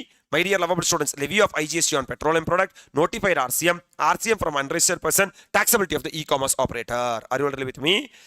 9ல எப்படி 3 சார்ஜோ அதே மாதிரி 5ல 3 சார்ஜ் தான். Forward charge, reverse charge, eco charge, கரெக்டா? Sir forward charge levy and collection of IGST, levy of IGST on petroleum product ஒண்ணுமே இல்ல sir. Hello sir. My dear lovable students, sir எல்லாரும் கான்செப்சுவலி எல்லாரும் கம்ஃபர்டபுள் தானே? எல்லாருமே கேட்குற எல்லாருமே கம்ஃபர்டபுளாக இருக்கீங்களா? டெக்ஸ்ட் பண்ணிட்டே இருங்க, உயிரோடு இருங்க. அது உங்களோட ரெஸ்பான்சிபிலிட்டி. சொல்லிட்டே இருக்கணும் என்னோட ரெஸ்பான்சிபிலிட்டி. Right sir. ஆக்ட் நம்மகிட்ட என்ன சொல்றாங்கன்னா, நீ ஒரு இண்டர்ஸ்டேட் சப்ளை பண்றியாடா கண்ணா of goods or service or போத்தா அப்படின்னா நாங்கள் ஒரு டாக்ஸ் என்ன பண்ணுவோம், கலெக்ட் பண்ணுவோம். அந்த டாக்ஸுக்கு பேர் என்ன? IGST. This will be tested in examination. எதுக்கெல்லாம் IGST இல்லைன்னா except on the supply of alcoholic liquor for plus undenatured extra neutral alcohol or rectified spirit used for manufacture of alcohol for human consumption. இன்னொரு வாட்டி explain பண்ணி except sir என்ன sir supply of alcoholic liquor for human consumption, undenatured extra neutral alcohol or rectified spirit used for manufacture of alcoholic liquor for human consumption. கரெக்டா? ஒன்று alcoholic liquor for human consumption, அது தயாரித்துக்கான raw மெட்டீரியலான undenatured extra neutral alcohol உடினா. Hello sir, undenatured extra neutral alcohol, undenatured extra neutral alcohol or rectified spirit. It is neither supply of goods nor supply of service. Value will be determined as per section 15. Sir, CGST, SGST ரெண்டும் சேர்ந்ததான் IGST. CGSTக்கு 20%, SGSTக்கு 20%, டோட்டலா சேர்த்தா will be collected as in such manner as may prescribed, will be paid by the என்ன person. Sir, same HP man, அதுக்கு IGST இருக்கு, it will be levied from a date, will be notified from a date. Sir, 5.1ல எல்லா ஐட்டத்துக்கும் IGST இருக்குன்னு சொன்னா கூட 5.2 என்ன சொல்றான்னா ஐமேனுக்கு இப்போ என்ன இல்லைன்னா IGST இல்ல, will be levied from a date. 5.3, 5.4 same notification, sir, and 5.5 same notification. Sir, intra-state supplier definition நம்ம பார்க்கலாமா? interstate supplier definition நம்ம பார்க்கலாமா? முதல்ல குட்ஸை பத்தி பேசுறாங்க, அதுல செக்ஷன் 7 தான் டெஃபினிஷனை பத்தி சொல்றாங்க. அழகா என்ஜாய் பண்ணீங்க, maybe tested in examination. Okay, 8னா என்ன state supply? Intra state supply. 7னா இன்டர்ஸ்டேட் சப்ளை. இங்க பாருங்க, சுத்தி வந்தீங்க, ஒரே ஸ்டேட்டுக்குள்ள வந்தீங்க, அப்ப intra state supply. Are you all with me? Yes sir. Sir, ஒரு ஸ்டேட்ல இருந்து ஆரம்பிச்சு இன்னொரு ஸ்டேட்டுக்கு நீங்க போறீங்கன்னா இன்டர்ஸ்டேட் சப்ளை. இப்ப 7.1 இன்டர்ஸ்டேட் சப்ளை ஆஃப் குட்ஸா? இன்டர்ஸ்டேட் சப்ளை ஆஃப் ஒன்னுல்டா ராஜா, நெஞ்சில கை வைடா ராஜா, லொகேஷன் ஆஃப் த சப்ளையர், யாரு சப்ளை பண்றானோ அவனோட லொகேஷன், அண்ட் என்ன of supply, place of supply of goods, எங்க போய் அந்த குட்ஸோட பிளேஸ் ஆஃப் சப்ளையோ. ஹலோ சார், இது ரெண்டும் 2 டிஃபரண்ட் ஸ்டேட்டா இருந்தா, for example Kerala, Tamil Nadu, hello sir, 2 different union டெரிட்டரிஸா இருந்தா, Puducherry and Goa sir. Next, ஒரு ஸ்டேட் ஒரு யூனியன் டெரிட்டரி, இப்படி போயிட்டு இருக்கு வண்டி, இல்லனா இப்படி போயிட்டு இருக்கு வண்டி. Hello sir, shawl be treated as supply of goods in the course of interstate trade or commerce. அப்ப இன்ட்ராஸ்டேட் டெஃபினிஷன் என்ன sir? My dear lovable students, location of the சப்ளையரும் பிளேஸ் ஆஃப் சப்ளையும் ஒரே ஸ்டேட்லயோ ஒரே யூனியன் டெரிட்டரியோ இருந்தா அது intrastate supply. Sir, location of the சப்ளையரும் பிளேஸ் ஆஃப் சப்ளையும் 2 டிஃபரண்ட் ஸ்டேட்லயோ 2 டிஃபரண்ட் யூனியன் டெரிட்டரியோ ஒன்னு ஒரு ஸ்டேட்லயும் இன்னொரு யூனியன் டெரிட்டரியும் இருந்துச்சுன்னா அது இன்டர்ஸ்டேட் சப்ளை. ரைட்டா? இதுதான் சார் முக்கியம். 7.1ல டெஃபினிஷனை பத்தி பேசுறாங்க. 7.2ல என்ன கிளாரிஃபை பண்றாங்கன்னா, importation of goods is an interstate supply. நீங்க குட்ஸை இம்போர்ட் பண்றதா இருந்தா அது இன்டர்ஸ்டேட் சப்ளை. ஏன்னா நீங்க குட்ஸை இம்போர்ட் பண்ணா இன்ட்ராஸ்டேட் சப்ளை கிடையாது நாங்க சொல்லிட்டோம், இங்க கிடையும்னு சொல்றான். Are you all ready with me? Next one sir, 7.3 sir, interstate supply of என்னது? சர்வீசஸ். நெஞ்சில கை வை, லொகேஷன் ஆஃப் த சப்ளையரும் பிளேஸ் ஆஃப் சப்ளையும் 2 டிஃபரண்ட் ஸ்டேட்லயோ 2 டிஃபரண்ட் யூனியன் டெரிட்டரிலயோ ஸ்டேட் அண்ட் யூனியன் டெரிட்டரிலயோ இருந்தான்னா shall be treated of supply of service in the course of interstate trade or commerce. என்னப்பா நம்ம அங்கிருந்து சார் இம்போர்ட் ஆஃப் சர்வீசஸ் என்ன கிடையாதுன்னு சொல்லிட்டோம், இன்ட்ராஸ்டேட் சப்ளை கிடையாதுன்னு சொல்லிட்டோம். அப்படின்னா இம்போர்ட் ஆஃப் சர்வீசஸ் என்னதான்? இன்டர்ஸ்டேட் தான். அப்ப இம்போர்ட் ஆஃப் குட்ஸும் இன்டர்ஸ்டேட் தான், இம்போர்ட் ஆஃப் சர்வீஸும் இன்டர்ஸ்டேட் தான். இது ரெண்டுமே இன்ட்ராஸ்டேட் கிடையாது. கரெக்டா? Then we are having 7 subsection 5 my dear lovable students. 7 subsection 5 class A, 7 subsection 5 class B, 7 subsection 5 class C. Sir, supplier இந்தியால இருக்காரு, place of supply outside இந்தியால இருக்கு. That means export னு சொல்றான். சார், நீங்க இதுவரைக்கும் இம்போர்ட் பத்தி பேசுனீங்களா? export is a interstate supply. SEZக்கு சப்ளை பண்ணீங்கன்னா இன்டர்ஸ்டேட் சப்ளை. ஒரு சப்ளை இன்ட்ராஸ்டேட் இல்லைனா அந்த supply is a interstate supply. உயிரோட இருக்கையா? That's it with regard to the intrastate interstate. ஒரு எக்ஸாம்பிள் கொடுக்குறேன் பாரு. சப்ளையர் பஞ்சாப்ல இருக்கான், பிளேஸ் ஆஃப் சப்ளை ஹரியானால, இன்டர்ஸ்டேட்டா? பஞ்சாப்ல சப்ளையர் டமான் அண்ட் டியூல சார் பிளேஸ் ஆஃப் சப்ளை இன்டர்ஸ்டேட்டா? டமான் அண்ட் டியூல சப்ளையர். சண்டிகர்ல பிளேஸ் ஆஃப் சப்ளை இன்டர்ஸ்டேட்டா? Yes sir, that's it with regard to the discussion man. We are entering into the sir அரசியல்ல குதிக்க போறீங்கன்னு சொல்றீங்களே, எவ்வளவு ஹைட்ல இருந்து எப்ப சார் குதிப்பீங்கங்கிற மாதிரி important, very important, very very important my dear lovable students. Entire என்னோட மேரத்தானே 9353 பேஸ் பண்ணி தான் இருக்கு. பிகாஸ் இது தெரிஞ்சா மட்டும்தான் உங்களால கம்ப்யூட்டேஷன் ஆஃப் ஜிஎஸ்டி பேபிள் போட முடியும். ஆர்சிஎம்மா எஃப்சிஎம்மான்னு கேட்டு சாவடிச்சிருவா நம்மள. ரைட்டா? நம்ம தான் இப்போ தான் சொன்னோம், 9353ங்கிற செக்ஷன்ல கவர்மெண்ட் நோட்டிஃபிகேஷன் போடுவாங்களா? அந்த நோட்டிஃபிகேஷன்ல குட்ஸும் இருக்கும் சர்வீஸும் இருக்குமா? அந்த குட்ஸ் ஆர் சர்வீசஸை நீங்க ரிசீவ் பண்றதா இருந்தா you are the person who are liable to pay tax on reverse charge basis. கரெக்டா? My dear lovable students, sir, yep, sir, when is the dinner break? Sir, dinner break is from 7 to 11 o'clock. எப்பெல்லாம் நீங்க வந்து சாப்பிடணும்னு உங்களுக்கு தோணுதோ அப்ப நீங்க சாப்பிட்டுங்க sir. There is no specific dinner break has been given. Already 10 o'clock is there. ஒரு 1 hour, 1.5 hour, we will be firing and we will be going for permanent dinner break. Are you all really with me? அப்ப sir 9353ல government என்ன சொல்லியிருக்காங்கன்னா நாங்க ஒரு notification போடுவோம்னு சொல்லியிருக்காங்களா? அந்த notification நாங்க goods or service specify பண்ணிருப்போம்னு சொல்லியிருக்காங்களா? அந்த குட்ஸ் ஆர் சர்வீஸை நீங்க ரிசீவ் பண்ணீங்கன்னா you are the person who are liable to pay tax on reverse charge basis. கரெக்டா சார்? அதுல அந்த நோட்டிபிகேஷன்ல குட்ஸும் இருக்கும் சர்வீசஸும் இருக்கும். இங்க பாருங்க, இந்த குட்ஸ் எல்லாம் நீங்க ரிசீவ் பண்றதா இருந்தா நீங்க தான் என்ன கட்டணும்? ஆர்சிஎம் கட்டணும். Cashew nut, not shelled or peeled. Cashew நட்னா இந்த அக்ரிகல்ச்சரலிஸ்ட் கேஷ்யூ வளர்ப்பாங்க இல்லையா, அதை உடைக்காம பீல் பண்ணாம ஷெல் இருந்து வெளியே எடுக்காம ரெஜிஸ்டர்டு பர்சனுக்கு சப்ளை பண்ணீங்கன்னா registered person is the person who are liable to pay tax on reverse charge base. Agriculturalist எதை விற்கிறாங்கன்னா பிடி ராப்பர், பிடி ராப்பரை விற்கிறாங்க.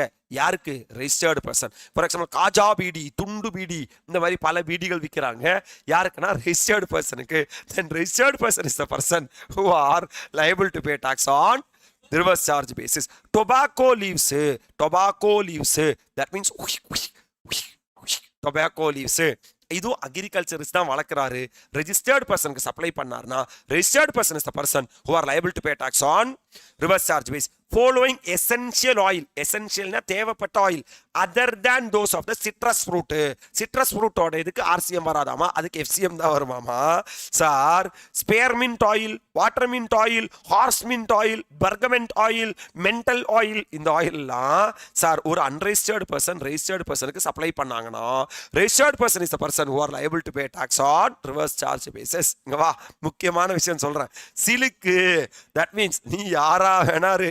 Hello sir, who manufacture silk yarn from raw silk, silk worm cocoon of supply of silk yarn. அப்ப துளசி registered.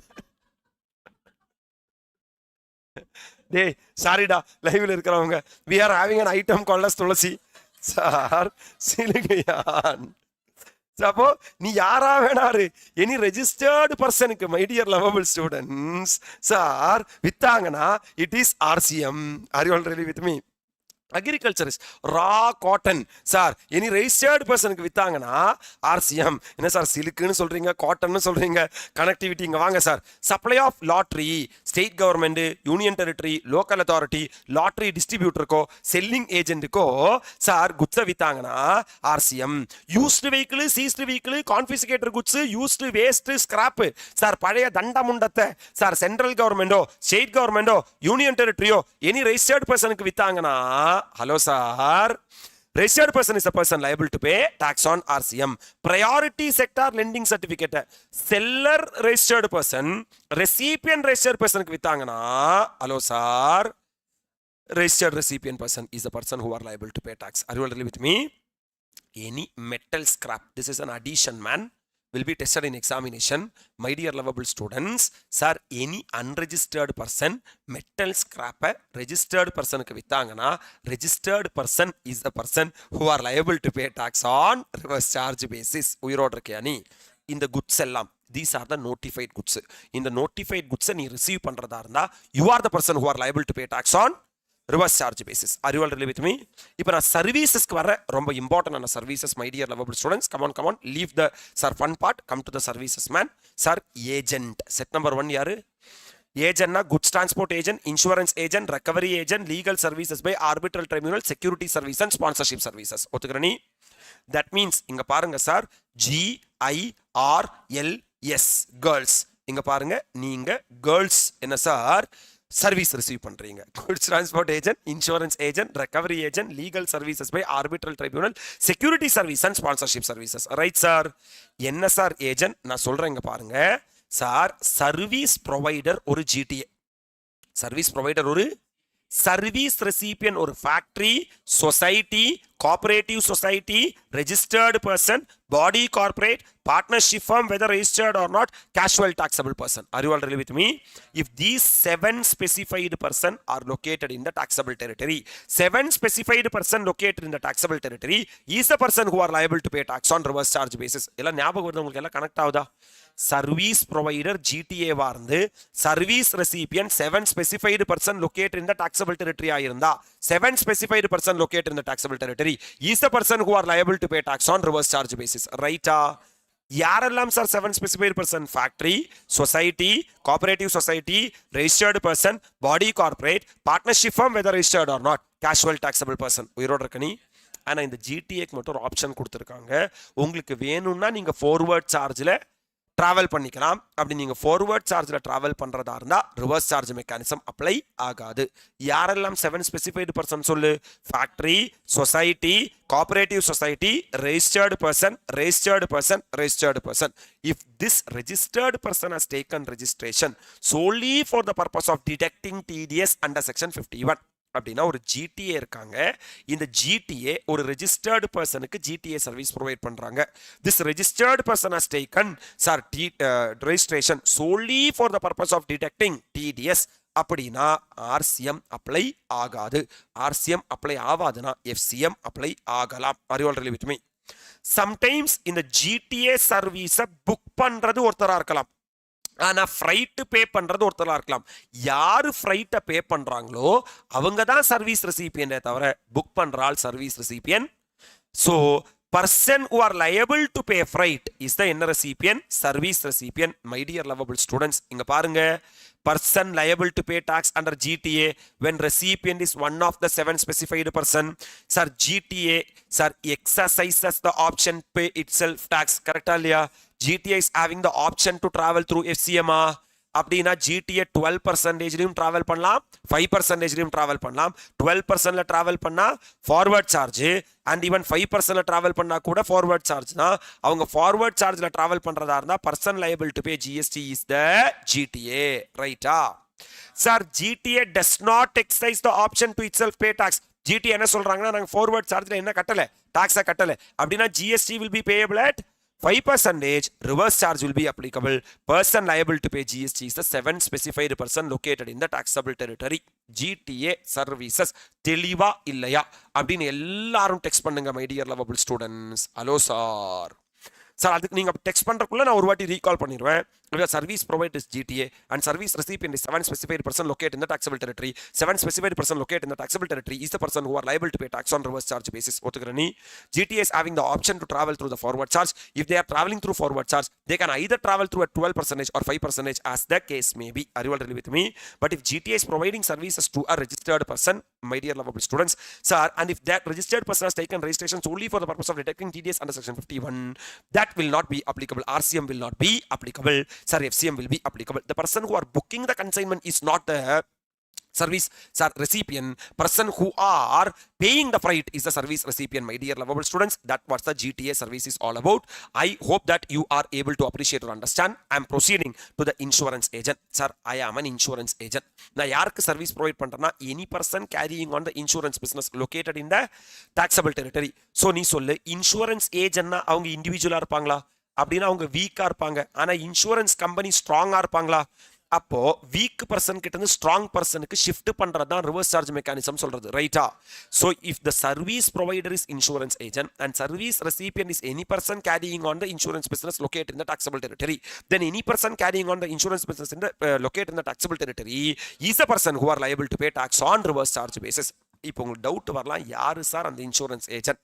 Insurance agent is an agent licensed under section 42 of the IRDA Act. அந்த IRDA Actல அவன் என்ன வச்சிருக்கணும்னா licence வச்சிருக்கணும்.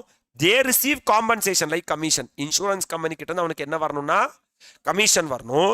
This எதுக்காக இந்த commission கொடுக்குறாங்கன்னா இன்சூரன்ஸை பிடிச்சி கொடுக்கறதுக்காக. Soliciting the insurance including renewal and revival. Appreciate பண்றேன். அப்படி இருந்தா மட்டும்தான் RCM apply ஆகும். அப்போ what is the second one? If service is provided by an insurance agent and service is received by any person who are carrying insurance business in the taxable territory, then my dear lovable students, any person carrying on the insurance business in the taxable territory is the person who are liable to pay tax on reverse charge basis. G stands for goods முடிச்சிட்டோம், I stands for insurance முடிச்சிட்டோம். நான் recovery agent க்கு போக போறேன். Sir recovery agent க்கு வாங்க. Sir ராஜா, வசூல் ராஜா, நான் வந்து காசை வசூல் பண்ணி கொடுக்குறேன். யாரு வசூல் பண்ணி கொடுக்குறா? Recovery agent. யாருக்கு ப்ரொவைட் பண்ணி கொடுக்குறீங்க? Banking company, financial institution, NBFC. If these people are located in the taxable territory, banking company, financial institution, NBFC located in the taxable territory is the person who are liable to pay tax on reverse charge basis. இங்க பாருங்க sir, ஒரு பிரச்சனை வந்துச்சுன்னா நீங்க court R ட்ரைபியூனலுக்கு போகலாம், இல்ல consumer redressal ஃபாரம்க்கு போகலாம். Service provided by court or tribunal or consumer redressal forum is neither supply of goods nor supply of services. இப்பதான் பேசணும் இல்லையா? எல்லாரும் கோர்ட்ல போய் நின்னா கோர்ட்டுக்கு டைம் இருக்காது. அப்போ பிரைவேட் கோர்ட் அப்படின்னு ஒன்று இருக்கு, பீச், பிரைவேட் பீச் அப்படின்னு கேள்விப்பட்டிருக்கியா? அதே மாதிரி நம்மளோட பிரச்சனைகளை டக்குன்னு சால்வ் பண்றதுக்காக பிரைவேட் கோர்ட்டுக்கு சொல்ற பேர் தான் ஆர்பிட்ரல் ட்ரைபியூனல். என்ன ட்ரைபியூனல்? இந்த ஆர்பிட்ரல் ட்ரைபியூனல் சம்டைம்ஸ் பிசினஸ் என்டிட்டிக்கு என்ன ப்ரொவைட் பண்ணுவாங்கன்னா சர்வீஸ் ப்ரொவைட் பண்ணுவாங்க. நீ சொல்லு பார்க்கலாம். மை டியர் லவபிள் ஸ்டூடெண்ட்ஸ், இந்த ஆர்பிட்ரல் ட்ரைபியூனலோட வேலையே என்னன்னா பிரச்சனையை தீர்த்து வைக்கிறது தான். பிசினஸ் என்டிட்டியோட வேலை என்னன்னா பிசினஸ் பண்றது தான். அறிவுரை with me sir, if the business entity is located in the என்ன territory? taxable territory, then business entity located in the taxable territory is the person who are liable to pay tax on. சும்மா reading பர்பஸ்க்காக, arbitral ட்ரைபியூனல்னா ஒரு private tribunal constituted by parties in dispute. ரெண்டு பேருக்கு இடையில சண்டை வந்துச்சுன்னா மை டியர் லவபிள் ஸ்டூடெண்ட்ஸ், யாரு போய் டாக்ஸ் கட்டணும்னா யாருக்கிட்ட போவாங்கன்னா arbitral tribunal. Where one or more person arbitrator is referred by the party to resolve the dispute. இவங்க ரெண்டு பேருக்கு இடையில இருக்கிற சண்டையை தீர்த்து வச்சிருவாங்க. அறிவுரை வித் மீ சார். அப்போ நம்ம ஜி ஸ்டாண்ட்ஸ் ஃபார் என்ன சார்? கேர்ள்ஸ்ல goods transport agent, insurance agent, recovery agent, legal services by என்ன ட்ரைபியூனல் முடிச்சாச்சு. இப்போ security services and sponsorship services very important for examination because of the amendment. இங்க பாருங்க, security services யாரு ப்ரொவைட் பண்றானா? Any person other than body corporate. இப்போ செக்யூரிட்டில நல்ல பாடி இருக்கிற ஆளா இருக்கணுமா, இல்ல டிவி பிடிச்ச ஆளா இருக்கணுமா? நல்ல பாடி இருக்கிற ஆளா இருக்கணும். கரெக்டா இல்லையா? அப்ப சர்வீஸ் ப்ரொவைட் பண்ற ஆள் என்ன கார்பரேட்டா இருந்தா, பாடி கார்பரேட்டா இருந்தா my dear lovable students RCM apply ஆகாது. ஏன்னா சர்வீஸ் ப்ரொவைடர் ஸ்ட்ராங். அறிவாளர்கள் with me sir, any registered person locate in the என்ன டெரிட்டரி? taxable territory. அப்படின்னா any registered person locate in the taxable territory is the person who are liable to pay tax on reverse charge basis. Appreciate பண்றியா நீ? My dear lovable students, service provider body கார்பரேட்டா இருக்கக்கூடாது. Service provider யாரா இருக்கணும்னா அதான் body கார்பரேட்டா இருக்கணும். Service recipient registered person locate in the taxable territory இருக்கணும். அப்படின்னா registered person located in the taxable territory is the person who are liable to pay tax on reverse charge basis. Are you all really with me? இங்க பாரு ராஜா, இவன் recipient registered person இருக்கணுமா? அந்த registered personக்கு ரெண்டு exception. If that registration has been taken solely for the purpose of deducting TDS under section 51 sir, RCM apply ஆகாது. ஒத்துக்கிறனி? If that guy, my dear lovable students, sir, has taken registration for the purpose of sir composition levy under section 10 na RCM apply agadu. Very nice and understanding explanation. Thank you, sir. I'm not simply joking, sir. From 7 o'clock I'm explaining. Now time is 10 o'clock. 3 hours non-stop explanation I'm giving, sir, without having one sip of water. This is not recorded and uploaded, sir. This is pakka live, sir. உயிரோடு இருந்து வந்து நான் என்ன பண்றேன்னா upload நான் உங்களுக்கு discuss பண்றேன் sir. நான் எதுக்காக இது சொல்றேன்னா, அந்த ஒரு கமெண்ட் நமக்கு ஒரு பூஸ்ட் தரும், ஒரு ஹார்லிக்ஸ் தரும். நான் உங்களுக்கு ஹார்லிக்ஸ் பூஸ்ட் தர மாதிரி நீங்க எனக்கு ஹார்லிக்ஸ் பூஸ்ட் கொடுங்க. அது உங்களையுமே எனர்ஜெட்டிக்கா வச்சுக்கும். மை டியர் லவபிள் ஸ்டூடெண்ட்ஸ், நீங்க பாருங்க, வேற லெவல்ல ஒரு சார்ட் உங்களுக்காக போட்டிருக்கேன். செக்யூரிட்டி சர்வீசஸ் ப்ரொவைட் பண்றாங்க. என்ன சர்வீசஸ்? அந்த சர்வீஸ் ப்ரொவைடர் ஐதர் பாடி கார்பரேட்டா இருக்கலாம், இல்ல அதர் தான் பாடி கார்பரேட்டா இருக்கலாம். Are you all with me? Service provider body கார்பரேட்டா இருந்தா என்ன charge? Forward charge. Because my dear lovable students already அவர் ரொம்ப ஸ்ட்ராங்கா இருக்கான். In case service provider my dear lovable students other than என்னவா இருந்தா பாடி கார்பரேட்டா இருந்தா சர்வீஸ் ப்ரொவைடர் வீக்கா இருக்கான். அப்ப நீங்க சர்வீஸ் ரெசிபியன்ட் பாருங்க. ஒத்துக்கிறியா? அப்ப சர்வீஸ் ப்ரொவைடர் பாடி கார்பரேட்டா இருந்தா my dear lovable students, service provider body கார்பரேட்டா இருந்தா ஆர்சிஎம் என்ன ஆகாது? அப்ளை ஆகாது. ஆனா service provider other than body கார்பரேட்டா இருந்தா யார பாருங்கன்னா ரெசிபியன் பாருங்க. ரெசிபியன் ரெஜிஸ்டர்டு பர்சனா இருப்பாங்க, அன்ரெஜிஸ்டர்டு பர்சனா இருப்பாங்க. கரெக்டா? ரெசிபியன் ரெஜிஸ்டர்டு பர்சனா இருந்தா அவன் டிடிஎஸ்க்காக ரெஜிஸ்டர் பண்ணிருக்கானா, காம்போசிஷன் லெவில டிராவல் பண்றதுக்காக ரெஜிஸ்டர் பண்ணிருக்காங்கன்னு பாருங்க. Hello sir, my dear lovable students, அவன் டிடிஎஸ்க்காக ரெஜிஸ்டர் பண்ணிருக்கான், இல்ல காம்போசிஷன் லெவி ரெஜிஸ்டர் பண்ணிருக்கானா என்ன charge? Forward charge. Other than டிடிஎஸ்க்காக ரெஜிஸ்டர் பண்ணிருக்கான், இல்ல அதர் தேன் காம்போசிஷனுக்காக ரெஜிஸ்டர் பண்ணிருக்கானா ஆர்சிஎம். ஏன்னா சர்வீஸ் ப்ரொவைடர் வீக்கா இருக்காங்களா, சர்வீஸ் ரெசிபியன் ஸ்ட்ராங்கா இருக்காங்களா, அப்ப டாக்ஸ் லைபிலிட்டி யார் மண்டையில வச்சிருவேனா? சர்வீஸ் ரெசிபியன். சார் இவனும் அன்ரெஜிஸ்டர்டா இருக்கான் சார். சார் இவனே வீக்கு, அவன் படு வீக்கு. நீ சொல்லு பார்க்கலாம், வீக்கு பெட்டரா படு வீக்கு பெட்டரா? Weak better. அதனால நீ என்எஸ்சியத்திலேயே போயிடுனா எஃப்சியத்திலேயே போயிடு. That's it with regard to security services. Are you all with me? அப்ப செக்யூரிட்டி சர்வீசஸ் இருந்தா மட்டும்தான் அதுக்கு ஆர்சிஎம் அப்ளிகபிள். கரெக்டா சார்?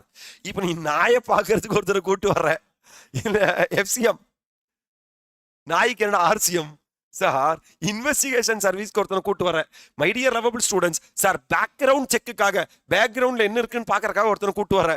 சிசிடிவி செக்யூரிட்டி கூட்டு வர. ஐடி எனேபிள்டு, இதுக்கு எல்லாமே என்னதான்னா எஃப்சிஎம் தான். ஆர்சிஎம் அப்ளை ஆகாது sir. Service provider by body கார்பரேட்னா my dear lovable students always என்னதான் அப்ளை ஆகும்? எஃப்சிஎம் தான் அப்ளை ஆகும். Service supply to an unregistered person, நான் வீக்கு அவன் படு வீக்குனா ஆர்சிஎம் அப்ளை ஆகாது, எஃப்சிஎம் தான் அப்ளை ஆகும். Are you all really with me? இப்போ ஸ்பான்சர்ஷிப் சர்வீஸை பத்தி பேச வரோம். This contains an amendment. Sir அதே தான் சொல்லியிருக்கான். Service provider is any person other than A body corporate. அப்படின்னா சர்வீஸ் ப்ரொவைடர் யாரா இருந்தா, பாடி கார்பரேட்டா இருந்தா, மை டியர் லவபிள் ஸ்டூடெண்ட்ஸ், அவன் ஆல்ரெடி என்னவா இருக்கான்? ஸ்ட்ராங்கா இருக்கான். அப்படின்னா நான் ஆர்சிஎம்க்கு போக வேண்டிய அவசியமே இல்லை. Are you all with me? Sir service recipient body கார்பரேட்டா இருக்காங்க, சர்வீஸ் ரெசிபியன் பார்ட்னர்ஷிப் ஃபார்மா இருக்காங்க, located in the taxable territory. Then my dear lovable students, service sir recipient is the person who are liable to pay tax on reverse charge basis. யாரு sir recipient? Recipient is the person who sponsors an event. For example, இப்போ Loyola காலேஜ்னு ஒரு college இருக்குன்னு வச்சுக்கோ, வேணாம் women's Christian காலேஜ்னு ஒரு college இருக்குன்னு வச்சுக்கோ, WCC. அதில் நேராக வந்து நம்ம கிட்ட கேட்குறாங்க, சார் நீங்கள் ANM கிளாஸஸ் பதிலாக நீங்கள் என்ன பண்ணணும்னா ஸ்பான்சர் பண்ணணும்னு சொல்றேன். நான் கேட்கிறேன், சார் அது வந்து எப்படி சார், மிக்சர் காலேஜா இல்ல கேர்ள்ஸ் காலேஜா? Only girls college sir, 2 times sponsorship கொடுக்குறேன். Are you all really with me? பாருங்க sir, recipient is the person who sponsors the event. அப்படின்னா ANM classes is the service recipient. Sir WCC sir women's Christian college is the service provider. Are you all really with me? இங்க பாருங்க sir, sponsorship service by Sham to ANM limited. யாரு sir service provide பண்ணிருக்கா? Sham provide பண்ணிருக்கா. யாருக்கு provide பண்ணிருக்காங்க? ANM limited. Sham weak, ANM limited strong. Are you all really with me? NSCM RCM sponsorship service by Sham limited. அப்படின்னா அவனே நல்ல பாடி வச்சிருக்கான், உனக்கே நல்ல பாடி இருக்குன்னா நீ இன்னொருத்தரை ஏன் பாக்குற? FCM will be applicable, RCM will not be applicable. Are you all really with me? இப்போ நான் ஒரு எக்ஸாம்பிள் கொடுக்குறேன், நீ எனக்கு பதில் சொல்லு. சப்ளையர் ஆஃப் த சர்வீஸ் யாரு ஸ்பான்சர்ஷிப் சர்வீஸ் ப்ரொவைட் பண்றானா? XYZ limited in India. அவன் பாடி கார்பரேட்டா? அப்படின்னா NSCM தான் அப்ளிகபிள், FCM தான் applicable. Supplier is the person who are liable to pay tax. என்ன ஒத்துக்கிறியா? Mister X an individual. My dear lovable students are, அவன் என்னவா இருக்கான்? வீக்கா இருக்கான். யார பாரு? ரெசிபியனை பாரு. ரெசிபியன் ஒரு பார்ட்னர்ஷிப் ஃபார்மா இருக்கான். என்ன charge? Reverse charge. Recipient is the person who are liable to pay tax. XYZ limited தம்பி சர்வீஸ் ப்ரொவைடர் பாடி கார்பரேட்டா இருக்கான். யார் தான் டாக்ஸ் கட்டணும்? சப்ளையர் தான் டாக்ஸ் கட்டணும். XYZ லிமிடெட் சர்வீஸ் ப்ரொவைடர் யாரா இருக்கான்?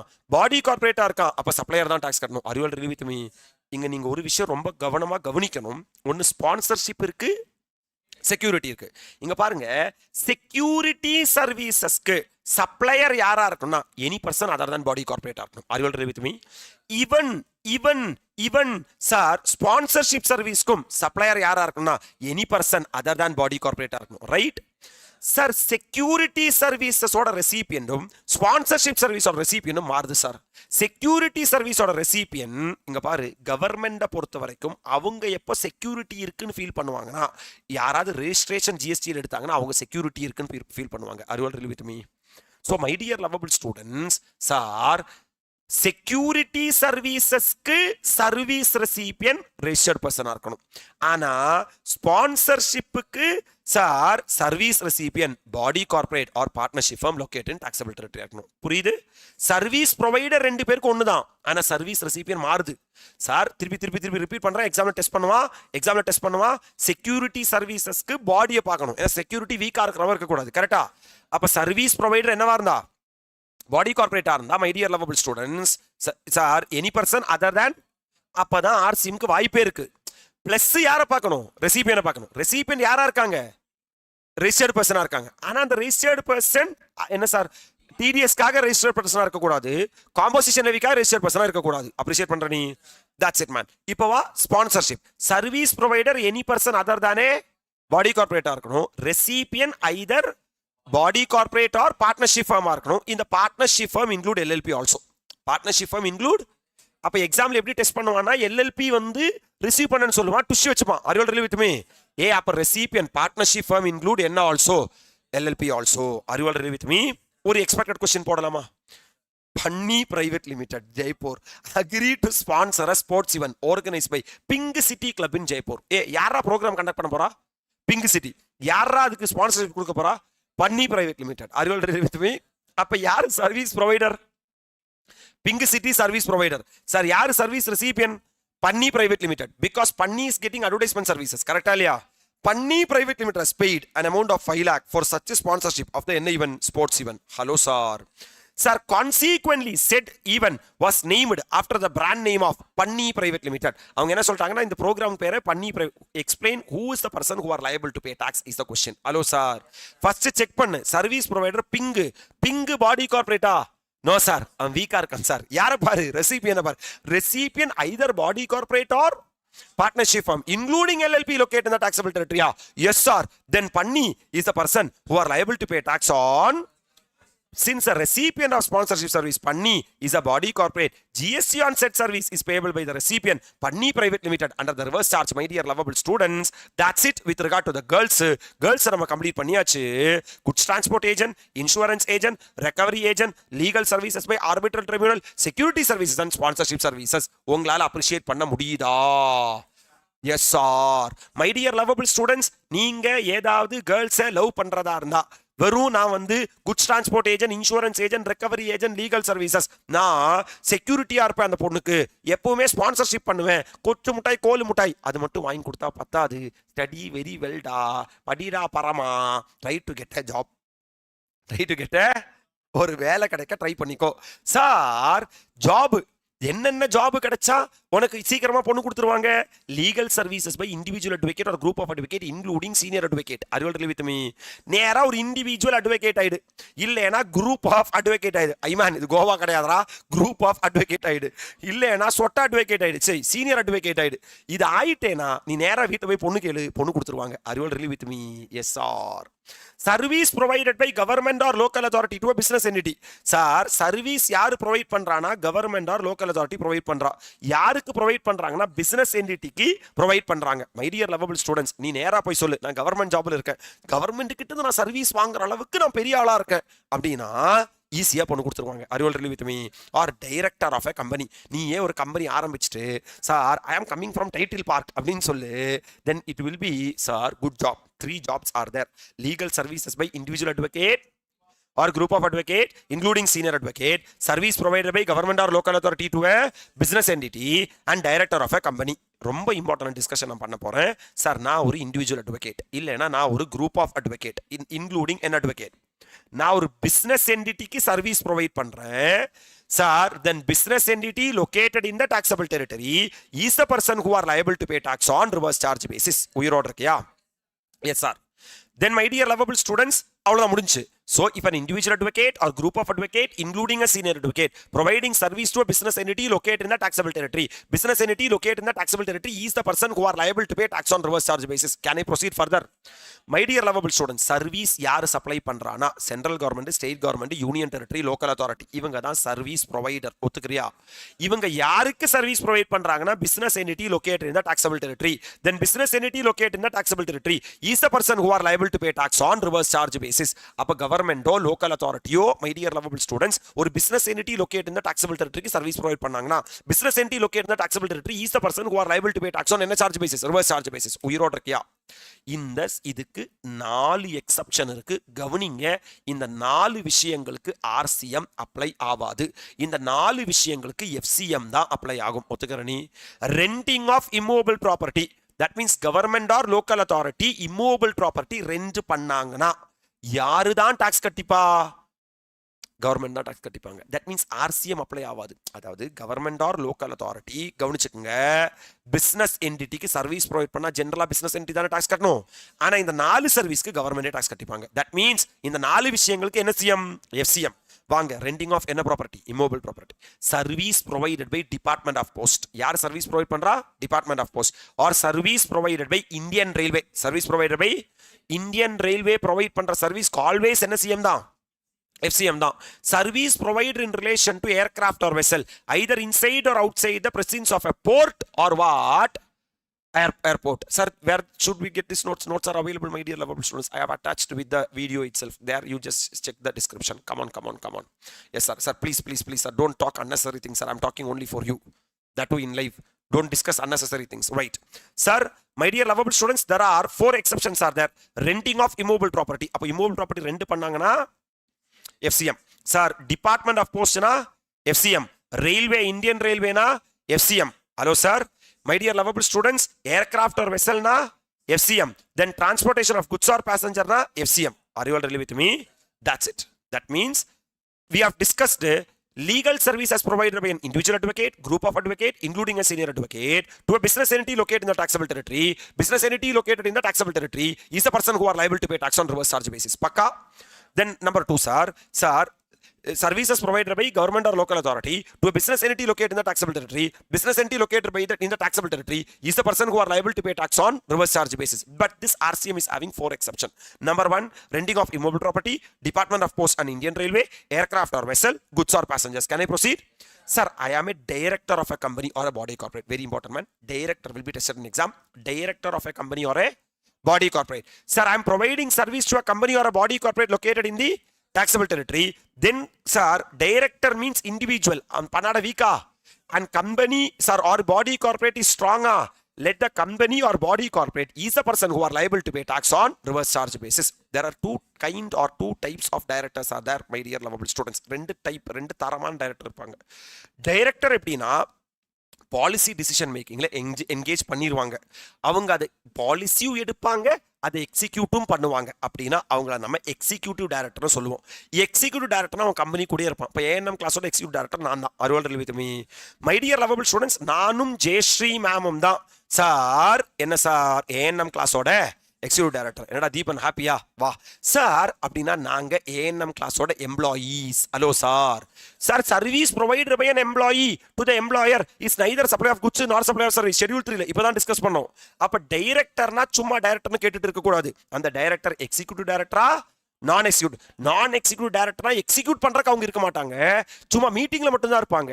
டிசிஷன் எடுத்து பாலிசியை மேக் பண்ணி டாடா பாய் பாய்னு போயிடுவாங்க. R you all really with me? அப்படின்னா நான் எக்ஸிக்யூட்டிவ் டைரக்டர்ஸ் எம்ப்ளாயீஸ் கிடையாது. அப்படின்னா அவங்களுக்கு சிட்டிங் ஃபீஸ் பே பண்ணுவாங்க.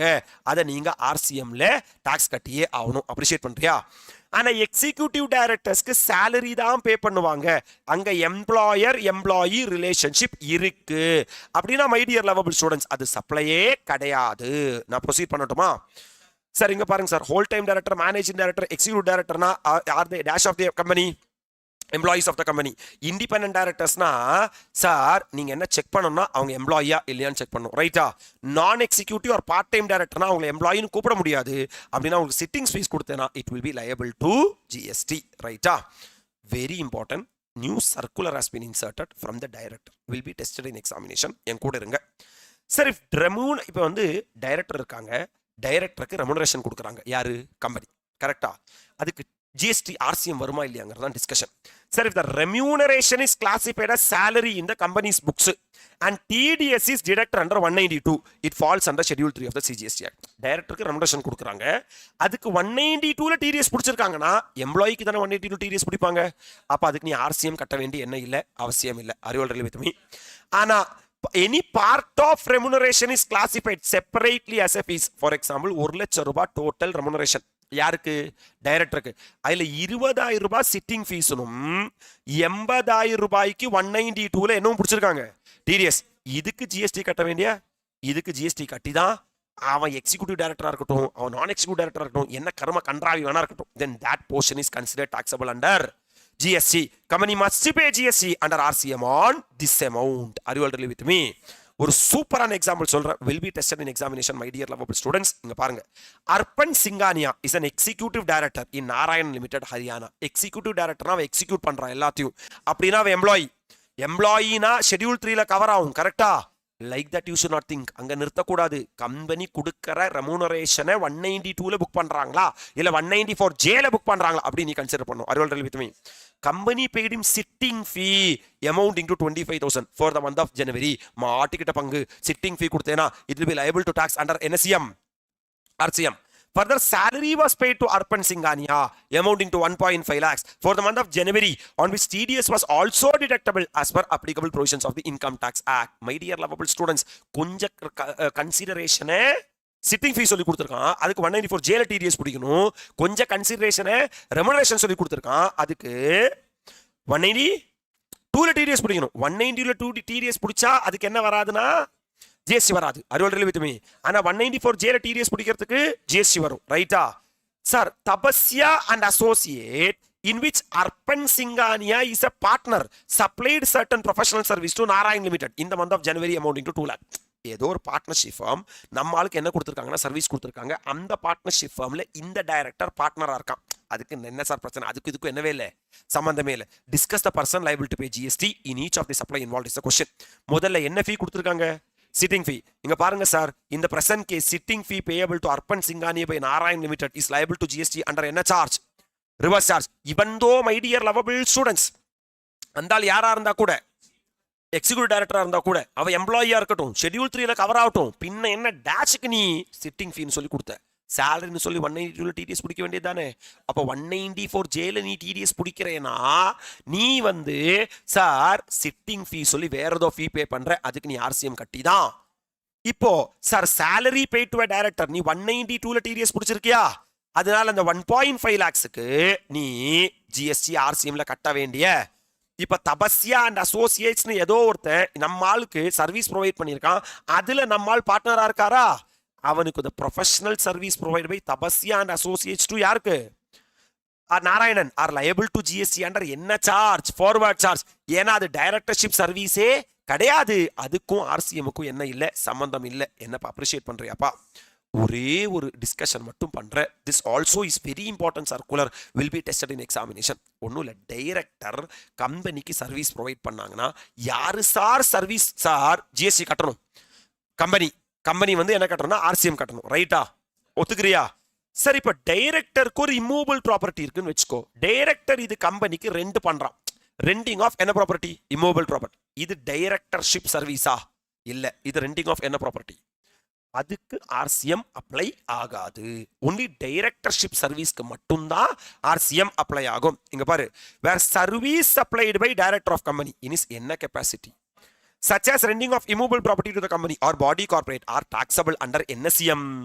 It is clarified that service supplied by director of a company or body corporate to a company or body corporate in his private or personal capacity, such as service supplied by of renting of immovable property, are not taxable under RCM. அப்ப directorship service provide பண்ணா RCM, any other service provide பண்ணா FCM. அதுக்கு director தான் tax கட்டணுமே தவிர company tax கட்ட வேண்டிய அவசியம். However, if service supplied by him or capacity of director of that company or body corporate shall be taxable under RCM. நீ directorship service provide பண்ணா அதுக்கு RCM, கண்ட கர்ம service எல்லாம் provide பண்ணேனா அதுக்கு RCM applicable ஆவாது. This will be tested in examination for 2 or 3 mark. Mr. ANM is a director of ANM Limited. He has rendered out surrendering of immovable property for that company. Who is the person who are liable to pay tax? ANM is the person who are liable to pay tax because, sir, this circular is clarifying that only directorship service is covered under RCM. அப்ப நம்ம என்னென்ன discuss பண்ணோம் தெரியுமா my dear lovable students? Girls முடிச்சிட்டோம் நம்ம. GIRLSS கரெக்டா? SR என்ன sir? 2 கேர்ள்ஸான்னு கேட்காதங்க, 2 எஸ்ஸான்னு கேட்காத, 2 எஸ் தான் sir. Goods transport agent, insurance agent, recovery agent, legal services by arbitral tribunal, security services, sponsorship services. பக்கா சார்? நீ ஏதாவது ஒரு பொண்ணை லவ் பண்றேனா my dear lovable students, try to get a job. What is the best job? Legal services by individual advocate or group of advocate including a senior advocate. Service provided by government or local authority to a business entity. Next one, sir, director of a company. Try to get this job. இந்த ஜாபோட அந்த வீட்டில் அந்த பொண்ணு வீட்டில் போய் நீ பொண்ணு கேட்டேன்னா டக்குன்னு பொண்ணு கொடுத்துருவாங்க. மாமனார் ஈஸியா சார் ஆயிடுவாங்க. இன்கேஸ் உன்னால படிச்சு பாஸ் பண்ணி ஒரு வேலை வாங்க முடியலைன்னா மை டியர் லவபிள் ஸ்டூடெண்ட்ஸ், அவங்க கண்டிப்பாக உங்ககிட்ட கேட்பாங்க எப்படி என் பொண்ணை வச்சு காப்பாற்றுவேன்னு. அப்போ நீ சொல்லு எனக்கு இம்மூவபிள் ப்ராப்பர்ட்டி இருக்கு. தட் மீன்ஸ் சார் இஎம்ஆலே என்னோட தான், நான் வாடகை கூட்டு வாடகை சம்பாரிச்சு நான் என்ன பண்ணுவேன்னா காப்பாற்றுவேன், பொண்ணை காப்பாற்றிப்பேன். அதுகள் ரிலீவ் வித் மீ. பொண்ணை என்ன சேர்ந்து உங்களையும் சேர்ந்து நான் காப்பாற்றுறேன். கவலையே படாதீங்க, தைரியமாக கொடுங்க, பொண்ணு மாதிரி பார்த்துக்கிறேன் நான். இங்கே பாருங்க, service provided by government or local authority. திருப்பி வராம பாரு, யாரு? Government or local authority by way of renting of immovable property. லூசு பயலே, இப்பதான் நீ சொன்ன government or local authority business என்டிட்டிக்கு இம்மூவபிள் ப்ராப்பர்ட்டி லெட் அவுட் பண்றதா இருந்தா ஆல்வேஸ் எஃப்சிஎம்னு சொன்னா இப்போ அதுக்கு ஒரு எக்ஸப்ஷன் கிரியேட் பண்ண போறோம்.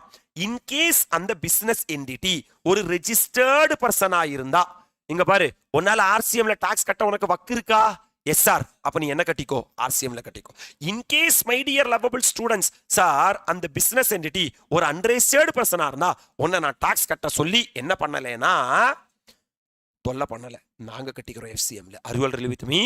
அப்படின்னா மை டியர் லவபிள் ஸ்டூடெண்ட்ஸ், எவ்வளவு பியூட்டிஃபுல்லான ஒரு சார்ட் போட்டிருக்கேன் பாரு. ரெண்டிங் ஆஃப் என்ன ப்ராப்பர்ட்டி? Removable property. அது யார் ரெண்ட் பண்றா? Government or local authority rent பண்றாங்க. Hello sir. தென் இல்லைனா யார் ரெண்ட் பண்றா? Indian railway. இந்தியன் ரயில்வேனா always FCM my dear lovable students. Recipient registered பர்சனா இருக்கட்டும், அன்ரெஜிஸ்டர்ட் பர்சனா இருக்கட்டும், இந்தியன் ரயில்வேனா எஃப்சிஎம், இந்தியன் ரயில்வேனா எஃப்சிஎம், இந்தியன் ரயில்வேனா எஃப்சிஎம். அறிவல் with me. இனி சார் இம்மூவபிள் ப்ராப்பர்ட்டியை வாடகை கொடுத்தது யாரு? ஒரு யாரு? Government or local authority. ரெசிபியன் என்னவா இருந்தா? ரெஜிஸ்டர்ட் பர்சனா இருந்தா அவன் என்னவா தான் இருக்கான்? ஸ்ட்ராங்கா தான் இருக்கான். என்ன கட்டி தொலை. இன்கேஸ் அவன் அன்ரெஜிஸ்டர்ட் பர்சனா இருந்தா அவன் என்னவா இருக்கான்? வீக்கா இருக்கான். அப்படின்னா என்ன கட்டுனா? எஃப்சிஎம் கட்டு. உங்களால அப்ரிஷியேட் பண்ண முடியுதா இல்லையா? Yes sir. தட் மீன்ஸ் இங்க பாரு, renting of immovable property to என்ன பர்சன்? Unregistered person. என்ன charge? Forward charge is applicable. Right, sir? Sir, if renting of immobile property to a registered person, என்னது? RCM. That's it. That's it. Hello, sir? Very important point I'm going to talk about. Amendment I am going to talk about. Sir, நீ யாரா வேணா ரியா? நீ யாரா வேணா ரியா? நீ வந்து ஒரு வீட ரெசிடென்ஷியல் டுவெல்லிங்க வாடகை கொடுற. யாருக்கு வாடகை கொடுறேன்னா ஒரு ரெஜிஸ்டர்டு பர்சனுக்கு வாடகை கொடுற. Hello sir. Then registered person is the person who are liable to pay tax under reverse charge basis. Right? Residual dwelling is the place or property designed and used primarily for people to live in. நீ வந்து வீட்டில் உட்கார்ற வீடை நீ என்ன பண்றேன்னா வாடகை கொடுற. Hello sir. யாருக்கு? Registered person. Registered person is the person who are liable to pay tax on reverse charge basis. இப்போ வர்றேன். இப்ப நான் யார வாடகை கொடுறத பத்தி பேசினேன்? வீட வாடகை கொடுறத பத்தி பேசினேன். ரைட்டா? இப்ப renting of any property other than residential dwelling. நான் கமர்ஷியல் ப்ராப்பர்ட்டியை வாடகை கொடுறேன். இப்ப எங்கிட்ட ஒரு என்ன இருக்குன்னா கமர்ஷியல் ப்ராப்பர்ட்டி இருக்கு. வீடு இல்ல கமர்ஷியல் ப்ராப்பர்ட்டி இருக்கு. ஓகே. கமர்ஷியல் ப்ராப்பர்ட்டி யாரு வச்சிருக்கன்னா ஒரு அன்ரெஜிஸ்டர்டு பர்சன். வீடு யாரு வேணா வச்சுக்கலாம். வீட யாரு வேணா வச்சுக்கலாம். இது வந்து யாரு வச்சிருக்கா? Unregistered person. அப்ப இவன் என்னவா இருக்கான்? வீக்கா இருக்கான். யாருக்கு வாடகை கொடுறேன்னா டு a registered person. யாருக்கு வாடகை கொடுறேன்? other than a person who is traveling through composition levy. அந்த registered person யாரா இருக்க கூடாதுன்னா composition levyல டிராவல் பண்ண கூடாது. Hello sir. அப்படினா யாரு tax கட்டணும்னா registered person is the person who are liable to pay tax. இங்க பாரு, வீடு residential property other than residential property. நீ ரெசிடென்ஷியல் ப்ராப்பர்ட்டி யார் வேணா வச்சுக்கோ. அந்த ரெசிடென்ஷியல் ப்ராப்பர்ட்டியை வாடகை கொடுற அப்படின்னா ரெஜிஸ்டர்ட் பர்சனுக்கு வாடகை கூட்டா registered recipient is the person who are liable to pay tax.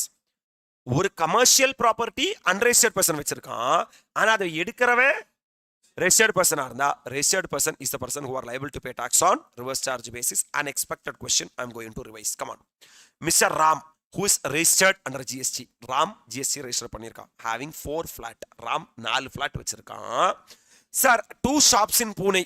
பூனேல 2 கடை வச்சிருக்கான்.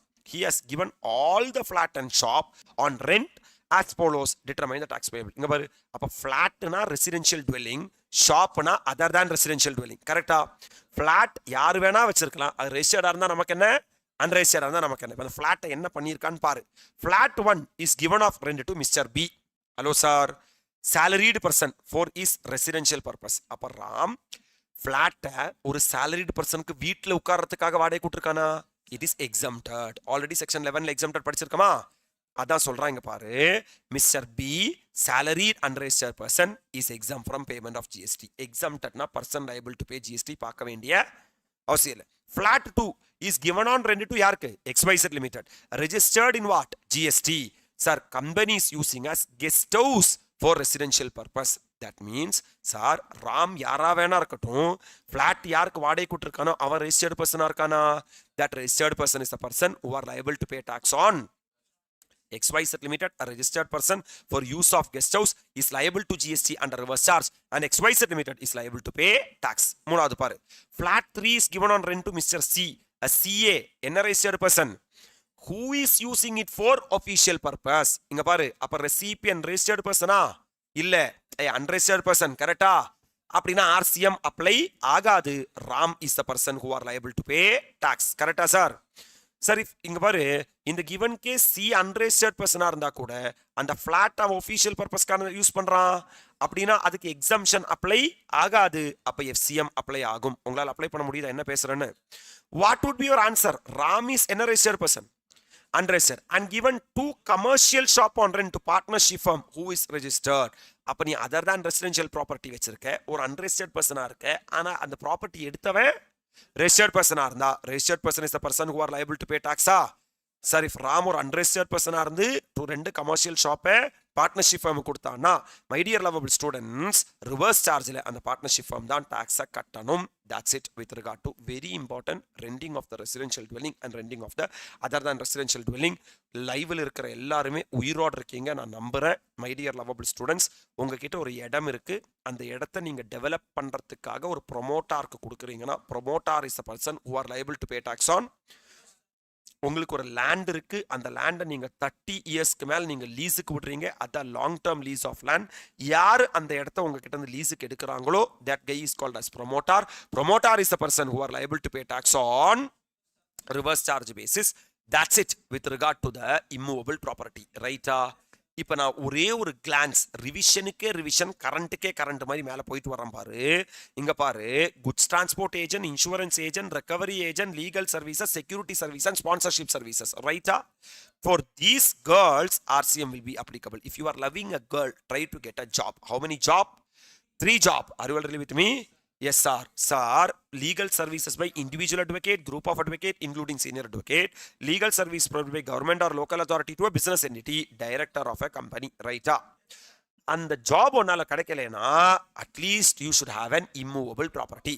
Immovable property service provided by government or local authority by way of renting to a renting of any property, immovable property, renting of residential dwelling, the renting of other than residential dwelling, sir, development right or long term lease of land. உங்களால appreciate பண்ண முடியுதா? ஒரு பொண்ணை love பண்ணி ஒரு வேலையும் இல்லை, ஒரு இம்மூவபிள் ப்ராப்பர்ட்டியும் இல்லைன்னா உங்களோட எல்லா ஒரிஜினல் ஒர்க்கும் நாசமாக போயிடும். பின் அந்த பொண்ணுக்காக நான் மியூசிக் போட்டேன், ட்ராமா ஆடினேன், ஆர்டிஸ்டாக மாறினேன், சார் நான் ஒரு ஆத்தராக இருந்தேன், நான் மோட்டார் வெஹிக்கிள் வாடகைக்கு எடுத்து அந்த பொண்ணை புல்லட்டில் பின்னாடி உட்கார வச்சு கொண்டு போனேன். ஹலோ சார், புல்லட்டில் வர சொன்னியே, வந்தனே, கையை விட்டு ஓட்ட சொன்னியே, செஞ்சனே, ஸ்டைலுன்னு நான் நினைச்சேன், ஸ்ட்ரக்சரில் ஏற்றி புட்டையே. ரைட்டு? தென் அந்த பொண்ணுங்களுக்கு my dear lovable students Indian மாப்பிளைய பிடிக்காது. Service provided by a person who are situated outside India to a person who are situated in India, foreign மாப்பிளைய மட்டும்தான் பிடிக்கும். அதனால வெறும் பொண்ணை லவ் பண்ணிட்டு வேலை கிடைக்காம இம்மூவபிள் ப்ராப்பர்ட்டி இல்லாமல் இருந்துராதே. அப்படின்னா உன்னோட ஒரிஜினல் ஒர்க் எல்லாமே நாசமாக போயிடும். அப்படி நாசமாக போனதுக்கு அப்புறம் நீ பேங்கா போய் பிச்சை எடுத்து லோன் எடுத்து பேங்கோட பல ப்ராடக்டையும் விற்க வேண்டியதாக நடக்க வேண்டியதாக இருக்கும். நான் individual direct selling agent. Hello sir, நான் ஒரு பிஸ்னஸ் ஃபெசிலிட்டேட்டர். பேங்க் யாருக்கெல்லாம் லோன் கொடுக்கணும், யாருக்கெல்லாம் லோன் வேணும், நான் உங்களுக்கு வந்து 2 பேரை கனெக்ட் பண்ணி தரேன் அப்படின்னு சொல்லணும். இல்லை நான் பிஸ்னஸ் கரஸ்பாண்டன்ட்க்கு ஒரு ஏஜெண்டாக ஒர்க் பண்ணுறேன், உன்னால் பிஸ்னஸ் கரஸ்பாண்டன்ட் ஆக முடியாது. ஹலோ சார், நான் வந்து RBIக்கு சார் ஓவர் சீயிங் கமிட்டியாக இருக்கேன் அப்படின்னா மை டியர் லவபிள் ஸ்டூடெண்ட்ஸ் உன்னோட இருக்கிற எல்லா செக்யூரிட்டிஸையும் வாடகை கூட்டுட்டு நடுத்தருவில் பிச்சடா எடுக்கணுமே தவிர. ஹலோ சார், அவன் இத்தனை நேரம் ப்ரொவிஷன் சொன்னதை கவனிக்காம சாங்கு நல்லா இருக்குன்னு பாட்டு பாடிட்டு இருக்கான். Right, very good, fantastic to the core. இங்கே போனேன்னா பிச்சை தான் எடுக்கணும் நீ. அதாவது பேங்க்ல டைரக்ட் செல்லிங் ஏஜென்டா இருக்கணும், business facilitator to banking company, business correspondent to business correspondent, members of overseeing committee to RBI, sir lending of securities அப்படின்னு வந்துச்சுன்னா அப்புறம் சார் நேராக போய் ஒரு அரபிக் கடலோரம் ஒரு வீட்டை பார்த்தேனே, அந்த வீட்டு கதவை தட்டி தட்டி பிச்சை கேட்டேனே, அம்மா பிச்சை போடுங்க அம்மா. கேட்டிருக்கியா? அதெல்லாம் பாம்பேல வர பாட்டு. அந்த டைம்ல ஏஆர் ரஹ்மான் 2 நாளுக்கு முன்னாடி தான் சார் பர்த்டே முடிஞ்சு. அவர் இதெல்லாம் கேட்டால் தூக்கு பிடிச்சி எது போயிடுவார். Come on, fantastic to the core. சூப்பர்ரா சூப்பர்ரா, உன் ஃபேவரேட்டா? இதுக்கப்புறம் கேளு, எப்போ கேட்டாலும் எனக்கு இதுதான் ஞாபகம் வரும். Yes sir, nice song sir, once more. Nice song once more. ஆமா, fantastic to the core. Sir ma'am வந்து இருக்காங்க. மேம் வந்துருக்காங்களா? மேம் வந்துருக்காங்களா கேட்கலாம். நைட்டு 11 மணிக்கு எப்படி மேம் வருவாங்க? ஐமன் வா, மேட்ருக்கு வா, கமான். விஷயத்துக்கு வா. அப்ப நம்ம எதை பத்தி டிஸ்கஸ் பண்ணுவோம்னா ஒரிஜினல் ஒர்க்ஸ் பத்தி நம்ம டிஸ்கஸ் பண்ணுவோம். Right sir? Yes sir. Oh ma'am வந்து சாட்ல வந்திருக்காங்களா? Ma'am on live. Ma'am are you on live? Yes sir. எங்க மேம்? சாட்ல சார். ஓ அப்படியா? ஆமா sir. Oh yes sir. Okay. டே லாடின் ரொம்ப ஓவர் ஃபாஸ்ட் ஃபார்வர்டிங்கா இருக்கான். தீபன் டேக் கேர், அவ்வளவுதான் நான் சொல்லுவேன். ரைட். Okay ma'am. மேம் ஒரு ஹாய் சொல்லுங்க மேம். என்ன மேம் நீங்க? Yes sir. Hello ma'am. Yes sir. இன் comment section ma'am. Super sir. Sir ஒரே கம்ப்ளைண்ட்ஸ். வந்துட்டாங்க. Hi ma'am. Ma'am you know ma'am, we are going to touch our 3K ma'am. In live we are going to touch our 3K ma'am. Super ma'am. Fantastic. So original ஒர்க்கை பற்றி நம்ம பேசுகிறோம். Right sir? Original work relating to musical, dramatical and artistical my dear lovable students. Right sir? Sir இங்கே பாருங்க sir, நான் ஒரு music கம்போசராக இருக்கேன், நான் ஒரு ஃபோட்டோகிராஃபராக இருக்கேன், நான் ஒரு ஆர்டிஸ்ட் ஆர் லைக்காக இருக்கேன், நான் ஒரு சார் இவங்க எல்லாருமே ஒரிஜினல் ஒர்க் பண்ணி my dear lovable students. Hello sir. Music கம்பெனிக்கோ ப்ரொடியூசருக்கோ லொகேட் இந்த டாக்ஸபிள் டெரிட்டரிக்கு நம்ம என்ன கொடுக்குறோன்னா அந்த வேலை பண்ணதை கொடுக்குறோன்னா இவங்க எல்லாருமே வீக்கு. யாரு? Music composer, photographer, artist are the like. ஏன்னா அவங்க புது புது விஷயங்களை கண்டுபிடிச்சிட்டே இருக்கணும். Are you all really with me?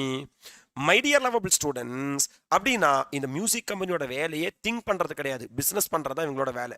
ப்ரொடியூசரோட வேலையே பிசினஸ் பண்றது தான் வேலை. அப்ப கிரியேட்டிவா யோசிக்கிறவன் கிரியேட்டிவா யோசிக்கட்டும்.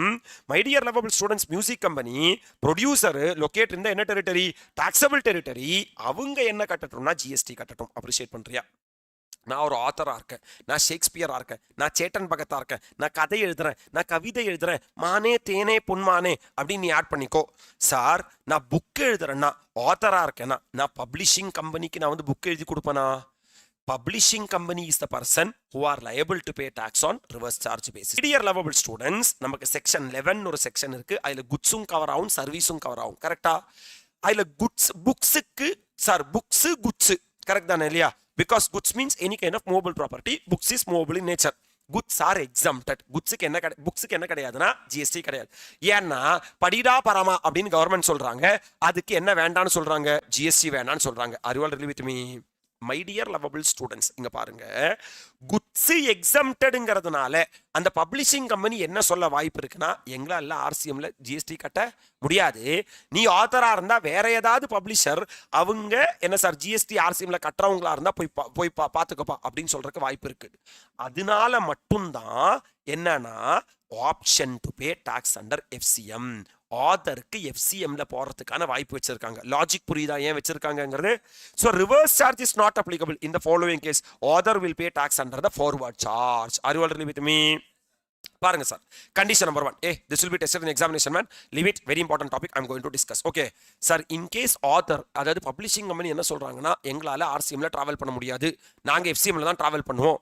சார் நீங்க எஃப்சிஎம்ல வேணா டிராவல் பண்ணீங்க அப்படின்னு சொன்னா author is suppose to take registration. Author கண்டிப்பா ரெஜிஸ்ட்ரேஷன் எடுத்துதான் ஆகணும். And he has to file a declaration in the prescribed form.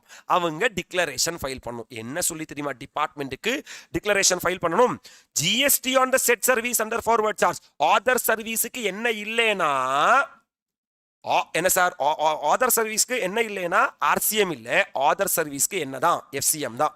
To comply with all the provision as they apply to a person liable for making paying the tax. that means இந்த ஆக்ட்ல இருக்கிற எல்லா ப்ரொவிஷன்ஸுமே எனக்கு தான் apply ஆகும், publishing கம்பெனிக்கு apply ஆகாது.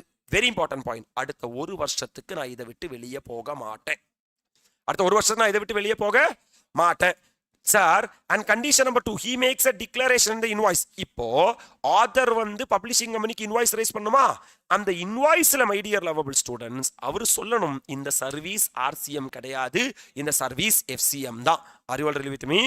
This is an expected question for examination, my dear lovable students. வாங்க sir, mister Vicky an unregistered famous author, அவர் ரெஜிஸ்ட்ரேஷன் எடுக்கல இது வரைக்கும், received 3 crore of consideration from Shiv Bhavan publication located in Indore for supply of service by of temporary transfer of copyright covered under section 13 of the Copyright Act relating to original literary of new book. புதுசா ஒரு book எழுதி கொடுத்திருக்காரு, அதுக்கு அவருக்கு 3 கோடி ரூபாய் என்ன வந்திருக்குன்னா consideration. Are you all with me?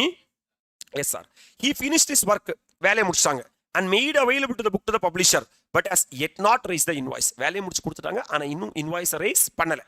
Mr. Vicky is of the view that SPB is liable to pay tax under reverse charge. Yes, sir, because other services are liable to tax on reverse charge. SPB does not concur with this view and is not ready to deposit the tax under any circumstance. அவர் என்ன சொல்றானா, என்னால முடியவே முடியாதுப்பா, நான் already unregistered பர்சனா இருக்கேன், இப்போ உனக்காக என்னால என்ன பண்ண முடியாதுன்னா ரெஜிஸ்ட்ரேஷன் எடுக்க முடியாது, பிகாஸ் நான் சப்ளை பண்றது goods exempted goods under section 11. இப்போ உனக்காக ஆர்சிஎம் சொல்றேங்கிறனால நான் ரெஜிஸ்ட்ரேஷன் எடுக்கணும்னா வேற ஏதாவது பப்ளிஷர் போய் பார்த்துக்கோ. இப்போ இவன் என்ன சொல்றானா, sir exam in the view of Vicky ஃபெரார்ன் இஸ் கரெக்ட். எஸ், ஆக்சுவலா விக்கி என்னதான் கரெக்ட் தான். Further, if the wiki is correct, what is the records available with him? What wiki can do, my dear lovable students? Wiki can take the registration. Wiki can எடுக்கலாம், and he can declare that. அவன் என்ன declaration கொடுக்கலாம்னா, நான் FCMல போக ஆசைப்படுறேன், கரெக்டா, அடுத்த ஒரு வருஷத்துக்கு நான் FCM விட்டு வெளியே வர மாட்டேன், அப்ரிஷியேட் பண்றியா, அண்ட் நான் இன்வாய்ஸ் ரேஸ் பண்ணும்போது அந்த இன்வாய்ஸ்ல சொல்லுவேன் என்னோட சர்வீஸ் FCM தான், என்னோட சர்வீஸ் RCM. இப்படி சொன்னான்னா விக்கி கண்டிப்பா FCMல டிராவல் பண்ணலாம். Are you all really with me? Then my dear lovable students, renting of motor vehicle. புல்லட்ல வர சொன்னியே, very important part man, very important part, because it needs good understanding. Okay, இங்க பாருங்க, இப்போ நான் ஒரு கார் வச்சிருக்கேன், அந்த கார் நான் வந்து ரெண்ட் விடுறேன், வாடகைக்கு விடுறேன், ஓகேவா சார்? அதுக்கு GST வருமா இல்லையா? This may be tested in examination. பாருங்க, any person other than body corporate. ஏன்னா பாடி கார்பரேட்டா இருந்தா ஆல்ரெடி என்னவா இருக்கான், ஸ்ட்ராங்கா இருக்கான், RCM தேவை இல்லை. அப்போ சப்ளையர் யாரா இருக்க கூடாது, பாடி கார்பரேட்டா இருக்க கூடாது. Point number 1, supplier does not issue invoice charging GST at 12%. அப்படின்னா சப்ளையர் 12% GST கலெக்ட் பண்ண கூடாது. சப்ளையர் 12% GST கலெக்ட் பண்ண, இப்போ பாடி கார்பரேட் இல்ல உடனே RCM, பாடி கார்பரேட்டர் இருக்கக்கூடாது, condition number 1. Supplier 12% GST collect பண்ண கூடாது, கண்டிஷன் நம்பர் 2. ஒத்துக்கிறியா? Service recipient is body corporate, locate இந்த என்ன டெரிட்டரி, டாக்ஸபிள் டெரிட்டரி. சார் நான் பாடி கார்பரேட் கிடையாது, ஆனா இந்த சர்வீஸ் வாங்குறவன் என்ன கார்பரேட் தான், பாடி கார்பரேட் தான். அப்ப நான் பாடி கார்பரேட்டா இருக்கக்கூடாது, சர்வீஸ் வாங்குறவன் பாடி கார்பரேட்டா இருக்கணும், நான் GST 12% கலெக்ட் பண்ண கூடாது. அப்படின்னா my dear lovable students, sir RCM will be, அழகா என் கூட இருங்க, person liable to tax under renting of என்ன வெஹிக்கிள் சர்வீஸ், மோட்டார் வெஹிக்கிள். நான் வந்து மோட்டார் வெஹிக்கிள் ரெண்ட் பண்றேன், நான் GST எவ்வளவு % கலெக்ட் பண்றேன்? That's it, always FCM. Sir forward charge, person liable to pay GST is a supplier. புரியுதா? GST is payable at எவ்வளவு %? 5%. அப்ப நான் என்ன பார்க்கணும்னா, நான் பாடி கார்பரேட்டா அதர் தான் பாடி கார்பரேட்டா பார்க்கணும். சப்ளையர் இஸ் என்ன கார்பரேட் அப்படின்னா என்ன charge, forward charge. Supplier is other than body corporate. இப்போ யாரை பார்க்கணும்னா ரெசிபியன்ட் பார்க்கணும், கரெக்டா? ரெசிபியன் பாடி கார்பரேட்டா இருக்கலாம், ரெசிபியன் அதர் than பாடி கார்பரேட். ரெசிபியன் பாடி கார்பரேட்டா இருந்தாங்கன்னா சப்ளையர் வீக்கா இருக்காங்க, ரெசிபியன் யாரா இருக்காங்க, ஸ்ட்ராங்கா இருக்காங்க, person liable to pay GST is the recipient. ஒத்துக்கிற நீ? In case ரெசிபியன் sir other than body கார்பரேட்டா இருந்தாங்கன்னா இதுக்கு யாரே மேல், சப்ளையரே மேல். ஏன்னா சப்ளையர் வீக்கா இருக்காங்க, இவன் படி வீக்கா இருக்கான் அப்படின்னா forward charge will be applicable. Person liable to pay GST is the supplier. Are you all really with me? உங்களுக்காக மை டியர் லவபிள் ஸ்டூடெண்ட்ஸ் நான் எக்ஸாம்பிள்ஸ் டிஸ்கஸ் பண்றேன். இப்போ நான் சப்ளை பண்றது ANM, நான் என்ன பர்சன், நான் ANM. அப்ப நான் யார் கிடையாது, பாடி கார்பரேட் கிடையாது. நான் வெறும் 5% தான் GST வாங்குறேன். ஆனா நான் ஒரு ஸ்டூடெண்ட்டுக்கு என்ன பண்ணியிருக்கேன்னா வண்டியை வாடகை கூட்டிருக்கேன். நான் வீக்கு, அவன் படி week, sir forward charge will be applicable. RCM apply ஆகாது. அப்ரிஷியேட் பண்றேன். நீ நான் ஒரு ரெஜிஸ்டர்டு பர்சனா இருக்கேன், நான் 5% தான் என்ன வாங்குறேன், GST வாங்குறேன். ஆனா நான் ஸ்டூடெண்ட்ஸ் லிமிட்டெடுக்கு வாடகை கூட்டிருக்கேன் அப்படின்னா ரெசிபியன் யாரா இருக்கான், அப்ப RCM will be applicable. நான் வீக்கு, அவன் ஸ்ட்ராங். கேம் புரியுதா? நான் ஒரு ரெஜிஸ்டர்டு பர்சனா இருக்கேன், நான் 5% தான் GST வாங்குறேன். ஆனா நான் யாருக்கு, சாரி, நான் ஒரு பாடி கார்பரேட்டா இருக்கேன், நானே என்னவா இருக்கேன், பாடி கார்பரேட்டா இருக்கேன். RCM பார்க்க வேண்டிய, நான் ஒரு அன்ரெஜிஸ்டர்டு பர்சனா இருக்கேன், நான் இன்வாய்ஸே ரைஸ் பண்ணல, ஸ்டூடெண்ட்ஸ் லிமிட்டெடுக்கு தான் நான் வாடகை கூட்டிருக்கேன் அப்படின்னா நான் வந்து 12% கலெக்ட் பண்ணல, நான் ஒரு பாடி கார்பரேட் கிடையாது. My dear lovable students, hello sir, sir recipient body கார்பரேட்ங்கிறனால RCM will be applicable. நான் ஒரு ரெஜிஸ்டர்டு பர்சனா இருக்கேன், நான் காம்போசிஷன் ஸ்கீம்ல ரெஜிஸ்டர் பண்ணியிருக்கேன் அப்படின்னா நான் 12% டாக்ஸ் கலெக்ட் பண்ணல, நான் பாடி கார்பரேட்டும் கிடையாது, நான் ANM இருக்கேன். ஸ்டூடெண்ட்ஸ் லிமிட்டெடுக்கு வாடகை கூட்டிருக்கேன்னா students limited is the person who are liable to pay tax on reverse charge basis. எல்லாருக்குமே அழகா அப்ரிஷியேட் பண்ண முடியுதா, புரியுதா சார்? எல்லாருக்கும் அழகா அண்டர்ஸ்டாண்ட் பண்ண முடியுதா? ஒன்று என்ஜாய் பண்ணு, ஒன்று கமெண்ட் செக்ஷன் ஒன்று என்ஜாய் பண்ணி பார்க்கலாம். My dear lovable students, this is a reason circular which regarding the body corporate. என்ன தெரியுமா, இப்போ ஒரு வெஹிக்கிளை வாடகைக்கு எடுக்கிறதும் வெஹிக்கிளை புக் பண்ணுறதும் டிஃப்ரென்ஸ் இருக்கு. ஓலா ஊபரில் நீ புக் பண்ணுறதா இருந்தா மை டியர் லவபிள் ஸ்டூடெண்ட்ஸ், வண்டி வரும், ஏற்றும் இறக்கும், கிளம்பிடும். கரெக்டா? அந்த சர்வீஸை பற்றி நம்ம இங்கே பேசவே இல்லை. நம்ம எதை பற்றி பேசுகிறோம்னா வெஹிக்கிளே வாடகைக்கு எடுக்கிறோம், ஏன் சௌகரியத்துக்கு அந்த வெஹிக்கிளை நான் என்ன பண்ணிக்கலாம்னா யூஸ் பண்ணிக்கலாம். ரைட்டா சார்? அதை தான் நம்ம டிஸ்கஸ் பண்ணுறோம். அப்போ service of renting of motor vehicle designed to carry என்ன passengers. Sir, there is a clear distinction between two services. Renting of motor vehicle வேற, பேசஞ்சர் டிரான்ஸ்போர்ட்டேஷன் சர்வீசஸ் வேற. என்ன ஒத்துக்கிறியாப்பா? ரெண்டிங் ஆஃப் மோட்டார் வெஹிக்கிள்னா நான் வண்டியை எடுத்துட்டேன்னா அந்த வண்டி ஏன் கண்ட்ரோல் இருக்கும். கரெக்டா? பேசஞ்சர் டிரான்ஸ்போர்ட்டேஷன் சர்வீசஸ்னா வண்டி வரும், ஏத்தும், இறக்கி விடும், போகும். கரெக்டா? எதுக்கு ஆர்சிஎம்? ரெண்டிங் ஆஃப் மோட்டார் வெஹிக்கிளுக்கு ஆர்சிஎமா, பேசஞ்சர் டிரான்ஸ்போர்ட்டேஷன் சர்வீஸ்க்கு ஆர்சிஎமா? ரெண்டிங் ஆஃப் மோட்டார் வெஹிக்கிளுக்கு மட்டும்தான் ஆர்சிஎம். அது இல்லாம பேசஞ்சர் டிரான்ஸ்போர்ட்டேஷன் சர்வீஸ்க்கு என்ன கிடையாது. ஒரு அப்ளிகேஷன் லெவல் கொஸ்டின் நம்ம போடும் பாரு. It's an expected question my dear lovable students. வாங்க. AMCO India Limited, a trader engaged in supply of goods and service and at intra-state level. Okay, sir. Its aggregate turnover for the financial year is 12.75 lakhs. Last year, immediately preceding previous year, 20 lakh exceed avula. Appadina unga unregistered person solla varanga. Right? It current financial year up to September, aggregate turnover of outward supply of AMCO Limited was 10.35 lakhs. Hello, sir. இது வரைக்கும் 10.35 lakhs தான் outward supply. அப்போ இன்னும் 20 lakhs என்ன ஆகல, exceed ஆகல. AMCO Limited does not get it itself registered under GST as a threshold limit does not cross the 20 lakhs. ஓ, இத்தனை நேரம் பேசுறதா சொல்றான். இவனோட டர்ன் ஓவர் எக்ஸீட் ஆகாது, அவன் ஒரு அன்ரெஜிஸ்டர்ட் பர்சன். ஆமா. In the meanwhile, it has availed the service way of renting of என்ன vehicle? Motor vehicle. மிஸ்டர் பூனாவாலானா இண்டிவிஜுவல், அவன் பாடி கார்பரேட் கிடையாது. Total consideration of 1.5 lakh including cost of fuel. அப்படின்னா இது ரெண்டிங் ஆஃப் மோட்டார் வெஹிக்கிளா? Mister Poonawala opted for paying tax at 5%. அப்படின்னா அவன் 12% opt பண்ணல. அப்படின்னா மை டியர் லவபிள் ஸ்டூடெண்ட்ஸ், இதுக்கு ஆர்சிஎம் அப்ளை ஆகும். கரெக்டா? ஏன்னா இவன் AMCO இந்தியா லிமிடெட் என்ன கார்பரேட்? Body corporate. சார், என்னோட டர்ன் ஓவர் இன்னும் எக்ஸீட் ஆகலையே, பின்ன எதுக்கு நாங்க செக்ஷன் 24 வச்சிருக்கோம் கம்பல்சரி ரெஜிஸ்ட்ரேஷன்? யாரெல்லாம் 9353 சர்வீஸ் வாங்குறாங்களோ அவங்களோட டர்ன் ஓவர் என்ன ஆகலனா கூட, எக்ஸீட் ஆகலனா கூட கம்பல்சரி ரெஜிஸ்ட்ரேஷன் எடுத்து தான் நீ டாக்ஸா கட்டணும். R you all really with me? அப்ப இங்க பாருங்க sir, in the given case AMCO Limited shall be liable to be registered under GST and pay tax of 1.5 lakhs under reverse charge. Also AMCO Limited need to apply for what registration?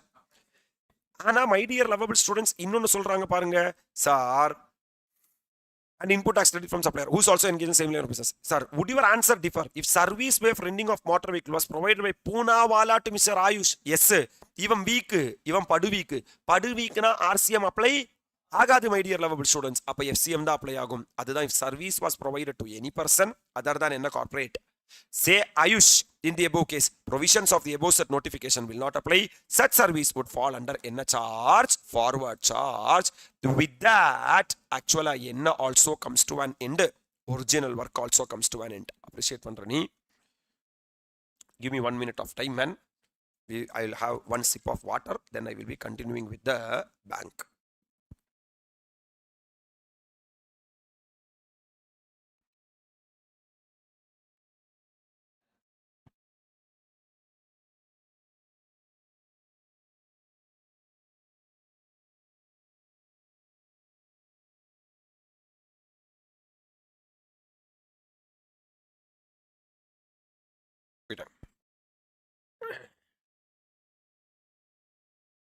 Yes, man. Officially, we have touched the 3K, sir. It's going very good. I hope that உங்களுக்கு எல்லாருக்குமே வந்து GST படிச்ச எல்லாருக்குமே வந்து செமையா recall ஆகுதுன்னு நினைக்கிறேன். The session என்ன sir looks very very great for you. நம்புறேன். My dear lovable students, sir நல்லா ரிவைஸ் பண்ணுங்க, செமையா ரிவைஸ் பண்ணுங்க. நான் இருக்கேன் கூட, கவலையே படாதீங்க.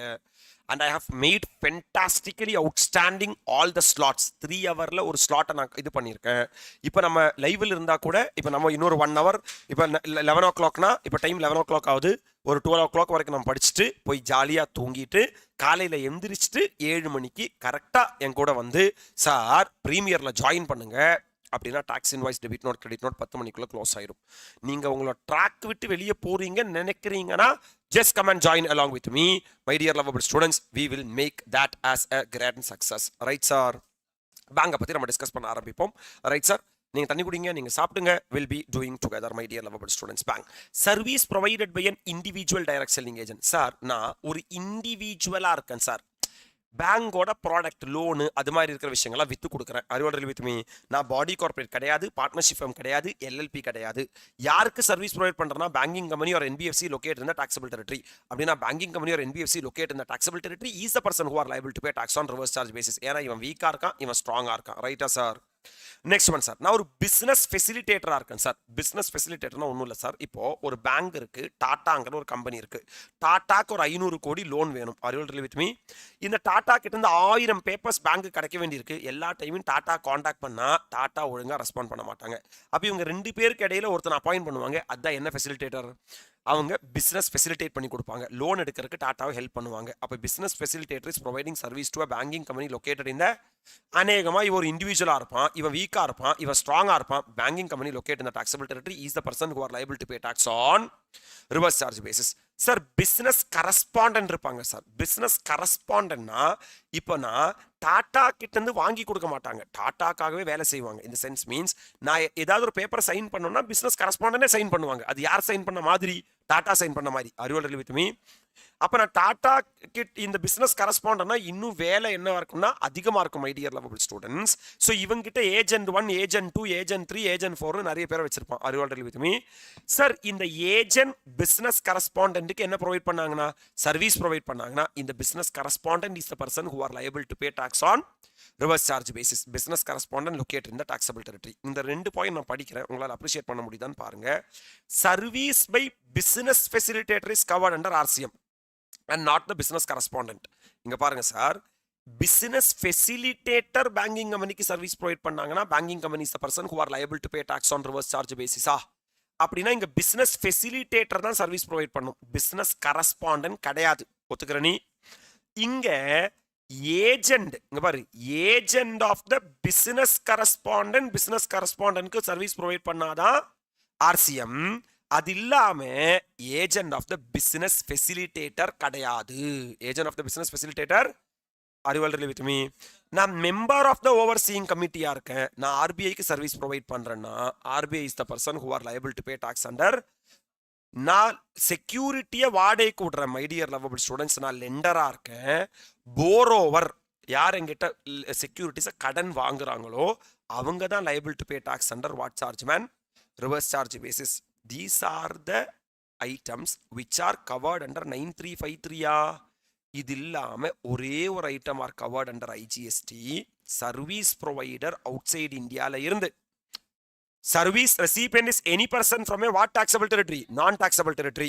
Then a person who are situated in the taxable territory is the person who are liable to pay tax on reverse charge basis. அதுக்கு ஒரே ஒரு exception which is non-taxable online recipient. NTOR. Non-taxable online recipient இருந்தா அது FCM. Taxable online recipient இருந்தா அது RCM with regard to the importation of services. That means, my dear lovable students, we are through with 9353. Hello sir. 9454 not much relevant. இருந்தாலும் உனக்கு நான் வந்து 2 minutes 3 minutesல highlight பண்ணி தரேன். ஒண்ணுமே இல்லை. 9454 என்ன சொல்றாங்கன்னா ரெசிபியன் காசா கிராண்டா இருக்காங்க. இவ அன்ரெஜிஸ்டர்டு பர்சன் கிட்ட பிரிக்கு இல்ல வந்து சிமெண்ட் இதெல்லாம் வந்து பர்ச்சேஸ் பண்றான். ஓகே, நீ என்ன பார்க்கணும்னா Casagrand input and input services capital goods நீ பர்ச்சேஸ் பண்ணியான்னு பார்க்கணும். Input and input services my dear lovable students Casagrand கிட்ட இருந்து பர்ச்சேஸ் பண்ணியிருக்க. இந்த காசா கிராண்ட் ரெஜிஸ்டர்டு பர்சன் கிட்ட மோர் தேன் 80% பர்ச்சேஸ் பண்ணியான்னு பார்க்கணும். மோர் தேன். இப்போ நான் 80% ரெஜிஸ்டர்டு பர்சன் கிட்ட பர்ச்சேஸ் பண்ணியிருக்கேன்னா 20% அன்ரெஜிஸ்டர்ட் பர்சன் கிட்ட தானே பர்ச்சேஸ் பண்ணியிருக்கேன். அந்த 20%குள்ள சிமெண்ட் இருக்கான்னு பார்க்கணும். சிமெண்ட் இருக்குன்னா சிமெண்ட்டுக்கு 28% RCM கட்டணும். அதர் தான் சிமெண்ட்டுக்கு நீ வந்து ஜிஎஸ்டி கட்ட வேண்டிய என்ன இல்லைன்னா அவசியம் இல்லை. அப்ரிஷியேட் பண்ற நீ. அறிவாள் ரிலி வித் மீ. அதே மாதிரி my dear lovable students, sir நான் ஒரு காசா கிராண்டா இருக்கேன், 60% தான் நான் ரெஜிஸ்டர்ட் பர்சன் கிட்ட இருந்து என்ன பண்ணியிருக்கேன்னா பர்ச்சேஸ் பண்ணியிருக்கேன். அப்போ நான் அந்த 60லேருந்து 80 வரைக்கும் பார்க்கணும், 80லேருந்து 100 வரைக்கும் பார்க்கணும், ரைட்டா? இந்த 60லேருந்து 80 வரைக்கும் சிமெண்ட் இருக்கலாம், அதர் தான் சிமெண்ட் இருக்கலாம். சிமெண்ட் இருந்தால் 28% RCM கட்டணும், அதர் தான் சிமெண்ட்டுக்கு 18% RCM கட்டணும், ரைட்? இந்த 80 to 100%ல சிமெண்ட் இருக்கலாம், அதர் தான் சிமெண்ட் இருக்கலாம். அந்த சிமெண்ட்டுக்கு 28% RCM கட்டணும், அதர் தான் சிமெண்ட்டுக்கு நீ RCM கட்ட வேண்டிய அவசியம் இல்லை. அப்ரிஷியேட் பண்றியா? இதே இது நீ ஒரு காசா கிராண்டா இருக்க, பிளான்ட் அண்ட் மிஷினரி வாங்குற நீ ரெஜிஸ்டர்ட் பர்சன் கிட்ட வாங்கினா அவ FCMல கட்டுமா, அன்ரெஜிஸ்டர்ட் பர்சன் கிட்ட வாங்கினா அப்ளிகபிள் டாக்ஸ் ரேட் என்னவோ அந்த அப்ளிகபிள் டாக்ஸ் ரேட்ல நீ வந்து GST கட்டணும். R you all really with me what I ஆம் talking to you?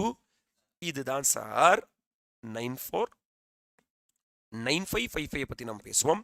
9555 sir, if any notified service has been provided by e-commerce operator is the person who are liable to pay tax on reverse charge basis. Sir, service by way of transportation of passenger like radio taxi, motor cab, maxi cab, motor cycle or any other motor vehicle except என்ன bus, omnibus. இங்க பாரு, Ola, Uber, Rapido எல்லாம் service provide பண்ணாங்கன்னா Ola, Uber, Rapido is the person who are liable to pay tax under reverse charge basis, right? Service by way of transportation of passenger by what bus? Omnibus. Except where person supplying such service through e-commerce operator is a what? Company. ஒன்னும் இல்லடா, இங்க வாடா. இப்போ நீ வந்து பேசஞ்சரை transport பண்ற, ஒமினி பஸ்ல transport பண்ணலாம், அதர் தான் ஒமினி பஸ்ல டிரான்ஸ்போர்ட் பண்ணலாம், ரைட்டா? ஒமினி பஸ்ல டிரான்ஸ்போர்ட் பண்றேன்னா அந்த ஒமினி பஸ்ஸை யார் வச்சிருக்கான்னு பாரு. சார், ஓன்டு பை த கம்பெனியா, அதர் தான் கம்பெனியா? அந்த கம்பெனி ஒமினி பஸ் வச்சிருக்காங்கன்னா ஃபார்வர்ட் சார்ஜ் மெக்கானிசம், ரைட்? ஏன்னா கம்பெனினா அவன் பாடி கார்பரேட், அவன் ஸ்ட்ராங்கா இருக்கான் அப்படின்னா FCM போய்க்கோ, ரைட்டா? Other than company na e-commerce operator eco charge will be applicable, right? Through other than omnibus na always enna charge man, eco charge 95 will be applicable. Appreciate பண்றனி. Accommodation services are இப்போ for example hotel, inn, guest house, club, camp site இவங்கெல்லாம் என்ன service provide பண்ணுறாங்கன்னா accommodation services provide பண்ணுறாங்க, right sir? இந்த accommodation services இப்போ OYO rooms, Goibibo எல்லாம் இருக்கு இல்லையா? OYO rooms is a person who are liable to pay tax under என்ன charge basis? Reverse charge base. Housekeeping service provide பண்றாங்க. இப்போ அர்பன் கிளாப் கக்கூஸ் கழுவ வருவாங்க, house Joy is there. Sir, இவங்க பிளம்பிங், கார்பெண்டரிங் இந்த சர்வீஸ் எல்லாம் இவங்க மூலமா சர்வீஸ் ப்ரொவைட் பண்ணேனா ECO is the person who are liable to pay tax under reverse charge basis. ஒத்துக்கிற நீ? ரெஸ்டாரண்ட் சர்வீசஸ், இப்போ நம்ம வேணா ரெஸ்டாரண்ட் வேணா என்ன பண்ணிக்கலாம்னா போயிட்டு முன்னாடியே வந்து டைனிங் புக் பண்ணிக்கலாம் இல்லையா? அப்போ அந்த e-commerce operator is the person who are liable to pay tax under reverse charge basis. 2 நிமிஷம் கவனிங்க, ஃபோக்கஸ்டாக கவனிங்க. This may be tested in examination. அந்த இ-காமர்ஸ் ஆப்ரேட்டருக்கு பிசிக்கல் பிரசன்ஸ் இல்லைனா, ஏன்னா இ-காமர்ஸ் ஆப்ரேட்டர்னா நெட்டில் இருக்கிறவன், கரெக்டா?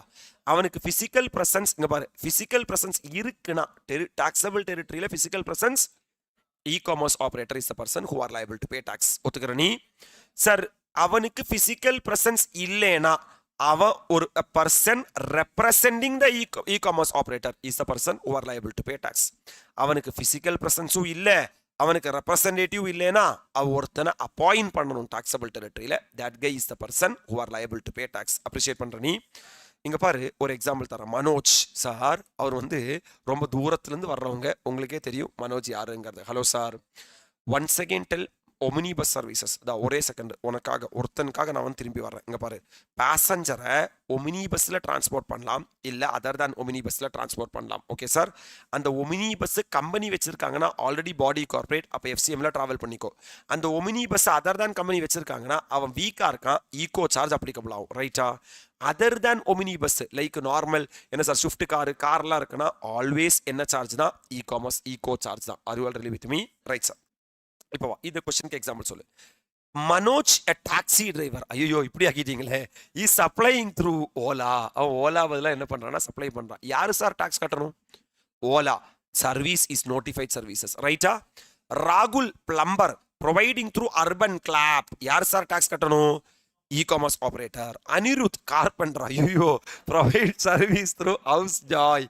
Are you all really with me? Yes sir. Service e-commerce operator is a person. Pavan Kalyan running a hotel through Oyo rooms. Service is a notified service. E-commerce operator is the person who are liable to pay tax. Sneha providing beautician services through urban club. Hey, beautician services kala enna kadiyaduna e-commerce operator kadiyadu. Eco charge irukka enna?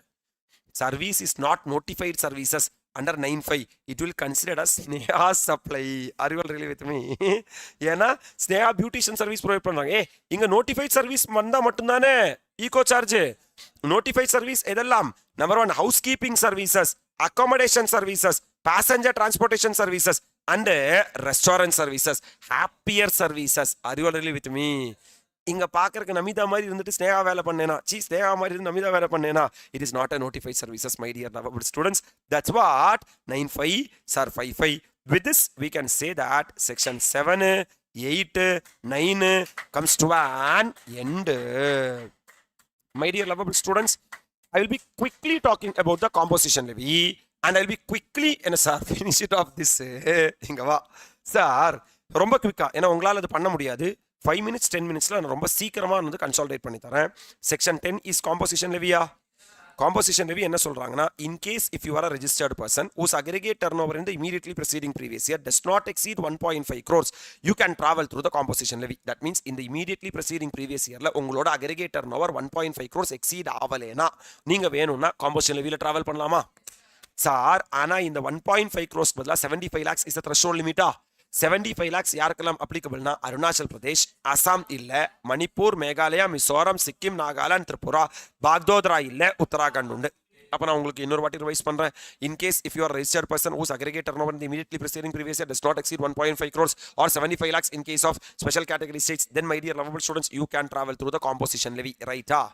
அப்ப registered person aggregate turnover 1.5 crores இல்ல 75 lakhs exceed ஆச்சுன்னா 9 ரூட்ல மட்டும் தான் travel பண்ண முடியும். 1.5 crores 75 lakhs exceed ஆவலைனா either 9 ரூட்ல travel பண்ணலாம் இல்ல 10 ரூட்ல டிராவல் பண்ணலாம், ஓ இஷ்டம். கரெக்ட்டா? For the purpose of composition levy, India can be classified into two categories. 8 special category states other than 8 special category states, right? 8 special category states எதெல்லாம்னா Arunachal Pradesh, Assam இல்ல, மணிப்பூர், மேகாலயா, மிசோரம், சிக்கிம், நாகாலாந்து, திரிபுரா, பாக்தோத்ரா இல்ல, உத்தராகண்ட் உண்டு, ரைட்டா? எவ்வளோ lakhs? 75 lakhs. Other than 8 special category states, other states 1.5 crores. Are you all really with me? Sir, நான் composition லெவில travel பண்ணலாமா இல்லையாமாங்கிறது aggregate டர்னோவரை பொறுத்து இருக்கு, ரைட்டா? My aggregate turnover includes all outward supply such as taxable supply, exempt supply, export of goods or service or both, interstate supply of the person having the same PAN to be computed on all India basis, right sir? And it excludes value of inward supply on which tax is liable to be paid on reverse charge by CGST, SGST, UTGST, IGST and cess, கரெக்டா? இந்த aggregate டர்னோவரை நீங்க calculate பண்ணும்போது my dear lovable students, sir இங்க பாருங்க, aggregate turnover previous இயருக்கு calculate பண்ணும்போது நான் எதையும் இன்க்ளூட் பண்ண மாட்டேன். ஆனா கரண்ட் இயர்ல aggregate turnover 1.5 crores 75 lakhs exceed ஆச்சுன்னா நான் வெளியே போய் ஆகணும், கரெக்டா? வெளியே போனோமா வேணாமான்னு கால்குலேட் பண்ணும்போது ஃபர்ஸ்ட் ஏப்ரல்ல இருந்து நான் ரெஜிஸ்ட்ரேஷன் எடுக்கிற வரைக்கும் இருக்கிற அந்த 10 lakh, அந்த 20 lakh, அந்த 40 lakhையும் நான் இன்க்ளூட் பண்ணி தான் ஆகணும். இந்த பாயிண்ட் நான் சொன்னது உங்களுக்கு ஞாபகம் இருக்கா? ஸோ உங்களுக்கு எக்ஸ்பிளனேஷன் நம்பர் 1 இருக்கு. எக்ஸ்பிளேஷன் நம்பர் 1 என்ன சொல்றாங்கன்னா, த்ரெஷோல்ட் லிமிட் டர்னோவரை இன்க்ளூட் பண்ணி தான் ஆகணும். ஆனா இன்ட்ரெஸ்ட் ஆர் டிஸ்கவுண்ட்டை இன்க்ளூட் பண்ணக்கூடாது. அதாவது நீங்க அக்ரிகேட் டர்னோவர் கரண்ட் இயருக்கு கால்குலேட் பண்றதா இருந்தா from the 1st of April இருந்து நான் ரெஜிஸ்ட்ரேஷன் எடுக்கிற வரைக்கும் இருக்கிற த்ரெஷோல்ட் லிமிட் டர்னோவரை இன்க்ளூட் பண்ணி தான் ஆகணும். ஆனா இன்ட்ரெஸ்ட் ஆர் டிஸ்கவுண்ட்டை இன்க்ளூட் பண்ணக்கூடாது, கரெக்டா?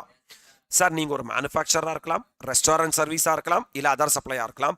மேனுஃபேக்சரா இருந்தா 1% of the state turnover, restaurant சர்வீஸா இருந்தா 5% of the state turnover, other சப்ளையா இருந்தா 1% of the taxable supply. Taxable supply, taxable supply உங்களால அப்ரிஷியேட் பண்ண முடியுதா? எல்லாரும் ரிப்பீட் பண்ணுங்க. மேனுஃபேக்சரா இருந்தா 1% of the state turnover, restaurant service இருந்தா 5% of the state turnover, trader இருந்தா 1% of the taxable supply, taxable supply, taxable supply, ரைட்டா? நான் காம்போசிஷன் லெவிக்குள்ள வரலாமா வேணாமாங்கிறது அக்ரிகேட் டர்னோவர். வந்தாச்சுன்னா நான் டாக்ஸ் கட்ட வேண்டியது ஸ்டேட் டர்னோவர். சார் அப்ப எனக்கு 2 டர்னோவர் இருக்கு, ஒன்று அக்ரிகேட் டர்னோவர் இருக்கு, ஸ்டேட் டர்னோவர் இருக்கு. அக்ரிகேட் டர்னோவர் வந்து காம்போசிஷனுக்குள்ள வரலாமா வேணாமா? ஸ்டேட் டர்னோவர் நான் டாக்ஸ் கட்டுறதுக்காக, ரைட்டா? ஸ்டேட் டர்னோவர்ல to be computed on all India basis having the same PAN அது மட்டும் இருக்காது. அறிவல் வித் மீ மிச்சம் எல்லாமே ஸ்டேட் டர்னோவர்ல இருக்கும், ரைட்டா? சார் ஸ்டேட் டர்னோவருக்கு எக்ஸ்பிளனேஷன் நம்பர் 2 இருக்கு. எக்ஸ்பிளனேஷன் நம்பர் 2 என்ன சொல்லுதுன்னா, த்ரெஷோல்ட் லிமிட் டர்னோவர் நான் இன்க்ளூட் பண்ணக்கூடாது. சார் அது மாதிரி இன்ட்ரெஸ்ட் ஆன் டிஸ்கவுண்ட்டையும் இன்க்ளூட் பண்ணக்கூடாது. ஏன்னா ஸ்டேட் டர்னோவருக்குள்ள த்ரெஷோல்ட் லிமிட் டர்னோவர் இன்க்ளூட் பண்ணேன்னா ஸ்டேட் டர்னோவர் இன்க்ரீஸ் ஆயிடும். அநியாயமா ஸ்டேட் டர்னோவருக்கு என்ன கட்ட வேண்டியதா இருக்கும்?